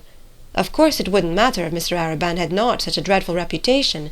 Monsieur Ratignolle was telling me that his attentions alone are considered enough to ruin a woman's name." "Does he boast of his successes?" asked Edna indifferently, squinting at her picture. "No, I think not. I believe he is a decent fellow as far as that goes. But his character is so well known among the men. I shan't be able to come back and see you. It was very, very imprudent today." "Mind the step," cried Edna. "Don't neglect me," entreated Madame Ratignolle. "And don't mind what I said about Arobin, or having someone to stay with you." "Of course not," Edna laughed. "You may say anything you like to me." They kissed each other good-bye. Madame Ratignolle had not far to go, and Edna stood on the porch a while watching her walk down the street. Then in the afternoon Mrs. Merriman and Mrs. Highcamp had made their party call. Edna felt that they might have dispensed with the formality. They had also come to invite her to play 21 one evening at Mrs. Merriman's. She was asked to go early, to dinner, and Mr. Merriman or Mr. Arobin would take her home. Edna accepted in a half-hearted way. She sometimes felt very tired of Mrs. Highcamp and Mrs. Merriman. Late in the afternoon she sought refuge with Mademoiselle Reisz, and stayed there alone, waiting for her, feeling a kind of repose invade her with the very atmosphere of the shabby, unpretentious little room. Edna sat at the window, which looked out over the housetops and across the river. The window frame was filled with pots of flowers, and she sat and picked the dry leaves from a rose geranium. The day was warm, and the breeze which blew from the river was very pleasant. She removed her hat and laid it on the piano. She went on picking the leaves and digging around the plants with her hat-pins. Once she thought she heard Mademoiselle Reisz approaching, but it was a young black girl, who came in bringing a small bundle of laundry, which she deposited in the adjoining room, and went away. Edna seated herself at the piano, and softly picked out with one hand the bars of a piece of music which lay open before her. A half-hour went by. There was the occasional sound of people going and coming in the lower hall. She was growing interested in her occupation of picking out the aria, when there was a second rap at the door. She vaguely wondered what these people did when they found Mademoiselle's door locked. "Come in," she called, turning her face toward the door. And this time it was Robert Lebrun who presented himself. She attempted to rise. She could not have done so without betraying the agitation which mastered her at the sight of him, so she fell back upon the stool, only exclaiming, "Why, Robert!" He came and clasped her hand, seemingly without knowing what he was saying or doing. "Mrs. Pontellier, how do you happen— Oh, how well you look! Is Mademoiselle Reisz not here? I never expected to see you." "When did you come back?" asked Edna in an unsteady voice, wiping her face with her handkerchief. She seemed ill at ease on the piano-stool, and he begged her to take the chair by the window. She did so mechanically while he seated himself on the stool. "I returned day before yesterday," he answered, while he leaned his arm on the keys, bringing forth a crash of discordant sound. "Day before yesterday," she repeated aloud, and went on thinking to herself, "Day before yesterday," in a sort of uncomprehending way. She had pictured him seeking her at the very first hour, and he had lived under the same sky since day before yesterday, while only by accident had he stumbled upon her. Mademoiselle must have lied when she said, "Poor fool, he loves you." "Day before yesterday," she repeated, breaking off a spray of Mademoiselle's geranium. "Then if you had not met me here today you wouldn't— That is, didn't you mean to come and see me?" "Of course I should have gone to see you. There have been so many things—" He turned the leaves of Mademoiselle's music nervously. "I started in at once yesterday with the old firm. After all, there is as much chance for me here as there was there. That is, I might find it profitable some day. The Mexicans were not very congenial." So he had come back because the Mexicans were not congenial, because business was as profitable here as there, because of any reason, and not because he cared to be near her. She remembered the day she sat on the floor, turning the pages of his letter, seeking the reason which was left untold. She had not noticed how he looked, only feeling his presence, but she turned deliberately and observed him. After all, he had been absent but a few months, and was not changed. His hair, the colour of hers, waved back from his temples in the same way as before. His skin was not more burned than it had been at Grand Isle. She found in his eyes, when he looked at her for one silent moment, the same tender caress, with an added warmth and entreaty which had not been there before, the same glance which had penetrated to the sleeping places of her soul and awakened them. 100 times Edna had pictured Robert's return, and imagined their first meeting.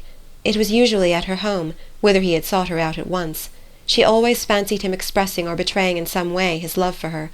And here the reality was that they sat 10 feet apart, she at the window, crushing geranium leaves in her hand and smelling them, he twirling around on the piano-stool, saying, "I was very much surprised to hear of Mr. Pontellier's absence.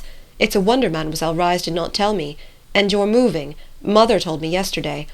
I should think you would have gone to New York with him, or to Iberville with the children, rather than be bothered here with housekeeping. And you are going abroad, too, I hear. We shan't have you at Grand Isle next summer. It won't seem... Do you see much of Mademoiselle Reisz? She often spoke of you in the few letters she wrote." "Do you remember that you promised to write to me when you went away?" A flush overspread his whole face. "I couldn't believe that my letters would be of any interest to you." "That is an excuse. It isn't the truth." Edna reached for her hat on the piano.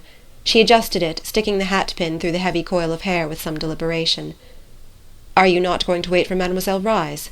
asked Robert. "No. I have found when she is absent this long, she is liable not to come back till late." She drew on her gloves, and Robert picked up his hat. "Won't you wait for her?" asked Edna. "Not if you think she will not be back till late," adding, as if suddenly aware of some discourtesy in his speech, "and I should miss the pleasure of walking home with you." Edna locked the door and put the key back in its hiding-place. They went together, picking their way across muddy streets and sidewalks encumbered with the cheap display of small tradesmen. Part of the distance they rode in the car, and after disembarking, passed the Pontellier mansion, which looked broken and half torn asunder. Robert had never known the house, and looked at it with interest. "I never knew you in your home," he remarked. "I am glad you did not." "Why?" She did not answer.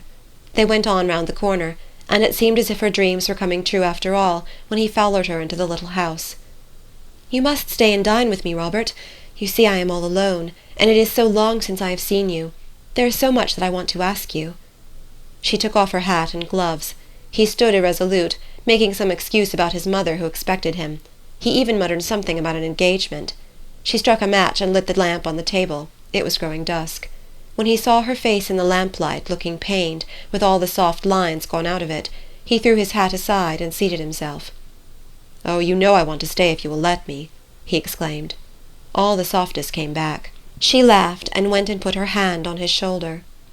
"This is the first moment you have seemed like the old Robert. I'll go tell Celestine." She hurried away to tell Celestine to set an extra place. She even sent her off in search of some added delicacy which she had not thought of for herself. And she recommended great care in dripping the coffee and having the omelette done to a proper turn. When she re-entered, Robert was turning over magazines, sketches, and things that lay upon the table in great disorder. He picked up a photograph and exclaimed, "Alcé Arobin! What on earth is his picture doing here?" "I tried to make a sketch of his head one day," answered Edna, "and he thought the photograph might help me. It was at the other house. I thought it had been left there. I must have packed it up with my drawing materials." "I should think you would have given it back to him if you have finished with it." "Oh, I have a great many such photographs. I never think of returning them. They don't amount to anything." Robert kept on looking at the picture. "It seems to me... Do you think his head worth drawing? Is he a friend of Mr. Pontellier's? You never said you knew him." "He isn't a friend of Mr. Pontellier's. He's a friend of mine. I always knew him. That is, it is only of late that I know him pretty well. But I'd rather talk about you, and know what you have been seeing and doing and feeling out there in Mexico." Robert threw aside the picture. I've been seeing the waves and the white beach of Grand Isle, the quiet, grassy street of the Cheniere, the old fort at Grande Terre.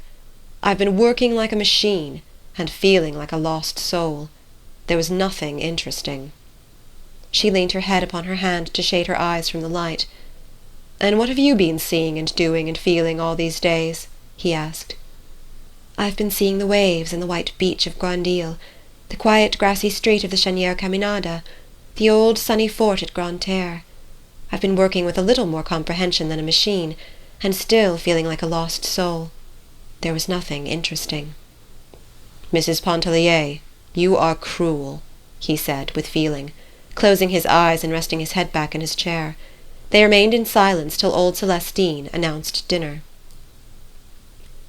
34. The dining-room was very small. Edna's round mahogany would have almost filled it. As it was, there was but a step or two from the little table to the kitchen, to the mantel, the small buffet, and the side door that opened out on the narrow brick-paved yard. A certain degree of ceremony settled upon them with the announcement of dinner. There was no return to personalities. Robert related incidents of his sojourn in Mexico, and Edna talked of events likely to interest him, which had occurred during his absence. The dinner was of ordinary quality, except for the few delicacies which she had sent out to purchase. Old Celestine, with a bandana tignon twisted about her head, hobbled in and out, taking a personal interest in everything, and she lingered occasionally to talk patois with Robert, whom she had known as a boy. He went out to a neighbouring cigar-stand to purchase cigarette papers, and when he came back he found that Celestine had served the black coffee in the parlour. "Perhaps I shouldn't have come back," he said. "When you are tired of me, tell me to go." "You never tire me. You must have forgotten the hours and hours at Grand Isle in which we grew accustomed to each other, and used to being together." "I have forgotten nothing at Grand Isle," he said, not looking at her, but rolling a cigarette. His tobacco pouch, which he laid upon the table, was a fantastic embroidered silk affair, evidently the handiwork of a woman. "You used to carry your tobacco in a rubber pouch," said Edna, picking up the pouch and examining the needlework. "Yes, it was lost." "Where did you buy this one? In Mexico?" "It was given to me by a Vera Cruz girl. They are very generous," he replied, striking a match and lighting his cigarette. "They are very handsome, I suppose, these Mexican women, very picturesque, with their black eyes and their lace scarfs." "Some are. Others are hideous, just as you'll find women everywhere." "What was she like, the one who gave you the pouch? You must have known her very well." "She was very ordinary. She wasn't of the slightest importance. I knew her well enough." "Did you visit her at her house? Was it interesting? I should like to know and hear about the people you met and the impressions they made on you." "There are some people who leave impressions not so lasting as the imprint of an oar upon the water." "Was she such a one?" "It would be ungenerous for me to admit that she was of that order and kind." He thrust the pouch back in his pocket, as if to put away the subject with the trifle which had brought it up. Arobin dropped in with a message from Mrs. Merriman to say that the card party was postponed on account of the illness of one of her children. "How do you do, Arobin?" said Robert, rising from the obscurity. "Oh, Lebrun. To be sure. I heard yesterday you were back. How did they treat you down in Mexique?" "Fairly well." "But not well enough to keep you there. Stunning girls, though, in Mexico. I thought I should never get away from Vera Cruz when I was down there a couple of years ago." "Did they embroider slippers and tobacco pouches and hat-bands and things for you?" asked Edna. "Oh, my, no. I didn't get so deep in their regard. I fear they made more impression on me than I made on them." "You were less fortunate than Robert, then." "I am always less fortunate than Robert. Has he been imparting tender confidences?" "I've been imposing myself long enough," said Robert, rising and shaking hands with Edna. "Please convey my regards to Mr. Pontellier when you write." He shook hands with Arobin and went away. "Fine fellow, that Lebrun," said Arobin when Robert had gone. "I never heard you speak of him." "I knew him last summer at Grand Isle," she replied. "Here is that photograph of yours. Don't you want it?" "What do I want with it? Throw it away." She threw it back on the table. "I'm not going to Mrs. Merriman's," she said. "If you see her, tell her so. But perhaps I had better write. I think I shall write now and say that I am sorry her child is sick, and tell her not to count on me." "It would be a good scheme," acquiesced Arobin. "I don't blame you. Stupid lot." Edna opened the blotter, and having procured paper and pen, began to write the note. Arobin lit a cigar and read the evening paper, which he had in his pocket. "What is the date?" she asked. He told her. "Will you mail this for me when you go out?" "Certainly." He read to her little bits out of the newspaper, while she straightened things on the table. "What do you want to do?" he asked, throwing aside the paper. "Do you want to go out for a walk or a drive or anything? It would be a fine night to drive." "No, I don't want to do anything but just be quiet. You go away and amuse yourself. Don't stay." "I'll go away if I must, but I shan't amuse myself. You know that I only live when I am near you." He stood up to bid her good night.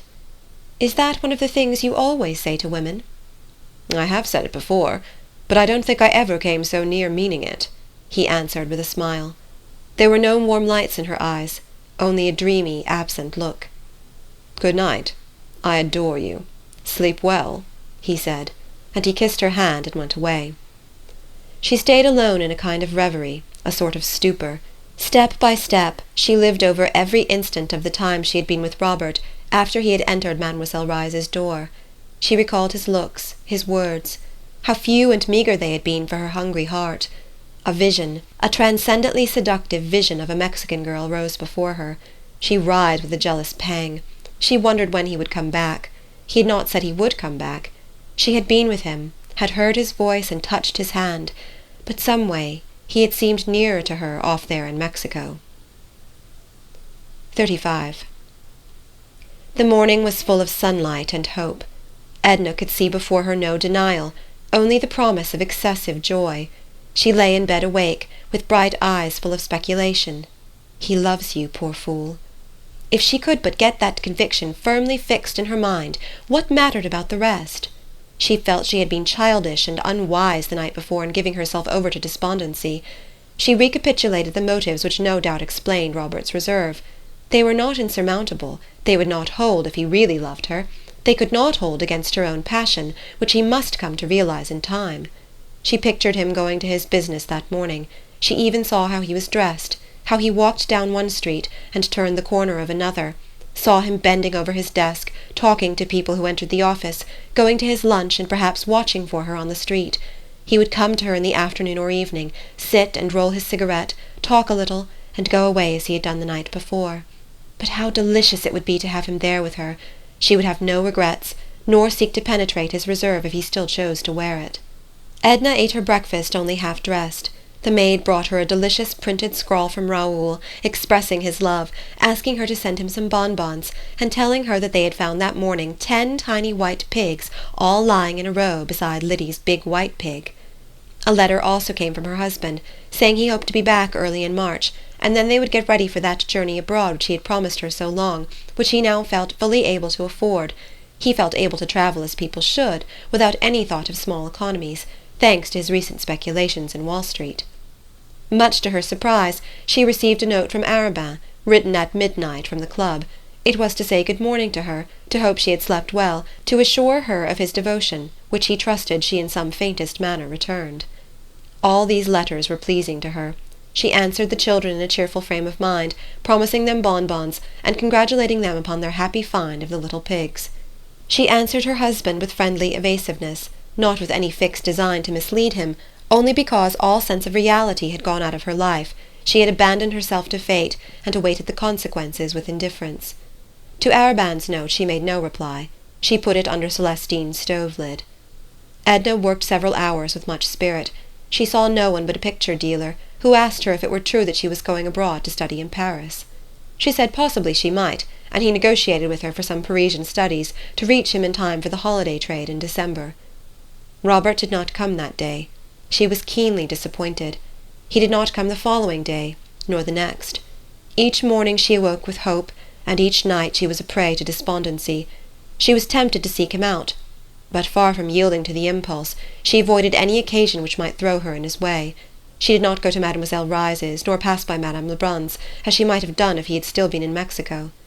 When Arobin one night urged her to drive with him, she went, out to the lake on the Shell Road.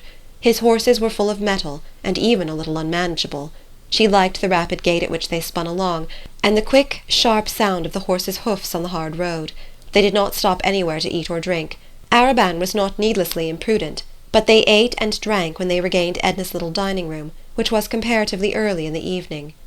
It was late when he left her. It was getting to be more than a passing whim with Arobin to see her and be with her. He had detected the latent sensuality, which unfolded under his delicate sense of her nature's requirements, like a torpid, torrid, sensitive blossom. There was no despondency when she fell asleep that night, nor was there hope when she awoke in the morning. End of Part 7.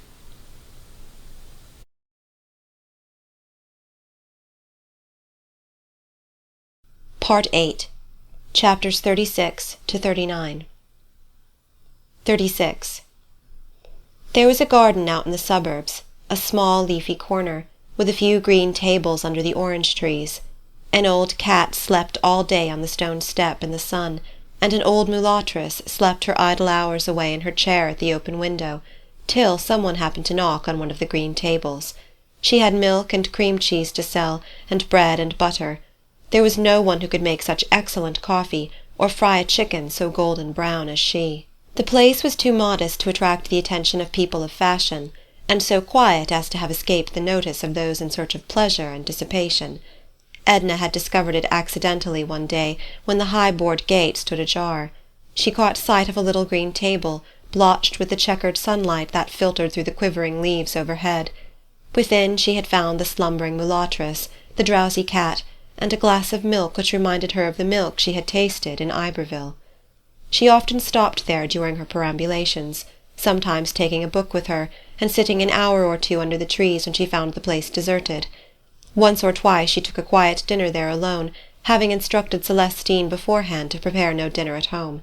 It was the last place in the city where she would have expected to meet anyone she knew. Still, she was not astonished when, as she was partaking of a modest dinner late in the afternoon, looking into an open book, stroking the cat, which had made friends with her, she was not greatly astonished to see Robert come in at the tall garden gate. "I am destined to see you only by accident," she said, shoving the cat off the chair beside her. He was surprised, ill at ease, almost embarrassed at meeting her thus so unexpectedly. "Do you come here often?" he asked. "I almost live here," she said. "I used to drop in very often for a cup of Katisha's good coffee. This is the first time since I came back." "She'll bring you a plate, and you will share my dinner. There's always enough for two, even three." Edna had intended to be indifferent and as reserved as he when she met him. She had reached the determination by a laborious train of reasoning, incident to one of her despondent moods. But her resolve melted when she saw him before designing Providence had led him into her path. "Why have you kept away from me, Robert?" she asked, closing the book that lay open on the table. "Why are you so personal, Mrs. Pontellier? Why do you force me to idiotic subterfuges?" he exclaimed with sudden warmth. "I suppose there's no use telling you I've been very busy, or that I've been sick, or that I've been to see you and not found you at home. Please let me off with any one of these excuses." "You are the embodiment of selfishness," she said. "You save yourself something, I don't know what, but there is some selfish motive, and in sparing yourself you never consider for a moment what I think, or how I feel your neglect and indifference. I suppose this is what you would call unwomanly, but I have got into a habit of expressing myself. It doesn't matter to me, and you may think me unwomanly if you like. No, I only think you cruel, as I said the other day. Maybe not intentionally cruel, but you seem to be forcing me into disclosures which can result in nothing, as if you would have me bear a wound for the pleasure of looking at it, without the intention or power of healing it." "I'm spoiling your dinner, Robert. Never mind what I say. You haven't eaten a morsel." "I only came in for a cup of coffee." His sensitive face was all disfigured with excitement. "Isn't this a delightful place?" she remarked. "I am so glad it has never actually been discovered. It is so quiet, so sweet here. Do you notice there is scarcely a sound to be heard? It's so out of the way, and a good walk from the car. However, I don't mind walking. I always feel so sorry for women who don't like to walk. They miss so much, so many rare little glimpses of life, and we women learn so little of life on the whole. Katisha's coffee is always hot. I don't know how she manages it here in the open air. Celestine's coffee gets cold bringing it from the kitchen to the dining room. 3 lumps! How can you drink it so sweet? Take some of the cress with your chop. It's so biting and crisp. Then there's the advantage of being able to smoke with your coffee out here. Now in the city, aren't you going to smoke?" "After a while," he said, laying his cigar on the table. "Who gave it to you?" She laughed. "I bought it. I suppose I'm getting reckless. I bought a whole box." She was determined not to be personal again and make him uncomfortable. The cat made friends with him and climbed onto his lap when he smoked his cigar. He stroked her silky fur and talked a little about her. He looked at Edna's book, which he had read, and he told her the end, to save her the trouble of wading through it, he said. Again he accompanied her back to her home, and it was after dusk when they reached the little pigeon-house. She did not ask him to remain, which he was grateful for, as it permitted him to stay without the discomfort of blundering through an excuse which he had no intention of considering. He helped her to light the lamp. Then she went into her room to take off her hat, and to bathe her face and hands. When she came back, Robert was not examining the pictures and magazines as before. He sat off in the shadow, leaning his head back on the chair as if in a reverie. Edna lingered a moment beside the table, arranging the books there. Then she went across to where he sat. She bent over the arm of his chair and called his name. "Robert," she said, "are you asleep?" "No," he answered, looking up at her. She leaned over and kissed him, a soft, cool, delicate kiss, whose voluptuous sting penetrated his whole being. Then she moved away from him. He followed and took her in his arms, just holding her close to him. She put her hand up to his face and pressed his cheek against her own. The action was full of love and tenderness. He sought her lips again. Then he drew her down upon the sofa beside him and held her hand in both of his. "Now you know," he said. "Now you know what I have been fighting against since last summer at Grand Isle, what drove me away, and drove me back again." "Why have you been fighting against it?" she asked. Her face glowed with soft lights. "Why? Because you were not free. You were Léonce Pontellier's wife. I couldn't help loving you if you were 10 times his wife, but so long as I went away from you and kept away, I could help telling you so." She put her free hand up to his shoulder, and then against his cheek, rubbing it softly. He kissed her again. His face was warm and flushed. "Then in Mexico—" "There in Mexico I was thinking of you all the time, and longing for you." "But not writing to me," she interrupted. "Something put into my head that you cared for me, and I lost my senses. I forgot everything but a wild dream of your some way becoming my wife." "Your wife?" "Religion, loyalty, everything would give way if only you cared." "Then you must have forgotten that I was Léonce Pontellier's wife." "Oh, I was demented, dreaming of wild, impossible things, recalling men who had set their wives free. We have heard of such things." "Yes, we have heard of such things."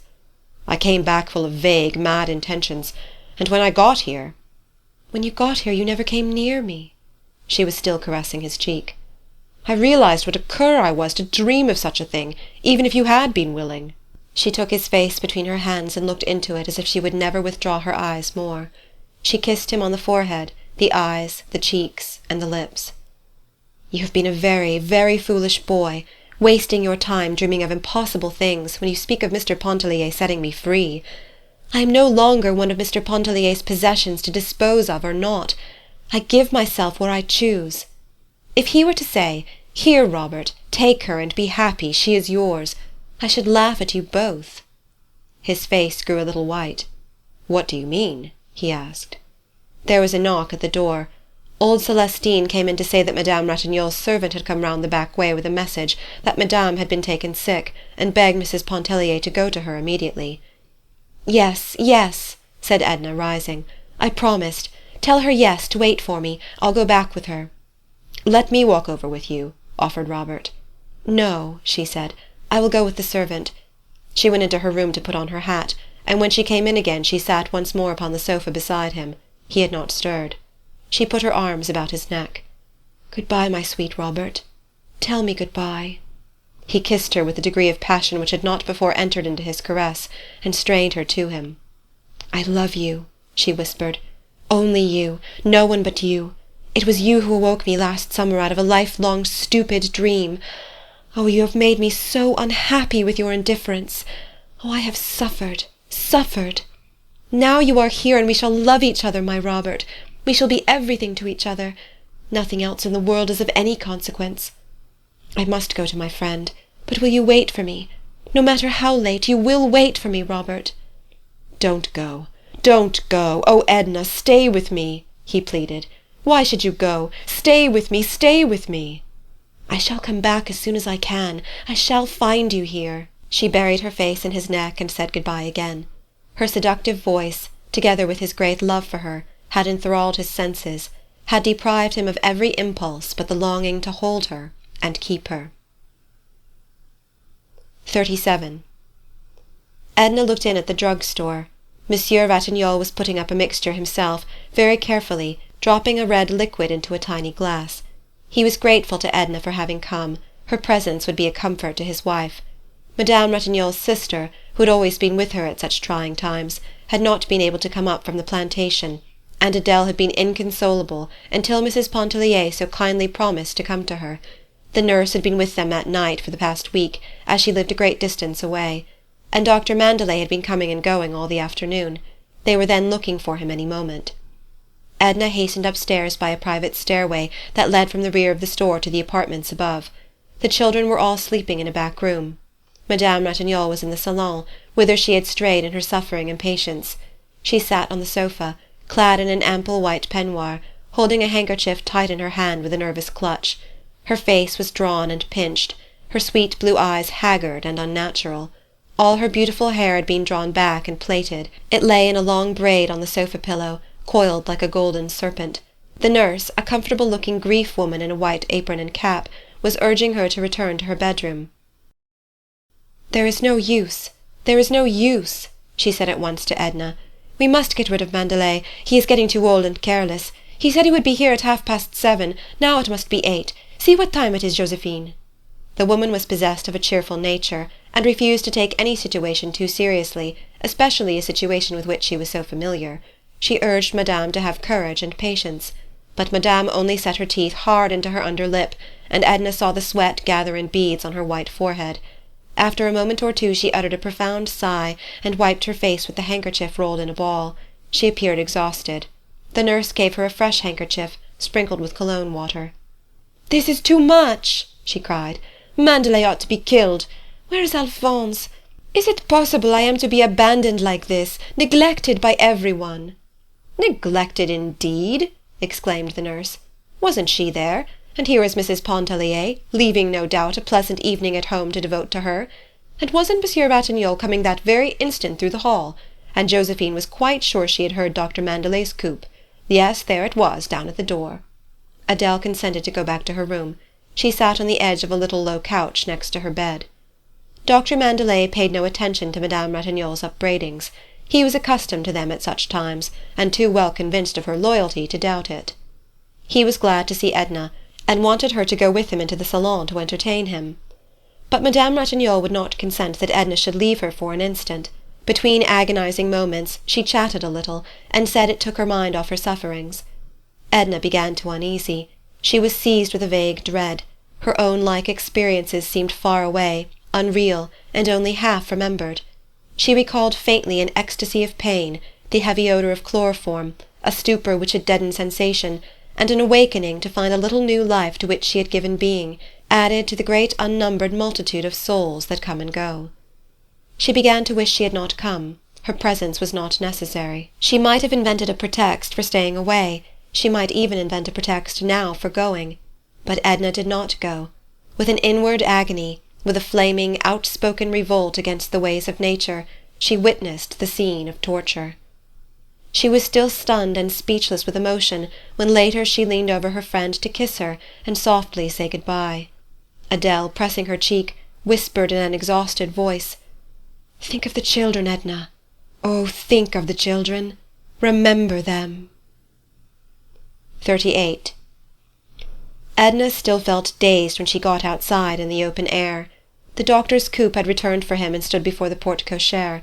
She did not wish to enter the coupe, and told Dr. Mandelet she would walk. She was not afraid, and would go alone. He directed his carriage to meet him at Mrs. Pontellier's, and he started to walk home with her.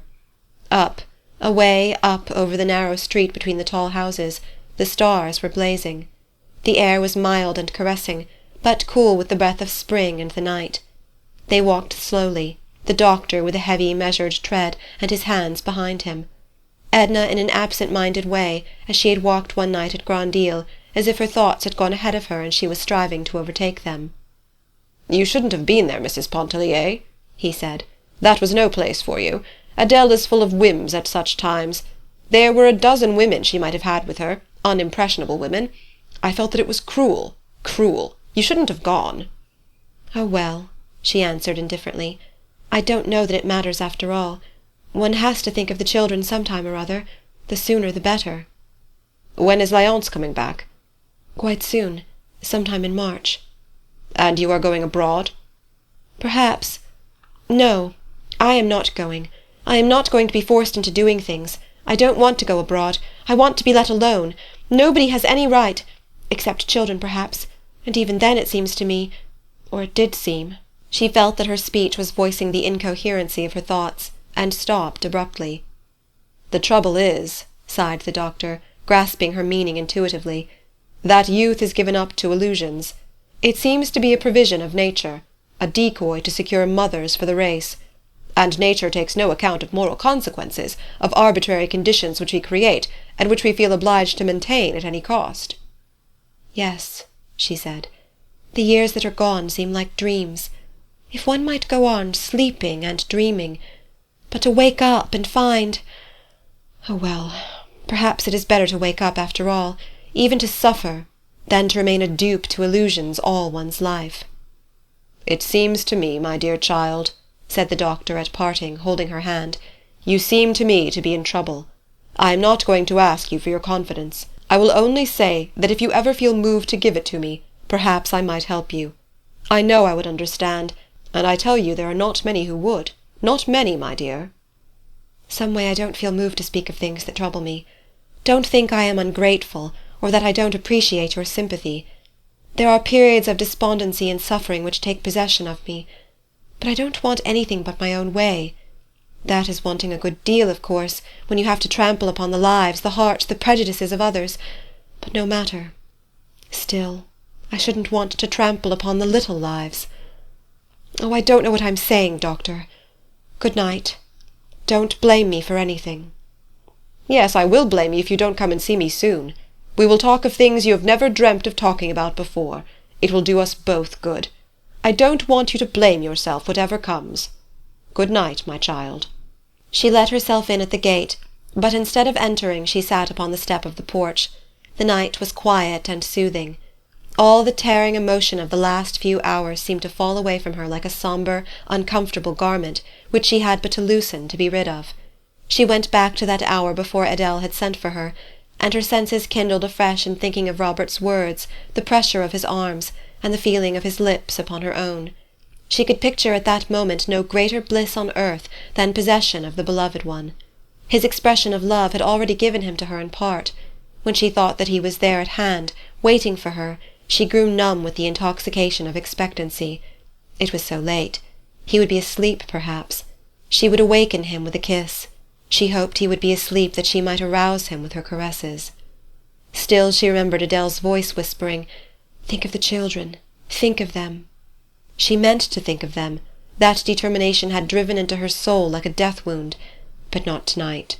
Tomorrow would be time to think of everything. Robert was not waiting for her in the little parlour. He was nowhere at hand. The house was empty. But he had scrawled on a piece of paper that lay in the lamplight, "I love you. Good-bye, because I love you." Edna grew faint when she read the words. She went and sat on the sofa. Then she stretched herself out there, never uttering a sound. She did not sleep. She did not go to bed. The lamp sputtered and went out. She was still awake in the morning, when Celestine unlocked the kitchen door and came in to light the fire. 39. Victor, with hammer and nails and scraps of scantling, was patching a corner of one of the galleries. Mariaquita sat near by, dangling her legs, watching him work, and handing him nails from the tool-box. The sun was beating down upon them. The girl had covered her head with her apron folded into a square pad. They had been talking for an hour or more. She was never tired of hearing Victor describe the dinner at Mrs. Pontellier's. He exaggerated every detail, making it appear a veritable Lucullean feast. The flowers were in tubs, he said. The champagne was quaffed from huge golden goblets. Venus rising from the foam could have presented no more entrancing a spectacle than Mrs. Pontellier, blazing with beauty and diamonds at the head of the board, while the other women were all of them youthful houris, possessed of incomparable charms. She got it into her head that Victor was in love with Mrs. Pontellier, and he gave her evasive answers, framed so as to confirm her belief. She grew sullen, and cried a little, threatening to go off and leave him to his fine ladies. There were a dozen men crazy about her at the Cheniere, and since it was the fashion to be in love with married people, why, she could run away any time she liked to New Orleans with Selina's husband. Selina's husband was a fool, a coward, and a pig, and to prove it to her, Victor intended to hammer his head into a jelly the next time he encountered him. This assurance was very consoling to Mariaquita. She dried her eyes, and grew cheerful at the prospect. They were still talking of the dinner and the allurements of city life, when Mrs. Pontellier herself slipped around the corner of the house. The two youngsters stayed dumb with amazement before what they considered to be an apparition. But it was really she, in flesh and blood, looking tired and a little travel-stained. "I walked up from the wharf," she said, "and heard the hammering. I supposed it was you mending the porch. It's a good thing. I was always tripping over those loose planks last summer. How dreary and deserted everything looks." It took Victor some little time to comprehend that she had come in Beaudelet's lugger, that she had come alone, and for no purpose but to rest. "There's nothing fixed up yet, you see. I'll give you my room. It's the only place." "Any corner will do," she assured him. "And if you can stand Philomel's cooking," he went on, "though I might try to get her mother while you are here. Do you think she would come?"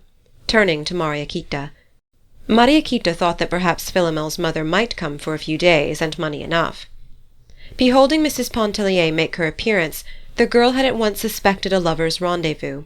But Victor's astonishment was so genuine, and Mrs. Pontellier's indifference so apparent, that the disturbing notion did not lodge long in her brain. She contemplated with the greatest interest this woman who gave the most sumptuous dinners in America, and who had all the men in New Orleans at her feet. "What time will you have dinner?" asked Edna. "I'm very hungry, but don't get anything extra." "I'll have it ready in little or no time," he said, bustling and packing away his tools. "You may go to my room to brush up and rest yourself. Mariaquita will show you." "Thank you," said Edna. "But do you know, I have a notion to go down to the beach and take a good wash, and even a little swim before dinner." "The water is too cold!" they both exclaimed. "Don't think of it." "Well, I might go down and try, dip my toes in. Why, it seems to me the sun is hot enough to have warmed the very depths of the ocean. Could you get me a couple of towels? I'd better go right away, so as to be back in time. It would be a little too chilly if I waited till this afternoon." Mariaquita ran over to Victor's room, and returned with some towels which she gave to Edna. "I hope you have fish for dinner," said Edna as she started to walk away, "but don't do anything extra if you haven't." "Run and find Philomel's mother," Victor instructed the girl. "I'll go to the kitchen and see what I can do. By Jiminy, women have no consideration. She might have sent me word." Edna walked on down to the beach rather mechanically, not noticing anything special except that the sun was hot. She was not dwelling upon any particular train of thought. She had done all the thinking which was necessary after Robert went away, when she lay awake upon the sofa till morning. She had said over and over to herself, "Today it is Arobin, tomorrow it will be someone else. It makes no difference to me, it doesn't matter about Léonce Pontellier, but Raoul and Etienne." She understood now clearly what she had meant long ago when she said to Adele Ratignolle that she would give up the unessential, but she would never sacrifice herself for her children. Despondency had come upon her there in the wakeful night, and had never lifted. There was no one thing in the world that she desired. There was no human being whom she wanted near her except Robert, and she even realized that the day would come when he too, and the thought of him, would melt out of her existence, leaving her alone. The children appeared before her like antagonists who had overcome her, who had overpowered and sought to drag her into the soul's slavery for the rest of her days. But she knew a way to elude them. She was not thinking of these things when she walked down to the beach. The water of the gulf stretched out before her, gleaming with the million lights of the sun. The voice of the sea is seductive, never ceasing, whispering, clamouring, murmuring, inviting the soul to wander in abysses of solitude. All along the white beach, Up and down, there was no living thing in sight. A bird with a broken wing was beating the air above, reeling, fluttering, circling disabled down, down to the water. Edna had found her old bathing suit still hanging, faded, upon its accustomed peg.